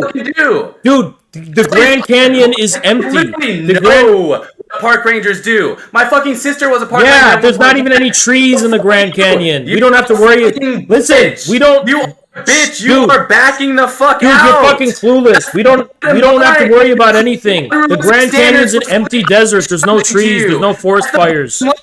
Oh no, you're gonna try to fucking talk over me? No, I'm not fucking Destiny. I'm not a pussy. Like you, motherfucker. Like you. You are gonna bitch out. Oh, you live in Michigan. Apparently you live in You fucking sound like Michigan. Dylan the Hacker, dude. Are you gonna hack PewDiePie? Fucking Michigan. You live in Michigan. You are gonna show up at his literally house or something? What north are of you me, doing? motherfucker. Alright, listen. I'm not PewDiePie. You don't have to yell at me, Dylan. Dylan the Hacker. I'm not PewDiePie. You are a pussy. You're a pussy. You literally will not accept this challenge. You won't. I just accepted it, but you told you bitched that he out. would show up. Like I don't understand what You you're live going at the for. Grand Canyon. Apparently, you live in Michigan. No, Someone told I live me in that he showed up at the Grand Michigan. You live in Michigan. You're telling me to go all the Yeah, way yeah, to your the information's Grand wrong. Canyon. Your information's wrong. I'm in the Grand Canyon. You're fucking lying. Okay, well. You're Well, fucking he accepted the lying. challenge. He's asking you to be there next Saturday. We all heard it. So there you go. They're the terms. You either live in Dearborn or Detroit. So let's do this. So Mr. Dearborn, Blank, I live in the Mr. Blank, Grand Canyon, Detroit. sir. I don't know what to tell you. Mr. Blank, just go to the Grand Canyon next Saturday. If Haas Let doesn't me- show up, let me believe. if Haas Let me doesn't show up, we will believe. hold him accountable. Let me okay? believe. Let me fucking believe that you're gonna sit there and create some fucking fairy tale bullshit. Like the funny thing is, you think I'm. He accepted your terms. If you Like, what do sit you want? there and you give me a realistic spot, like That you is- tell me, that's okay, realistic for him. meet me at this place in, I don't know, fucking Detroit, Michigan, at this spot, this park. I will be there, and I'll say, okay, bet, bro. Why would I I'll go? fucking Why do be I there. go? Why would I go all the way? Why would I go all the way to Detroit when I'm literally in the Grand Canyon right now? You're not in the fucking Grand Canyon. I know for a fact you're not in the Grand You Canyon. don't know. That's the thing. You don't. Except I do. Are you okay? Let me ask you a serious Clearly question. you're Are you in getting the the Grand facts Canyon? wrong. In his walls or something? Like, what are you Fucking doing? lying. Without getting- fucking lying. So this is just going circular. You're getting the I just you're getting wanna the sit there and facts point wrong. Point out that you have again refused to accept my challenge. He did will accept not your accept my challenge. He challenge. accepted You're it creating I did accept unrealistic standards for this I challenge. did accept Yeah, you claim to be an advocate for the blue collar Wait, working hold on, man. hold on. Blank, Personally, blank. Hold on, wait one second. personally, Okay, stop. am one of those You're like I'm one of the people you are supposed. Calm down. So I just want to be clear about something, because I feel like maybe something is going on here that I'm like worried about. You do know that the Grand Canyon is like a real place in the real world, like it actually exists, So right? that's completely and totally irrelevant, right? I just Yeah, want to make but it. you know I that just want to you're make denying it exists. Can you say that's true? I'm That you literally not know the Grand denying it Canyon exists. So Okay. maybe that. Okay, let me just finish my point. I'm not denying it. I want you to I want to make it abundantly clear. I am the definition. I am the epitome of a blue collar working class man. You cannot deny that. I'm a fucking plumber. Okay. I am the epitome of the people you supposedly advocate for. Okay, and okay, yet you sit here and okay, Super Mario, I don't care. You continue to fucking refuse to Alright, to sit there and box me. It's just Alright, we can listen, even just make Super this Mario, a gentleman listen. thing. A gentleman Super thing. Mario, between listen, one I'm man- not Bowser. I don't know one why you want man to fight me. and I'm another. not. Between one man and another. I'm not Bowser, Super Mario. I don't know why you want to. Dude, Why you wanna fight if I me? You sit there and you claim to be this high ass motherfucker, this dude who's oh yeah, I'm a badass. You look like you have, you look like you go to the gym. You Okay. look like you. I look like I go to the gym every now and then. I literally pinged you with what I look like right now in the Discord server, and I want to fucking fight you, and yet you are backing down. I gave you my terms, and you said I could And your dictate terms are them. completely and totally unrealistic for All someone right, who's well, in the you middle can bitch class out like if me. you want. You can bitch out if you want. It's not my fault. You're the one fucking bitching out. You're creating these unrealistic terms. That's it. Well, that's subjective, actually. That's really it's subjective. It's subjective. You're making it really difficult for me to be neutral, because you said right at the start of this that he could choose. Wait, stop. You said right at the start of this that he could choose every other term, every other parameter. I only want to make it subjective when it's in. Of fucking course. Okay, Mario, shut the fuck up. You're You said sitting right there at with the a start of fucking this tank top on that right he now. could choose every other Put term. your That all money you where wanted your was a mouth boxing is, match, bro. and he could choose Put your everything money else. where your mouth Everything is. else. Come on, man. So we're gonna do it, right? So we're gonna raise money with the server. We're gonna schedule this thing to happen at the Grand Canyon, a boxing match between you and Haas. All you need to do is show up next weekend. I don't believe either of you. Make it more realistic. Wow, what You're a calling pussy. me a liar? What a Why would pussy. you? Why would you? What a I would bitch. absolutely reason do call have to you a call me a liar? What a fucking pussy. liar. Dude, what's this Why guy's name? wouldn't- Doobie, what's his name? Why wouldn't What's I this call dude's you a name? liar? His name is I don't know his name. No, is his a Discord name. Intentionally blank. Intentionally blank is. What's your alias? Since you want to box me. I'm literally it's literally intentionally blank. All right, so I'm gonna just put people on this so people on the stream know. Intentionally blank is a pussy. Hold on, give me this. Oh yeah, yeah. Intentionally Of blank. course you would say that, bro. Oh yeah, let's turn it on the fucking challenging because I create unrealistic standards to which I can't fucking. It's not that unrealistic. Absolutely People can't. go to the Grand Canyon every fucking day. Fucking What are you going. talking about? Keep fucking going. There we go. If I even were to show up That's at the official. Grand Canyon, if I were to show up at the Grand Canyon, you would not be there. You don't fucking Well, live there. Okay, Someone let's say. I don't think you would be there. Previously, that I you're don't think you barely would be there. making enough money to fucking to continue Mario, streaming. fuck up. Wait, stop. Calm down. Calm down. Fucking Calm law down. school. Calm Just down. quote unquote. Hey, calm down, Mario. Mario, you're spurting right now. Calm Because the you're fuck down. fucking failing. Calm down. Calm down. That's So the let's say on the off chance by Russia some Defender, active. you got oh God, owned by shut the fuck fucking up. Shut up. Shut up. and you can't. Oh God, you're gonna make me do this. Okay, so you got to calm down, right? Like I don't know what's loosen your fucking tampon or something. Like something you're just freaking the fuck out. So on the off chance it has okay, box you too. Okay, well we can box afterwards. Okay, so on the off chance that Haas here does not show up at the Grand Canyon next weekend, it's next Saturday actually. He doesn't show up with the boxing ring. Then hey, we'll hold him accountable. You know, I will personally pay you $1,000 if you show up at the Grand Canyon and Haas Give me does the not money show up that tomorrow. day. No, what do you mean tomorrow? Show next weekend. You show up So the Grand at Canyon. this point, Give me you're proof both lying. next You Saturday are that both you're at the circle Grand jerking Canyon. each other with If it, Oz which does is not show up, I no will personally pay you shot $1,000. whatsoever. And I want to sit there and You correct have this my word. motherfucker named WRAST Ras. I'll box the mob. No. I think you're scared, dude. Doobie I is think you're not a scared. mod. I think Doobie you're scared. is not a mod. Doobie is a fucking admin of this server. He I literally think owns you're the scared, fucking server. dude. I think and you're he's scared. a fucking bitch. Dude, why and you you think I'm scared? Wait, I'm here's literally the my one question. challenging you. All right. I am the one challenging you. What's your fucking question? My question is, you were the one who challenged me, but why are you scared now?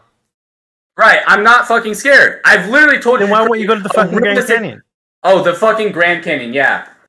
Create a more realistic fucking place. People go to the Grand Canyon every day. What are you So talking do you about? not think it's a real place? You don't know you live in fucking Michigan. You don't know the Grand Canyon is a real place, dude? What is wrong with you? It is a real place. And now you're fucking gaslighting. Good job. I'm Good not job, bro. gaslighting. You said it's not a realistic place. It's very real. It's a very realistic real. place to me. I can show you photos right now. Of course I can you show you wouldn't take photos on context at Google. concert. Here, I can show you. I'm showing the chat photos on Google right Um, now. You just said it's not a realistic place. Grand Canyon. We're gonna settle this right now. See who the pussy is. Of You're gonna, course. if it's You a would- real you would not place. take context of the Oh, conversation. if this is you a know. real place, dude, you're a mega pussy. You're You know a what? mega pussy. Fuck you. You're a bitch. Fuck boxing. I challenge you to a motherfucking fight. A fucking street fight. The first motherfucker to go All right, down chat. and Look not at get this. picked up Look at wins. this. Look at this. No This- fucking Look rules. what a pussy this no guy is. nothing. Fucking bare-fisted. I challenge you to fucking street fight. Yeah, I'm gonna post the stream link in chat. We're gonna see evidence here of the Grand Canyon's existence. That does look like a Grand Canyon. Like, what do you have to say to this? Hello?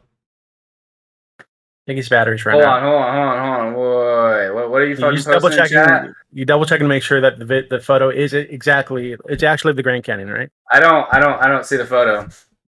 Okay, so if you click Did on you- the link that I just posted in chat, I want to post it again. I don't see a what link. you'll see there on the YouTube stream, which everybody should be watching and liking, by the way, is Okay, a so you're photo of the saying posting actual, like the actual real Grand Canyon. And once again, special pleading right there. You're fucking committing logical fallacies because you're a bitch. That's the. So like, why are you so scared? Why did you make up? Why did you deny the Grand Canyon? And then I showed. So you denied the Grand Canyon existed. I showed evidence it exists, and now you're bitching out again. What's wrong with you? Right, because I literally all I said was the Grand Canyon is not a realistic place to meet. And once again, you So are you're saying- bitching wait, out. so you're you saying are it's a- saying, So you you're are saying it's a saying- make-believe place to meet? You're saying I'm you gonna think it's sit there VR and- chat? and put like this unrealistic place to meet up for, you know, the So you think it's a make?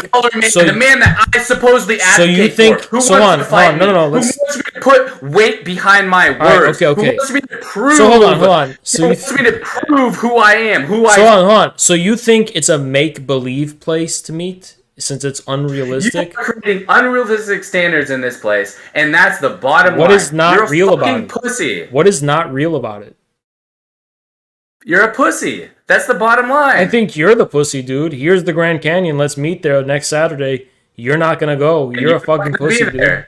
You're not gonna fucking be there. That's the bottom line. You're sitting here I'm ready creating to be there. unrealistic standards. You're sitting here I'm making ready. like. I could be there tomorrow, Of but course. I could be there tomorrow, but it has to be a You're weekend. ready. I can be there tomorrow. Of course you're ready. You're fucking ready. But it has to be a Oh, you weekend, can- according you to you. can be there tomorrow. Yeah, I'm there right now, so of course I could. Really? Mario, you can be yeah, there tomorrow. I think we've hit the wall. Yeah, I think Bowser wins this one, and Princess Peach is not sorry. going home with you, dude. You lost. Okay, next up. That was weird as fuck. Is Char. Char, you are unmuted. Go for it. That was entertaining to say the least. Thank you for coming on. Kind of the guy before that guy. Maybe this is a good lead-up question to it. But with a lot of things that you've discussed in the world today, modernity as a whole, is separatism a good option? Is like taking kind of your inputs into the overall zeitgeist. Is it a worthwhile option to think about, like taking your toys and going home every now and then, and maybe like withdrawing your participation in certain sectors of the economy or culture, things like this? Is this like a worthy form of protest? No, not as a form of protest. But as far as your personal, just like as personal advice, I think yeah, some separation. Just to like don't give them your mind. If you have to go to work, give them your effort and get compensated. Don't give them your mind. You don't have to fucking watch the latest Marvel movie. You don't have to care about all this shit that people force themselves to care about to feel like they're part of some social belonging. So yeah, I mean, in some ways, yeah, it's true. I think a lot of people force themselves to participate in shit they don't even want to just to feel like they belong somewhere. I promise you, just being lonely is better compared to that. No, I appreciate that input, but sometimes I wonder, like, And yeah, especially when you talk. economically, you want to be as Yeah. self-sufficient as possible. That's just like the goal. If as an individual, economically, you want to be as antisocial as possible, like away from other people as much as possible, being able to support yourself as much. That's the goal, right? Well, yeah, like one thing that comes to mind is when I was a kid, my parents were very religious, and they decided at one point that we weren't going to give Disney any of our money. We were going to convince everyone else also to not give Disney any of their fucking money, right? So I just think sometimes like stuff like this, and then really just the overall like the overall environment, things like coercion, like the excess amount of coercion in advertising and in education, and really a lot of the sort of like manufactured consent. Like I guess could we be getting to a point where like there is like more of a like not just a need for like a mental or spiritual removal, but like at some point like a physical removal, like I need to move out of LA and move to somewhere else. Well, something like LA, that. I mean, okay, yeah, I mean that's a different. You get what I mean? If you're not rich in LA, yeah, leave LA. I don't know why anyone is in LA who's not rich or famous in some way. And I trust me, I've gone to LA for 45 days. I'm going back there soon to spend time there. But I would never live there if I wasn't rich and famous. Yeah, I don't know. I mean, I think people need to have sovereignty as individuals. You need to have some level of dignity in your life where. But do you go extreme and go off the grid completely? No. But I mean, if you want, I guess, if you need to, but I've never felt that need.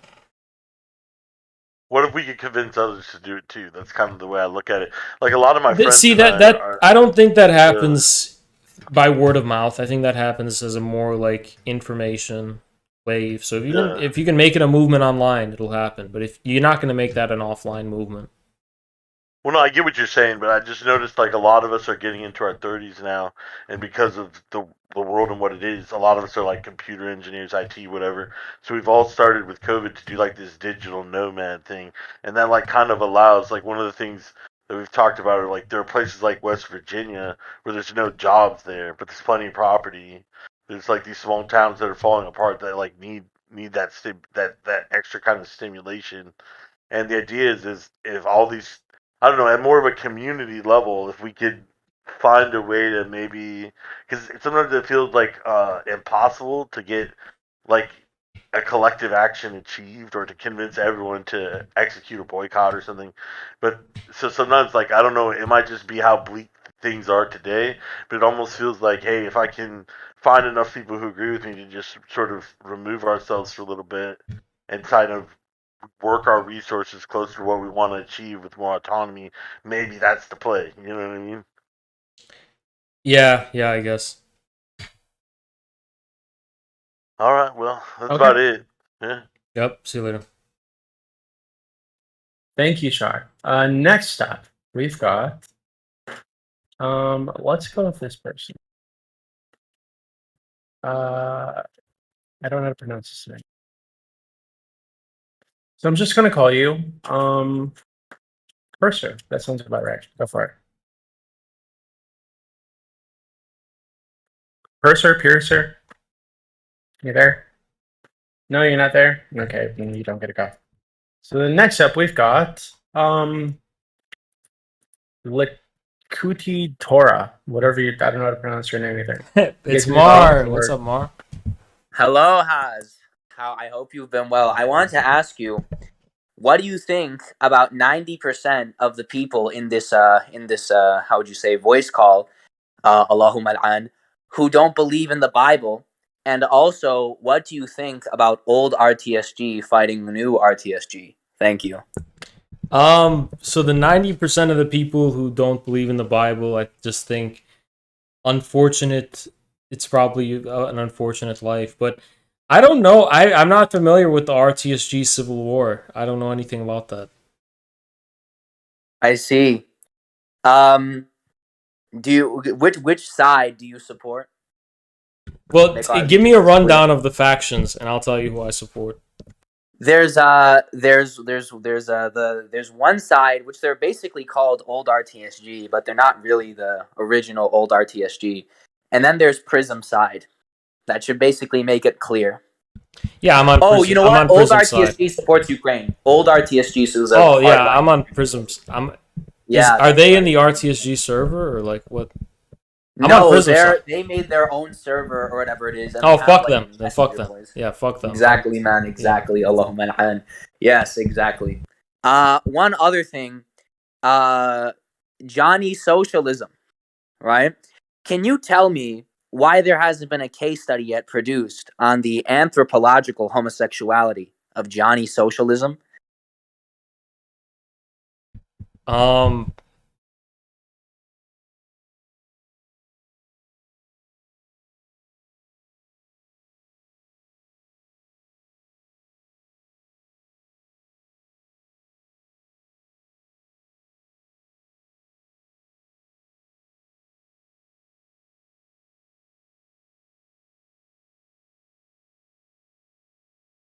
Good talking. Great, thank you, Mark. Okay, next up we have Zonda. Zonda, as soon as I find you here, you'll be on the. Yo, Doobie, can you check your DMs really quick? Not yet. Give me a second. Okay, Zonda, go for it. Yo, Doobie, unmute Tatsui, RD, No. and Eagle right now. That's why you wanted to. Ask your fucking question. Eagle, unmute them right now. Do you have a question, like actually? Yeah, my question involves those three. No. Just you're gonna have to be by yourself. Come on, bro. Be a Please, big boy. Ask your own please. question. Please. Okay, we're gonna move on to somebody else then. Wait, Next okay. up- Okay, hurry up. Yo, Haz, you disgusting, filthy bitch. Why are you such a bitch? Ask the question. Why are you such a bitch? You sound like a text. Why to are you speech. such a bitch, you stupid dumb bitch? Why are you such a bitch? Answer the question. You sound like a text Stop to dodging the speech. question, you dumb bitch. Answer the question, you fucking retard. Okay, thank you, Zonda. Yeah, I appreciate yeah. this. It sounds like great a text to question. speech, bro. Okay, so we're gonna go with Orange. Orange, go for it. Hey, can you hear me? Yeah, we can hear you. All right, good. My original. All right, what's the question? So I have a question about when you talk about when you talk about Iblis and what's his name, Descartes, right? Yeah. And you said that Iblis's sin is essentially what Descartes did, right? Yes. And earlier now, I heard you say essentially that stupidity is arrogance, if I was to sum it up. Yep. Yeah. So you would agree that arrogance, idealism, and stupidity are part of the same like phenomenon, right? Yeah. And evil. All right. Yeah. I'm just clarifying this because I heard you essentially say that Marxism leads to Islam, right? I think. So- Yeah, it can. Yeah, it can. Yeah. Does it always? Probably not, but not it can. Yeah, not as like a set of rules, but as in like a way of or viewing, I guess, the world around you. Yeah. Yeah. So I have a question about the specifics. Do you think it is necessary to like literally believe the stories actually happened to call yourself a Muslim?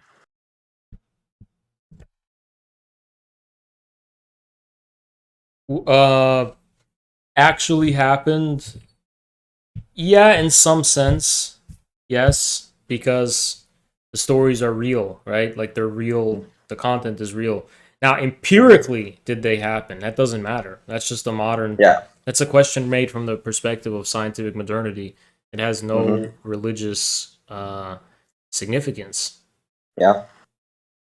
So, for all intents, if purposes, yes, it happened. So it's, if I'm getting your point, the actual like content and ideas and the point of the story, basically, you have to accept. But like the idea of did it literally happen as it like is? I think that question is a modern scientific one, and it's not religious. It's not religiously relevant. Is unimportant, basically. Yeah, it's unimportant. Yeah, because it doesn't change the actual like I guess content or the moral of the story. Yeah. Yeah. That was it. For sure. Okay. Next up, Goth. Goth, go for it. Hello, can you hear me? Is my mic working? All right, yeah. So basically my question is like the biggest divide I think between like the East and the West, or just like Western brain thinker versus Eastern brain thinker, is like, as you know, Western brain is more like analytic brained, and then Eastern is more continental. And my question basically is like, do you think we should like try and bridge this gap and like unite with like, I guess, the Anglo brains, or like do we I wouldn't define the division in that way, actually. Well, okay, like, wait, really quick, to give like an example. Like, for example, Biden is not reading you know, anything that's dialectical. If he's reading any philosophy, he's reading like Keynes. No, I mean to say, I think the West is also dialectical. The Western Enlightenment and Western modernity, those thinkers are Western. They're not Eastern thinkers. They're Western thinkers. So I do think the real division between East and West, to me, has more to do with maybe to simplify it, right? These are geographical terms. They're about direction. Yeah. So if you want to simplify it, and just as a I don't know what you call it, a hermetic device, it's about the direction it's about what direction flows as far as the individual and the universal community is concerned, that the individual finds himself in. So in Eastern societies, it seems like individuality flows in the direction of universal community. And in the Western society, it seems like the contrary is the case. Universal community is just the premise for individuality. And then the individual flows in the direction of, depending on how you want to look at it, nothingness or divinity or the abyss, or like, it's an existential question. Individuals are faced with this question: what is the meaning of life? What is the meaning of being? All that kind of stuff. It's a question, right? So you take the community for granted as a premise, and then your action and your activity is oriented toward like the outside as an individual. Like, I'm an individual and I'm faced with the question, what is the meaning of life? All that kind of stuff. Whereas in Eastern society, it seems like they already have like a meaning, or exactly, like a purpose or a direction. Precisely. In Eastern societies, it seems like the direction the individual's toward is an already existing. So do you think we can make that compatible in the West, or like we have to like go a more individualistic route? Because like, for example, democracy is obviously, well, I don't know on your belief on this, but I feel like, in America, if you just talk to any average conservative, their like biggest values are like life, liberty, pursuit of happiness. So I think one of the great things about the hermetic device of East and West is that the world wraps around.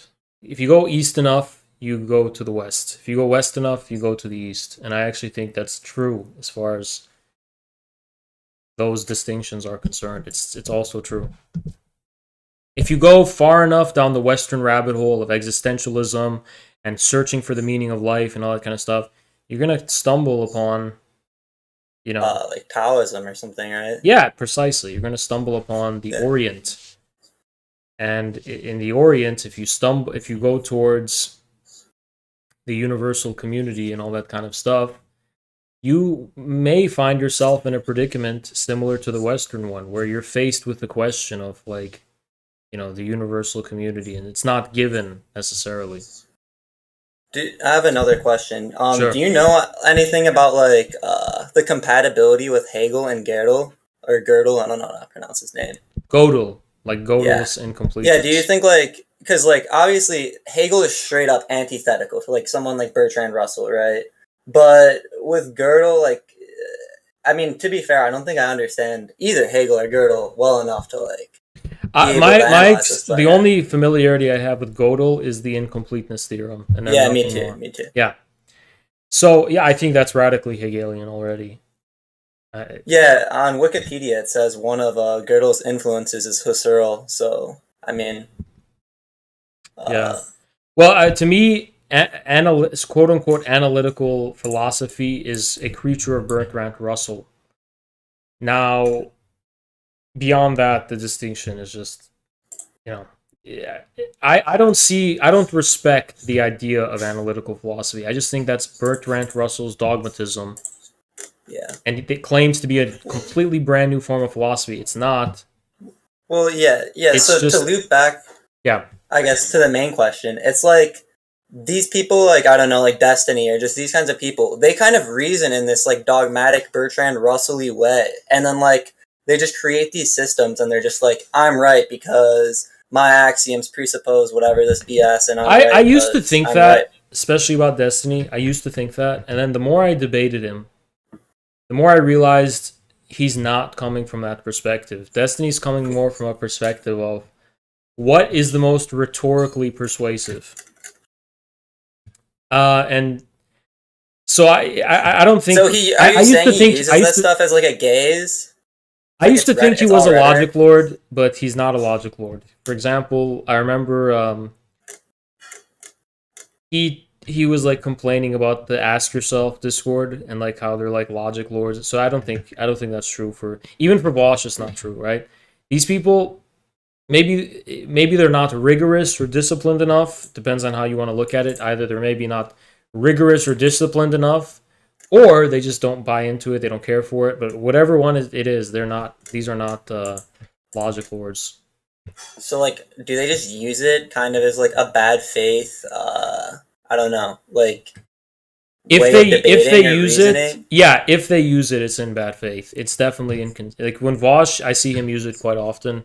That's all bad faith. Yeah, he like, for example, he'll try to use formal logic as like a cudgel, even when the application of formal logic would be inappropriate in context, because no dogmatic axiomatic premise is being supposed. Without an axiomatic premise, formal logic is meaningless.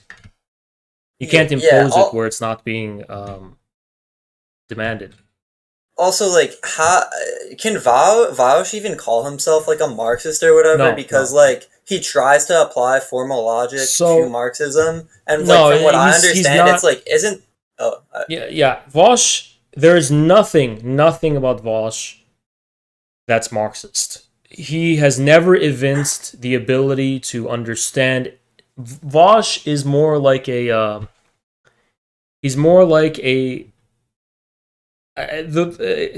extent of his socialism is just like turbocharging the Democratic Party.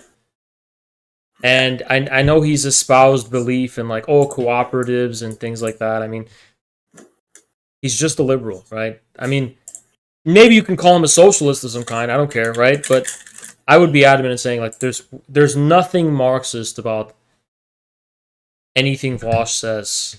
I couldn't like, I know people try to make these like prejudices about what Marxism is. Like, oh yeah, Marxism is like we're Well, the workers versus the capitalists, and these like vague generalities that are in no way unique to Marxism at all. And so, but I don't see what's Marxist about anything Vosh has ever said before. Like nothing, right? Yeah, well, I was gonna try to debate him like last time he was in here and ask him like how he could say he's a Marxist. And what I was like saying in my head is like, wouldn't he just call himself like a revisionist or something? Like, wouldn't that be his No, argument? I mean, look, if he was challenged I'm on trying it? to say like there's no context that would establish him as a Marxism is about some very specific stuff, right? Marxism is like, okay, do you Yeah, care I think about you need like Hegel. do you care about political economy? Are you a capitalist? Are you a scholar of capital? Or conversely, are you interested in understanding, you know, the significance of the proletariat and the party form and the questions of these things, right? Like that's where Marxism is going to be more relevant. So understanding actual class analysis. Now, Vosh and socialists like him in BreadTube don't engage in class analysis. What they do is they posit class as a matter of principle, right? The principle of owning means of production versus the principle of not having means of production. And the significance of those is based on principles. It's not based on their actual relevance in the real world. Because in the real world, social formations are not distinguished on that basis. It's not enough to understand the complexity of social differences and class differences in America today on the basis of who owns and who doesn't own means of production. Why? Because formally speaking, even CEOs don't own their means of production. Fucking LeBron James doesn't own his means of production. Yeah. So like that's not a useful way to understand the actual social differences responsible for different political outcomes and electoral patterns in the United States. It has no utility except as a matter of principle that we should be able to democratically decide how the factory or how our workplaces are run. So for them, classes are based on that moral principle, not based on any objective significance in reality, but based on the moral principle that for whatever reason, workplaces should be turned into emergency Among Us meetings, and we need to like vote about toilet paper and things like that. And in the absence of that moral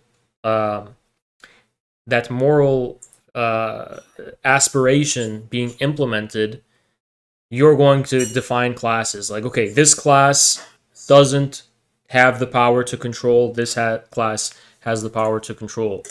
But the only relevance of the classes is, again, that moral aspiration that's arbitrarily contrived. So no, it has nothing to do with Marxism at all.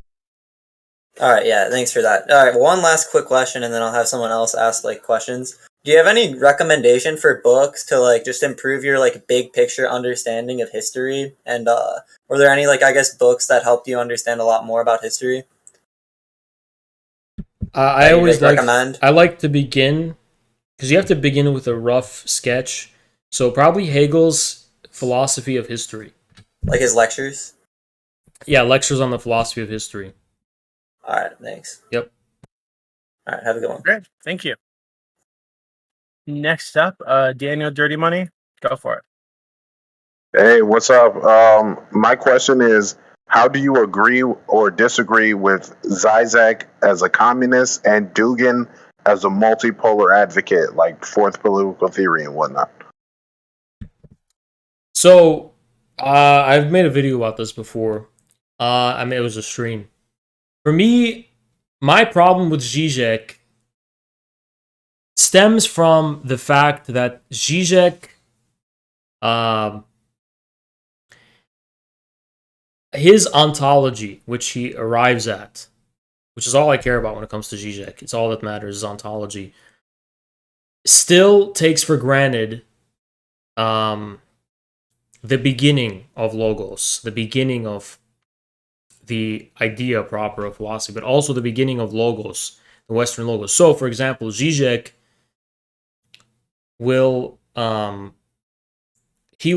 ascribe to the status of nothingness something that is only nothing from the perspective of logos, right? When he says less than nothing, when he says negativity, when he says the negation, from a Duginist perspective, this negation is only a moment in some already reconciled positive being. But the reason Zizek cannot recognize that kind of being is that it's not being posited from the perspective of logos, perspective like not just Cartesian cogito, but logos, right? Western logos proper. For me, Dugin as a thinker, tries to go, like Heidegger, tries to go back to the beginning, the premise of thought, right? Zizek, rather than deal with the question of beginning and premise, deals with the question of relation. Once we take the beginning of Western philosophy for granted, what are the very intricate relations? The logic, like defining relations between identity and so on and so on. So that's my understanding. Okay. Dugin's a much broader thinker, right? Zizek is a more specific thinker. That's a way to put it. Okay. Have you read The Great Awakening versus The Great Reset by Dugin? Unfortunately, no, I haven't read it yet, but I'm meaning to read it. Okay, I just read it. He's basically saying like the Great Reset is like this big liberal project to, basically enforce globalism and the unipolar system. And Dugin is a big advocate of the multipolar world and fourth political theory. Correct. And he calls like the Trump supporters in America as part of the Great Awakening, and he's against like the globalist liberals. Like, what are your thoughts on it? I more or less agree with Dugin fully on this front. Okay. Yeah, me too. I read the book. I thought it was based like shit. Like the Zizek the Zizek conversation there it's a little bit too philosophical for me, because I'm not even that deep into it. Like, because I just watched this YouTube video of Zizek. He was doing like an interview, and he said something. He said, wouldn't it be nice if like the left would advocate for family values instead of just countering that with LGBT rights? And so you consider yourself a communist. How do you Yeah, I think Zizek, he said nice, good things, right? We're just talking about cultural whatever stuff. He said good things, but ultimately, Zizek is politically, he's a liberal. He's aligned with the globalists, ultimately politically. Now, I have great respect for his philosophy, his ontology, that complicated stuff. But when ultimately where he's coming from is pro-liberal, the quote-unquote liberal freedom, right? Okay. So that's ultimately where he's coming from. Every time he says things like that, it's just to provoke, critical thinking. But it's not necessarily because he's not against the LGBT movement. He's just critical of how that movement can lead to contradictions that undermine its own basis. So Zizek is ultimately a defender of Western European historical teleology. Like, Western Europe is the culmination of history for him. Okay, so I read Ride the Tiger by Julius Evola and went down the radical traditionalist rabbit hole.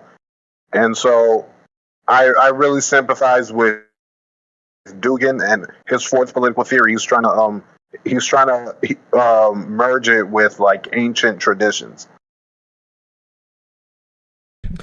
Yeah. But Dugin is coming from a crucial Russian perspective. So any influence Dugin is getting from Evola and the rest, he's still not going to be considering inadequate and outdated in many ways. I'm saying I'm influenced by Evola, but Dugin in his fourth political theory, he wants it to be like multipolar. So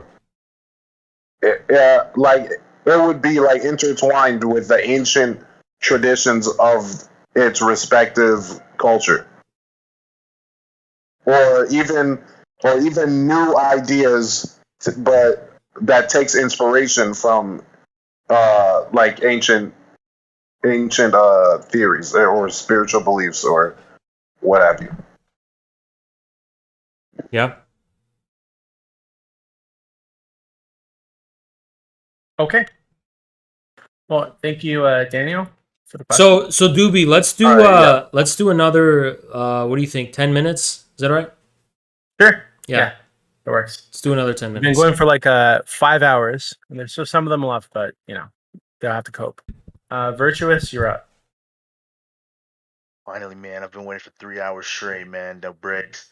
Oh. So, man, I like you, man. You're saying a lot of good points, but I have a very genuine question. Where do you think morality comes from? Give me a second, all right?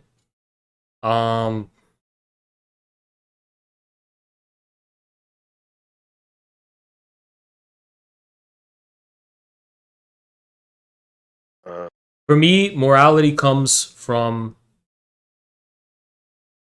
being. So morality for me is something real, eternal, and coming from a sacred reality. Now, I say being. If you're religious, you're going to say God. But the reason I won't say God outright is because oftentimes people sometimes mean that in a very naive way. But for me, morality comes from something real, not something made up. So would this mean that it's objective and rid of all subjective interpretation? No, because paradoxically, our subjective interpretations also are dictated by an objective law and an objective reality. Why we have the subjective interpretations we do is because of a more fundamental and objective reality. No, so what you're saying is that we have objective morality, but it's just because of being, is what you're saying. Roughly, our morality is a fact of our being, if you want. A fact of our being. So, like, there is no such thing as objective morality because if it's a fact, No, it is objective. well, then if it's objective, how could my being of morality be different from yours? Whose is correct? Because your being, I would say, is not only your individuality. Part of your being is that, for example, you're part of a community, you're part of a history, you're part of a people, and you're part of a reality. Yeah, I do not disagree with these things. So, what you're saying, if I could be exactly clear to get a clear statement here, is objective morality exists, correct? Yes. Could you name me like one objective? Like if I did it, I would be objectively good. Can you name me one thing? So that would be a normative judgment by me, right? Morality is not suspended objectively in that way. So, for example, if you were to do something like, let me put it this way, just to avoid confusion, it would be objective to you. It would be objective for you, I mean. If you, for example, let's just do the classic, do unto others what you want to do to yourself, right? If you, like, push an old lady down the stairs or some shit, that would be objectively immoral for you. Well, how? Because of the do unto others, do unto yourself thing? Because if morality is about the relation between your will and some higher good, right? Something more than just your will. You agree with that, right? Morality is about a relation between your decisions and what is animating those decisions, which clearly must be beyond this. Decisions aren't made in and of themselves in a vacuum, right? There's something responsible for them. There's something that defines the nature of those decisions outside of the decisions themselves, right? Yeah. So if that's true, then it's kind of like a Kantian whatever categorical imperative. It's like you have done something that I could not imagine is compatible with any possible good, right? Any possible good that has any reality outside of that decision. Yeah, I understand what you're saying. And like I know there's like a lot of like holes in this specific example. Like, oh, what about this circumstance? But like I'm just very broadly, right? Do some shit like do something that is very clearly radically incompatible with like the reproduction of any socius, right? Yeah. So like, let's say I'm in a forest. This is my last question, by the way. But let's say I'm in a forest and I haven't eaten in 2 weeks, and I kill someone to survive. Is that immoral? Why do you want to survive? Nah, I mean, why would I want to survive? Or like in this hypothetical, why is this guy wanting to survive? The guy, like what's the purpose of his life? He has two daughters at home, but the guy he killed also has 2 daughters at home. I see. So he wants to take care of his family. And he's in the woods, and his only shot at survival, and therefore saving his daughters, is killing this person. Yeah, but he's also taking away that person's 2 daughters from having a father, basically. Would he be in the right because the guy's not sharing food with him? This guy, hypothetically speaking, the same is true for him. He's also starving. No, so there's 2 guys in a forest, right? One has a lot of food and it isn't sharing, but they both have no way out. But another guy hasn't had food in 2 weeks, so he kills the guy with a lot of food. Is he not sharing out of necessity, or is he not sharing because he's an asshole? He's just not sharing to be a weirdo. Oh, fuck him. Yeah, fuck that guy. Yeah, so it's a moral act to kill him. To save your daughters? Yeah, I do think so. Yeah. All right, that was my last question, man. Yeah. Sure. Wow. So I have a question. We only have like 3 minutes left. Yeah, for sure. My question is, what do you I'm really curious because we spoke to a lot of people today, unfortunately. And I noticed something like a pattern in the people that were coming on. Typically, the people that were like very against you were people that had like anime profile pictures, very soy voices.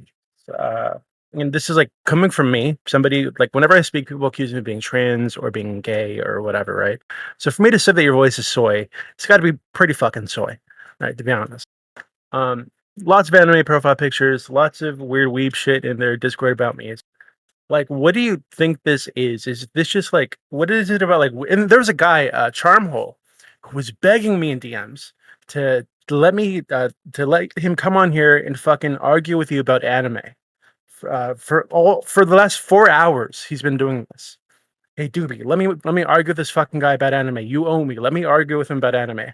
Like, what is this crossover with these weird soy beta cuck bitch lefties, quote unquote, and weeb shit in anime and lolly porn? Like, what is this like? How does that happen? I think the common denominator, well, that's probably not the deepest cause. The deeper cause we'd have to go investigate further, right? But at least at face value, we're definitely dealing with an extreme deficiency of testosterone levels. The fascination with anime profile picture clearly evinces either a pedophilic form of sexual attraction or a form of sexual attraction that is not driven by an actual like sufficiently male drive, right? Like the more T levels you have, the more you're probably going to be attracted to like people who are much more mature and womanly, right? Whereas if you're kind of like have these low T levels, you're going to have this fixation on you're gonna have this weird fixation on cuteness, right? That makes you a creep and a pedo, right? Women love cuteness, right? But when a man does it, it's really creepy because men are also aggressive and creepy and shit. So yeah, it's like you're gonna like the cuteness factor more. And why do those people hate me? Why do people with low T generally have a problem with me? I think it's a Freudian type of resentment where they feel like I'm taking their manhood away. So I remind them of the fact that they have no manhood, and then they think, oh, he must be taking it away from me, right? So that's where all the resentment comes from. Well, in reality, I'm not taking anything from them. They just are bitch made or have chosen. It's like you're holding up a mirror to what they're not, what they should be. But what Yeah. It's like they have this. It's like they had to see me as a father figure. I have a big beard and shit. Like they see me as like this father who they hate and resent so much because I'm in a Freudian way. I'm castrating them, right? That makes sense. Yeah, I hadn't thought of it like that. Well, Haz, thank you very, very much for coming on and staying on with us for so long. I had a great time. I hope you did too. Oh yeah, thank you, And dude. I know, I had a great time. Yeah. Yeah, we always appreciate you coming on. So anytime you want to, I don't want to pester you too much, but No, for sure. It's a lot of fun. I have a lot of fun. It's a lot of fun. Awesome. Well, yeah. Have a great night. You too. Thanks again for coming on. The rest of you, I'm going to do something really fucking dumb and unmute you in the chat. So when that happens, you'll be able to speak. You just need to leave the channel and rejoin, and you can be really mad about Haz beating up intellectually for the last 5 hours. All right. I'll see you later, Dewey. Appreciate it. All right. So guys, there's a few things I want to show you. And I was going to kind of make a video about this. So tomorrow we're going to react to that CPUSA video. But I did want to show you guys some things. Hold on, give me a quick second. Give me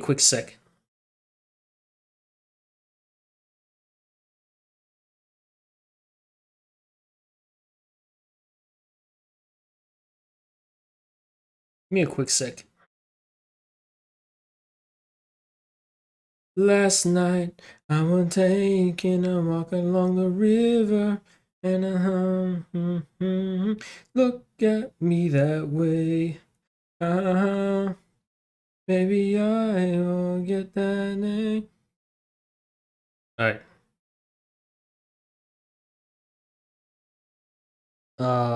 Yeah, we're gonna react to the CPUSA video tomorrow. However, I do have something to show you guys. By the way, I had so many donations that I couldn't read because I was in the middle of talking, and I'm so sorry for that, guys. I'm so sorry. Have you read The Great Awakening vs. Great Reset by Dugin? I have not. Thank you for that. Daniel, hold on. Icy, Anglo Serpent can't get straight to the point. Facts. Oz, you were acting like Vosh. You caused this conversation to go on much longer. Okay. Chris Morlock, I was not able to get to a lot of your... NSLs do not require prior approval from a judge. That's what I thought. Oz, you're being extremely bad faith using the tricks of Wash. Chris Morlock, thank you for that. Oh, thank you, W11. Appreciate you, man. Chris Morlock. Mainway, Media Monitoring Servers, Muscular, Mystic, Nation. Yeah, he's listing all those. Chris Morlock, sorry I didn't get you, man. U.S. Government Mass Surveillance Programs, Boundless Informant, Bull Run, Carnivore, Comprehensive National Cybersecurity Initiative, DCSNet, Fairview, Financial Crimes Enforcement, Ice Reach, Magic Lantern. Spectre Discord, server to watch the NSA Defender get destroyed. Based. Janar, Headstrong, based, man. Free Palestine from Drake, thank you, man. JC Denton, let's go. Appreciate you. All right. I think that was all the donos. Okay, so there's something interesting that's happened.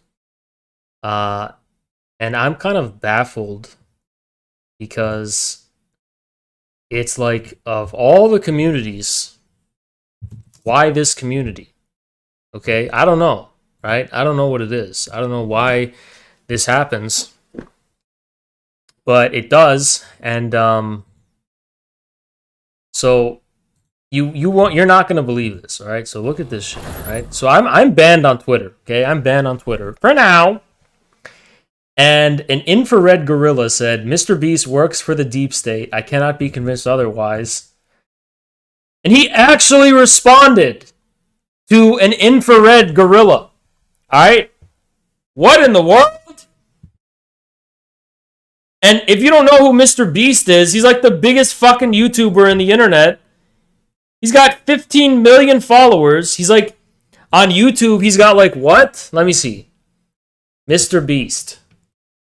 This is easily, 104 million subscribers, all right?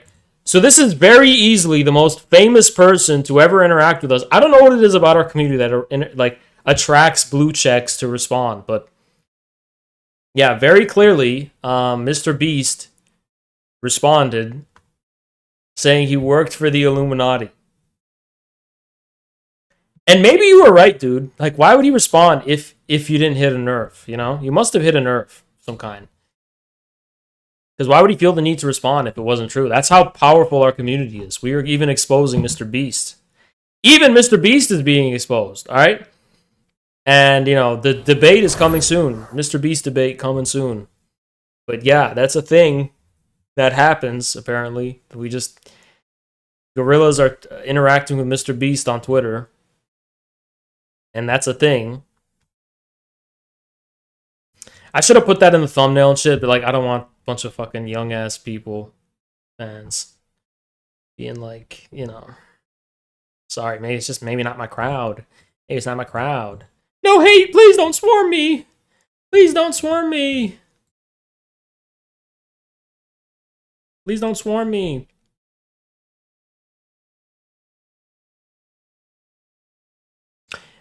Look into the angel eyes. One look and you're hypnotized. Even if you're lying to those eyes.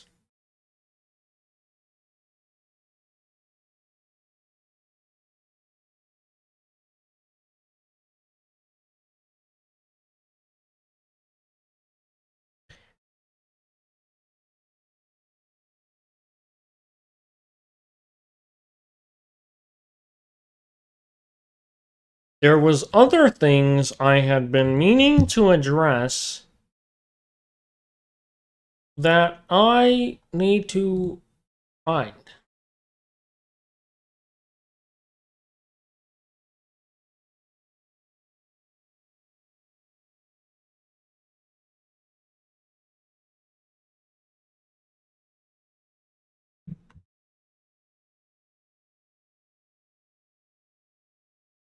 Beast. Mr. Beast is a modern Edward Bernays. Thank you so much, Diogenes. And I forgot who that is. I forgot who Edward Bernays is.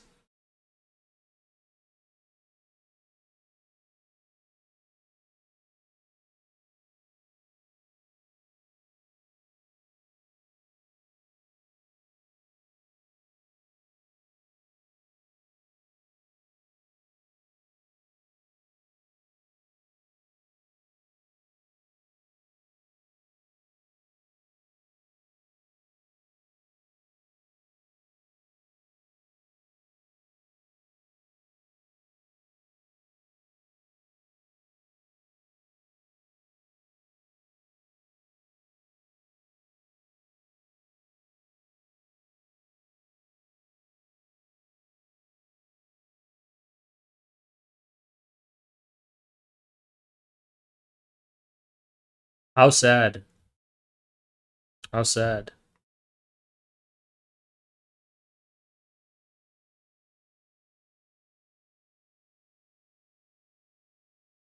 How sad.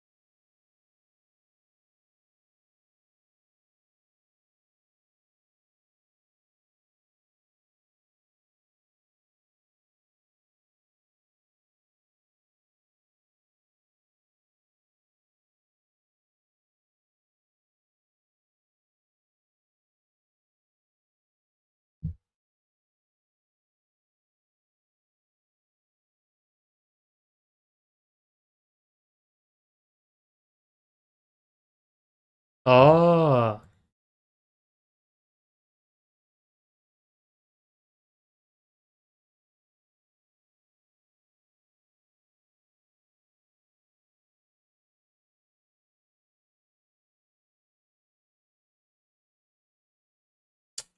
I see. I see. But I just forgot what I was going to show you guys. Actually, we should probably react to the CPUSA shit. Why not? Why not? No, we'll do it tomorrow. We'll do it tomorrow. We still have stuff to do, though, today. But, oh, by the way, guys, join my Telegram. Just go in the description. Go on my YouTube description. Join my personal Telegram. It's fucking lit as fuck. And it's so fun. It's so fun, and it's just... It's even more big brain than my Twitter. Okay? It's a lot of fun. So check it out. Or face the penalty of missing out.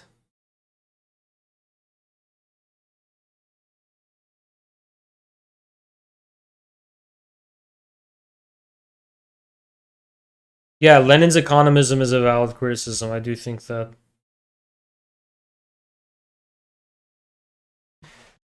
So fucking based. Okay, guys, if you don't know this, I'm going to promote this more. The Schiller Institute Conference is going to be October 15th, not October 8th. It's going to be in Manhattan, Saturday the 15th, 10 a.m. to 5 p.m. And look at the lineup. Look at this incredible lineup. Build a new paradigm, defeat green fascism. Look at this lineup. Fucking based, right? Right? And I'm going to be there. Hooray! Hooray. I will be there. Hold on, give me a moment.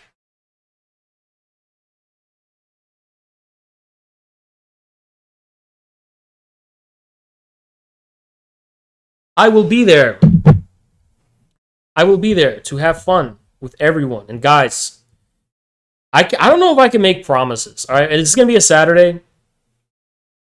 It's going to be a Saturday. That's going to be a Saturday. So I don't know if I can make promises. No, I am going to promise something.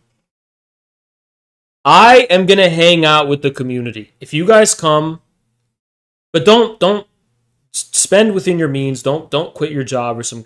I don't know how people are on the internet. I know there's some people that love me a lot, but don't be reasonable, right?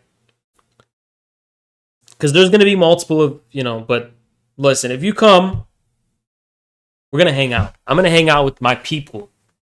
Because there wasn't enough infrared people at the CPI conference. Or if there was, you guys were scared to approach me.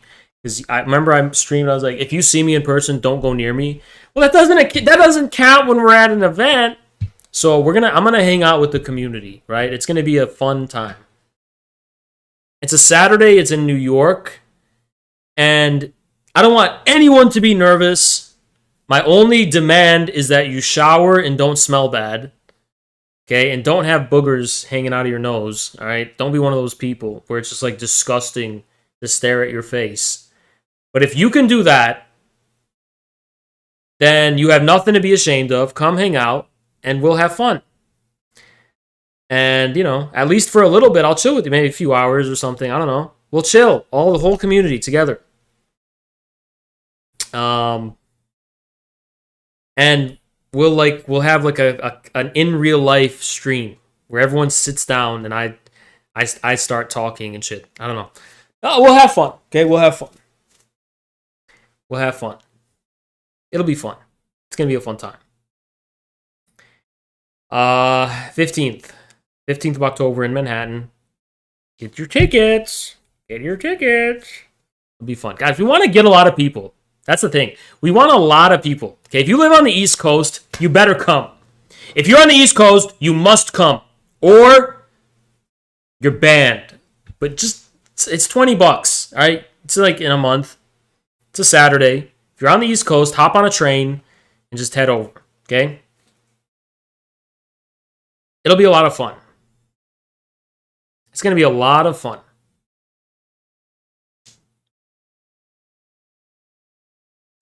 And I'm going to LA in Oh, I was gonna go to LA this week, but then I'm told by Jackson UCLA is not opening till a few weeks. So what I'm gonna do is I'm gonna go to LA late this month, at the end of this month, probably like the 25th or something, and then I'm gonna stay in California until after TwitchCon, because I'm gonna be going to TwitchCon, but I'm not going to TwitchCon. I'm going to the TwitchCon parties and TwitchCon gatherings and shit. And why am I doing that? I don't know. I'm doing it to have fun.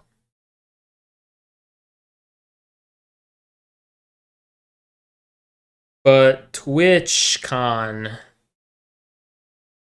is going to be great because it's going to be masked and vaccinated. So I'm not missing out on anything. All right, I can't go to the in-person TwitchCon event, but I'm going to be going and I'm going to be chilling with Zerka and other TwitchCon people. And maybe Slicker will be there. I don't know if he's going. I'm not sure. I am not sure. Guys, did I? Thank you, Daniel. Appreciate you. Thank you for the great chat. When you coming to LA? In a few weeks, maybe 2 or 3 weeks. Probably 2 weeks. Soon. I'm not going to Michigan this week anymore. I was gonna go this week. I'm not going anymore. Maybe I'm going next week. Next weekend, maybe. Maybe not.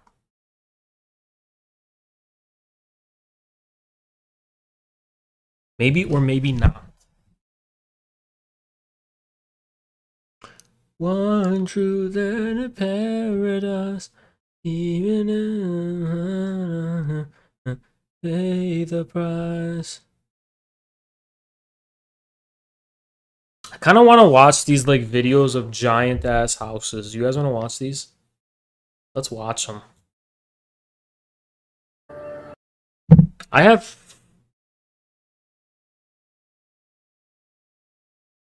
Okay, it's not gonna be a while. All right, let's watch this video about this fucking billionaire home. I don't want to. I'm not gonna sneak it. Actually, if I wear a mask, I can go to TwitchCon. If I wear a mask, I can. I'm not gonna do it though. But yeah, hypothetically, I would. But why? For what? You know? For what? I only know like a few people on Twitch.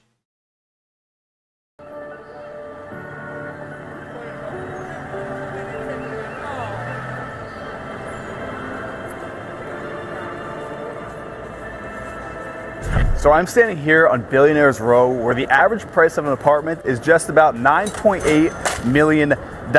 In this video, I'm going to show you what it's actually like to live here on Billionaires Row in New York City. Now, Billionaires Row is a set of ultra-luxury residential skyscrapers constructed or still in. I had a dream that I did confront Hassan in real life, but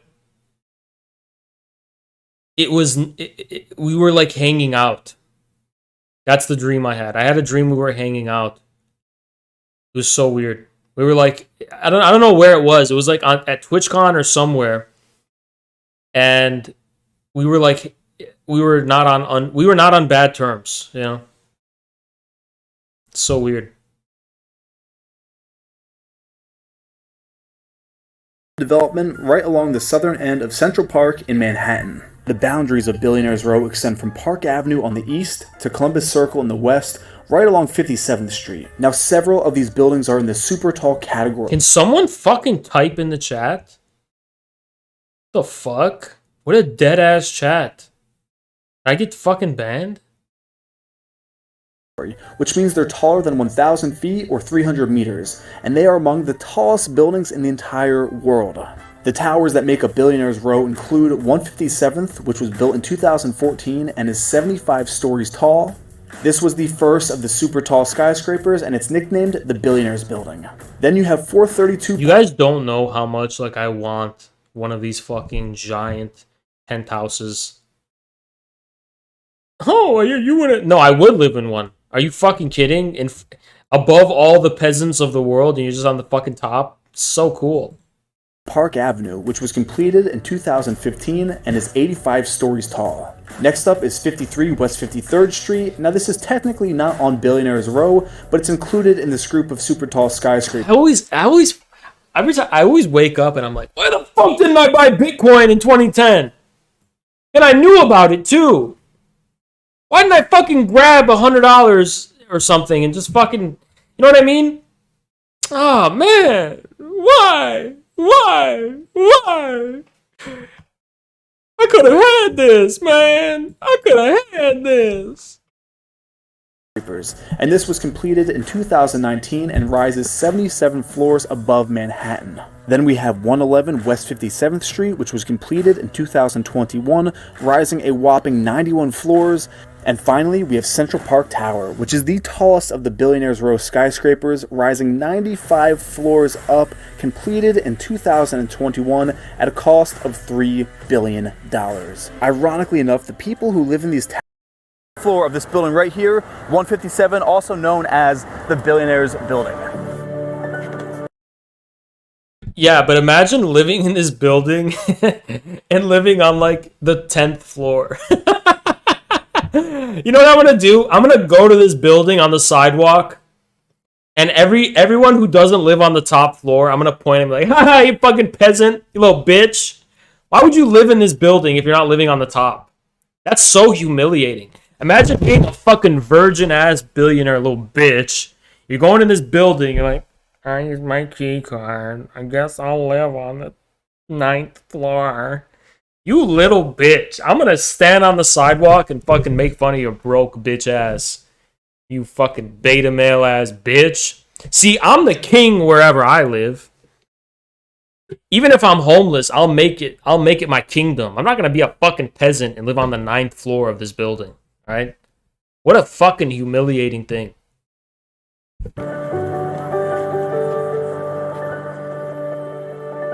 So welcome to Unit 45C. Now this apartment was going for $16 million. The price has been cut down to $13 million. So this is as close as you get to an average apartment. And mind you, it's all relative. Average apartment here on Billionaires Row. Some stats on this apartment. What a fucking peasant. What kind of peasant lives in this shithole? It has 4 bedrooms, 4.5 bathrooms. It's not even on top. It's 3,400. Oh, wow. Nice. Yeah, if I just went in this room and I just started spinning around like a Beyblade, everything would fucking shatter immediately. 66 square feet of enormous luxury living space here on Billionaires Row. So come on in, and entering this apartment, the first thing you see is floor-to-ceiling window with a view of Central Park, and this is why this apartment costs $13 million. Oh yeah, $13 million to see this free house. What does this even fucking say? What is this Essex house? A beautiful sight. This ugly fucking cockroach motel shithole, right? What a beautiful sight, dude. That's totally worth $13 million. What a fucking peasant. Look at this peasant, dude. He looks out his window and he has to see other people out the window. What a fucking broke bitch. What a broke fucking pussy. You have this sea of green that is Central Park. Now here in the entryway, I want to point out that all the staging in this apartment is by Covet House. You have this awesome street lamp coming out of this full-length mirror here. So come on in from the... That's literally a crack den. The fuck is this raggedy, bloodborne, fucking boarded up crack den? Fucking syphilis den, fucking Spanish flu, boarded up, fucking sick place of dusty sickness and rugged down, broken down, World War I collateral damage type of fucking artillery collateral damage, fucking war-torn ass, fucking bunk ass, fucking shit. Why the fuck would you have this? The entryway, you have your guest wing off to my right. As you cut in front of me, this is your gallery hallway here in this $13 million apartment on Billionaires Row. And we're just going to go to the main attraction. We're going to come back here and go through all these rooms off this gallery. Yikes, can you just not be Satanist? Hallway. Can you just have like a nice painting? But welcome to your great room here in 157. The hallway's the biggest waste of space of all. Why would you have a big hallway like that? The 45th. You could that whole hallway could be 5 rooms if you use the. What an ugly, inefficient use of space. Or check this out. Am I supposed to be in... Look, honestly, you couldn't pay me to fucking live here. Look how ugly this background, look how ugly this view is. This is the most hideous, ugly view I could ever fucking imagine.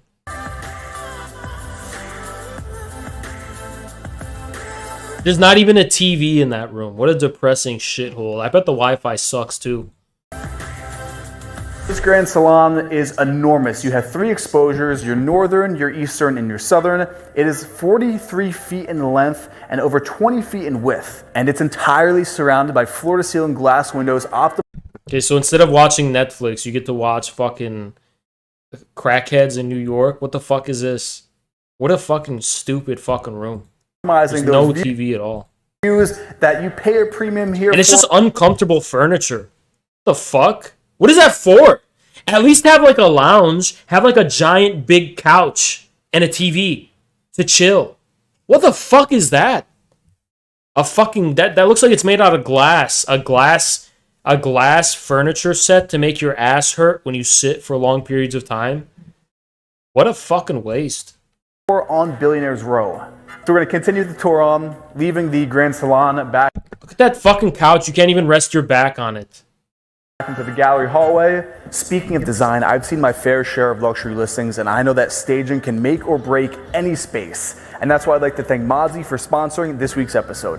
Now, Mozzie is an online Mozzie style quiz. To shut this off, in case you are having a chef in here properly preparing your meals, taking up the majority of the real estate here in the kitchen, you have this granite island which has the waterfall edge. Here is your dual Sub-Zero refrigerator. This is the most mediocre kitchen I've ever seen in my life. Combo. I mean, just look how beautiful this is. I love a nice kitchen. You can really appreciate a nice kitchen. That literally looks like a random ass kitchen in Detroit, Michigan. That's the most random shit I ever seen. And then you have your refrigerator drawers below, again, dual on either side. Making our way down, you have your wine storage here. Let's actually pop this open. Oh, alcoholics will love this. Ooh, nice and chilly in here. Then you have your Miele suite here, your cappuccino maker, your oven, storage above and below. I want to point this out. You actually have your outlets built into the side of the island here, so they're out of way, they're out of sight. No one really likes outlets in a place like this. And then additionally, along this far back wall, you have the granite on the backsplash. This is ugly. This is ugly. The countertop. You have your whole Miele. You know why I'm saying it's ugly? Because I was looking at Miami homes in Miami fucking billionaire places. Wow, it's so much better. Who the fuck would live in New York in this shithole? Suite here, so a 6-burner cooktop with, I've never seen this, and comment down below if you know what this is. I believe this is a charcoal grill. I'm actually not quite sure. So comment down below if you know what that is.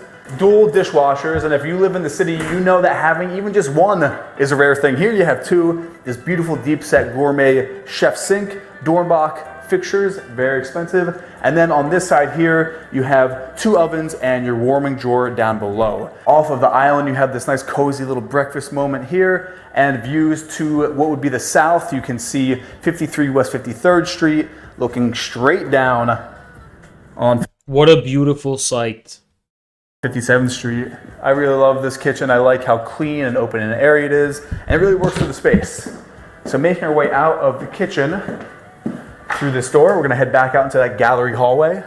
Off to the left, we're now going to make our way down the space. Again, this whole home has smart tech built in. Off to the right here, this would be the owner's wing here in this penthouse. I'm going to keep this shut. You have closets on either side, and then an additional closet ahead of you. And if we make the corner and turn to the right, this is the owner's bedroom here in 157. Could you imagine waking up? What?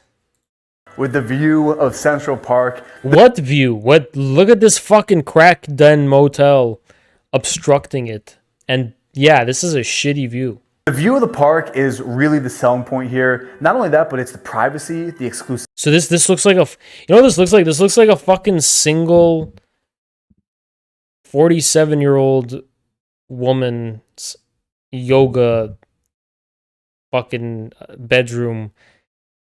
That's the main character in She-Hulk, Attorney at Law, and there's just like a bunch of shit everywhere, and it's just fucking, it's a mess, and it's a pigsty, but it's quirky because it's the New York Life, and it's She-Hulk, Attorney at Law. Shut the fuck up. Those views, the access to fine dining, shopping, all right here. And like I mentioned, the majority of people who are actually living here aren't actually living here. They're using these apartments for places to store value, and if they are living here, they're going from their driver to the office to the restaurant and then right back up here. So off of the bedroom area, this is... What did he say? The office? What? The owner's bathroom. So yeah, I can tell no one wants to live in that shithole. It's very not cool to live in. Entering the owner's bathroom, you have these gigantic slabs of Italian marble, which have all been book matched. You have it on the floors. Oh, it's Italian marble. Sorry. Are the rocks in Italy better or some shit? Like, am I missing something? They always say this shit. You gotta catch them. Everyone's trying to rip you off in this world. Everyone's trying to fucking rip you off in this fucking world. Are the rocks better in Italy? I'm sorry. Are rocks of higher quality in fucking Italy? I'm pretty sure rocks are this fucking same thing no matter where you go. Oh yeah, we have like a jar of Italian air in it. What? Well, I have dirt from Timbuktu. Okay. Who the fuck cares if it's fucking Italian fucking marble? Are the rocks better than Italy? I don't fucking think they are. I think the sentiment is the fucking same. Well, if you lick it, it tastes more like fucking marinara. If you lick the fucking Italian marble, it's like it tastes more like mac and cheese or something. I don't fucking know. Why the fuck would it be different? And the walls. Beautiful large soaking tub. Those views from the tub of Central Park. Here you have your floating vanity with dual sinks. I love the steel frame mirror with the built-in lights on either side. And then additionally, you have frosted glass with those steel frames entering the water closet. And additionally, for your walk-in shower, which is pretty damn cozy if I say so myself. Leaving the owner's bathroom, we're gonna head back into that gallery hallway, and directly across the hallway for convenience, this is staged as the children's room. As you can see, you have the prop plane in here. This is probably very, very expensive. I'm not quite sure actually. Alright, this looks like a fucking torture chamber. This looks like a fucking cryogenic chamber they're putting children in to fucking turn them into the soy male 3.0 when they grow up. The fuck is this cryogenic inhuman in his spec? I'm sorry, a fucking dumbass. If I couldn't see that was an airplane, a dumbass fucking baby isn't gonna know that's an airplane either. So whoever's idea that was is clearly, you don't know what the fuck. Even I can't fucking tell what that is. You think a kid is gonna see that as an airplane? You're stupid. Some dumb fucking artsy-fartsy furniture maker. And here we have the designer airplane crib for the baby. And the fucking baby doesn't even fucking understand any of it. So fucking stupid. Stupid fucking New York. Dumbass fucking... And here we have the designer airplane bed frame for the baby. And it looks like a fucking cryogenic fucking medical surgery table. The fuck? This baby's gonna be crying all night. You do know the entire cost. And the best part is they're gonna fall. A baby will fall out of this. Even I would fall out of this. Even I would fall out of that fucking thing. So good job. They're gonna fall unless you have a glass hatch that you're gonna fucking put over this, and to confirm more that it's like a cryogenic fucking chamber that you're trapping people in. The staging for this apartment is just about $400,000. So that bed is $400,000. You can buy a real fucking airplane. You can probably buy that airplane for 400 that it's trying to be a model off of for 400,000. What a fucking retarded fucking family. This is why we need fucking communism, because they're just throwing money around. It's all fucking waste. They're just throwing it around. It's a waste. Think about it. You can feed how many homeless people with that stupid fucking bed? How many homeless people could you feed with that dumb fucking bed, man? What a stupid fucking system we live in. What a dumb fucking allocation of resources this is. Just for the furniture. But as you can see, it's a very decent sized second bedroom. So let's head back out into the hallway. At the very end here, this is where the remaining bedrooms are in this penthouse. So off to the left, This one has currently been staged as a home office, but like I mentioned, they all have those ensuite bathrooms. And here is your executive moment on Billionaires Row in your quote. Like, I feel like this apartment is so claustrophobic, and it's because it's not on the first floor. Again, there's no point in getting any of this if it's not on the penthouse. This is the most, like, claustrophobic fucking thing I've ever seen. Average penthouse. I use the quotes because people in the comments are going to be like, what, $13 million? It's kind of hard to wrap your head around, but yeah, this is an average apartment. And here's your home office. And then additionally, we have a powder room here connecting these two bathrooms with this beautiful onyx here on the backsplash, full-length mirror, cool built. This is a private outdoor solarium. I've seen this fucking one. I've seen that one. We're gonna watch another one. I've seen this. The solarium. I remember that fucking stupid solarium. This, I don't even know what, I had to look it up what that was. It's a solarium. A solarium. Solarium.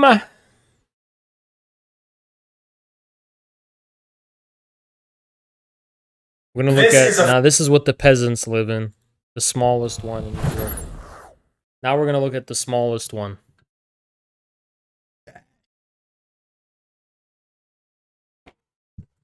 Officially, the smallest apartment in all of New York City.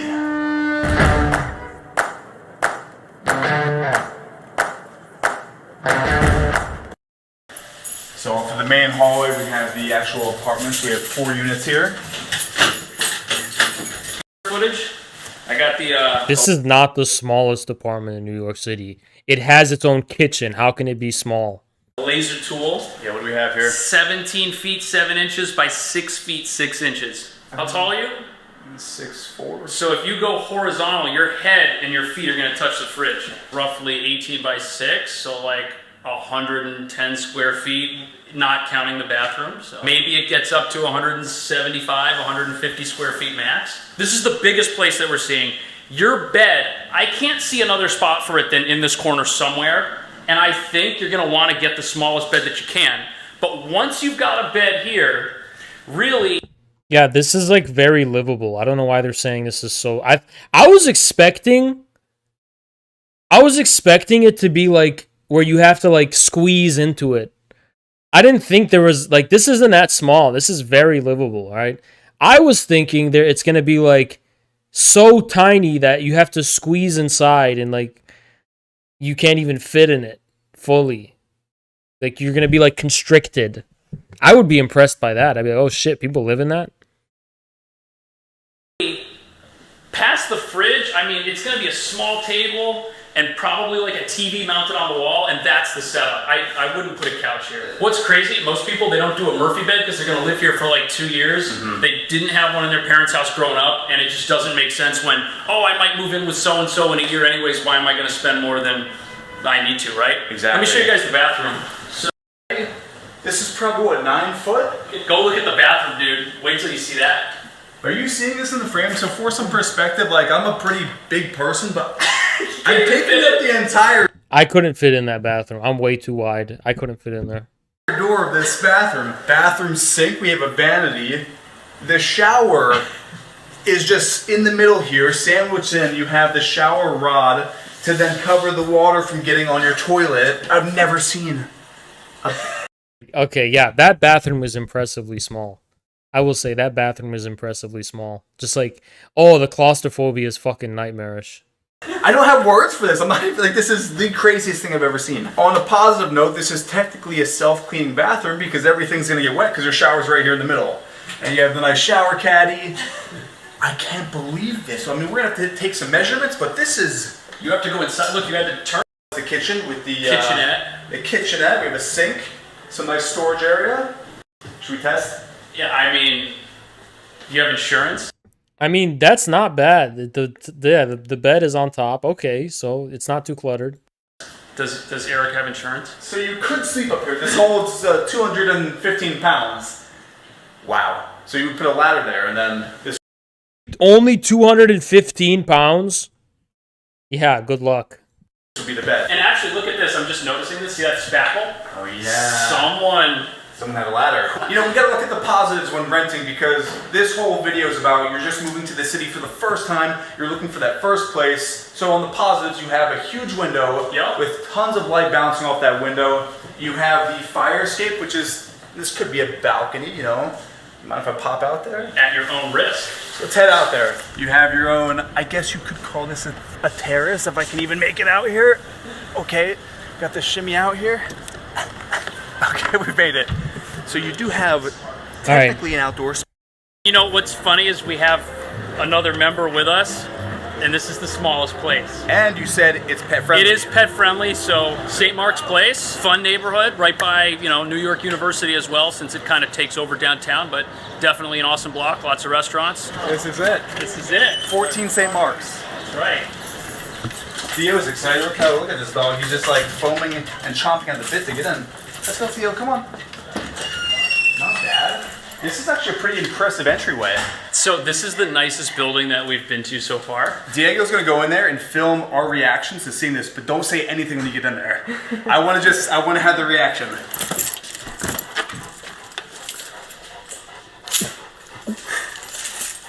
You good to go in? No, let him get in position. Get as far back as you can. That's plenty of room. That's not bad at all. That's plenty. Are you ready? All right, let's do this. This can't be legal. This is it? This is it, man. What? That's plenty. We're home. What is the square footage of this? This is... Let me get the tool. There's a bunk bed here without the bottom bunk. We've got a loft going. Yeah, it's plenty. Better than prison. Hey guys, be grateful. Everyone be grateful all the time. You could that's a prison cell. That's bigger than a prison cell. It's got more than a prison cell. You could be in prison for a long time.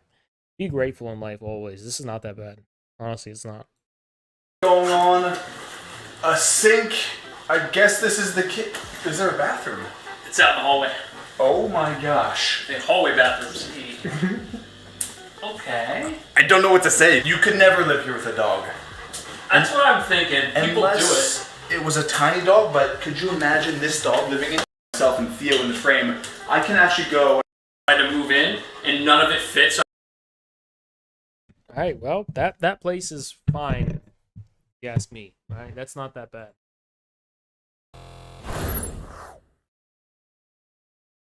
So guys, Jackson, raid me. Jackson, where you at?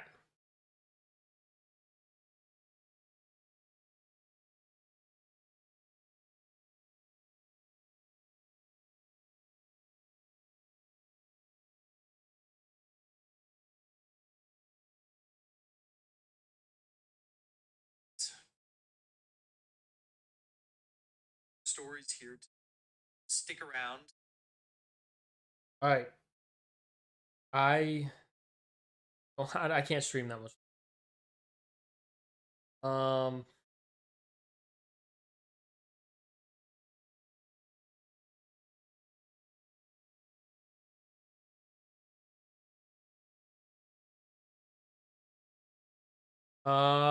Guys, we're at the end of the road. Closing time. Guys, this is like a full Twitch stream, isn't it? This is like a full Twitch stream that we did. Closing time. Oh yeah, there's one last thing. Someone mentioned Destiny in the chat. Apparently Destiny put me on a blacklist. Destiny, let me get the clip. Because someone sent it to me. But I only have it on mobile. But here's what it was. Here's the clip. Give me like 3 days. Can I have 3 days to be the person that people say that I am? Like, if you want to see Blacklisted, like, I could show you Blacklisted. Like, I could start polling. Like, I think me and Sneeko are decently friendly now. Like, we asked about the dinner yesterday. He canceled his birthday plans. Me and Melina did it. Like, I'm pretty sure I could explicitly say to him, like, hey, dude, I like hanging out with you, but, like, 2 things. 1, I think hanging out with Nick is a really bad idea. And 2, I'm not going to be on stream with you anymore if you do. Like, you can do your thing, but I'm just letting you know. Like, I could start polling moves like that to get you uber blacklisted. from everything, right? And I can tell that to every single person that I associate with, and they're always going to choose me over you just because I'm not deplatformed. I've got a bigger audience. Like, if you really want to see what being blacklisted by Destiny feels like, I could start doing it. I don't think I've ever done that to anybody in my life. I think I've done that to one person. Who was it? Fuck. Was it Haas or was it Hinkle? There was some. All right, so ever since I saw that, I was thinking, who was I blacklisted from? Like, who does he associate with? That, you know what I mean? Like, who's I blacklisted from? Fucking, I don't know. Who knows? Who knows? Actually, it's not true. Okay, because yeah, I don't know if he's talking about streamer. I don't know what he's talking about, but there's like people in that community who DM me to this day. So I don't know. Okay? I don't know. I ignore everyone, but like if it was me, it just probably wasn't successful, to be honest. But who does Jackson get blacklisted from? I don't know. One moment.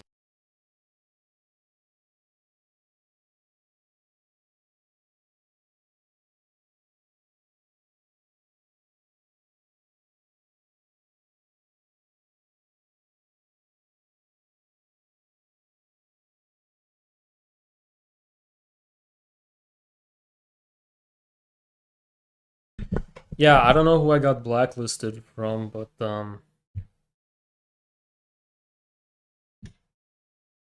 was thinking, like, were there any collabs I was planning that like I didn't get to do because of the blacklist? But there are none.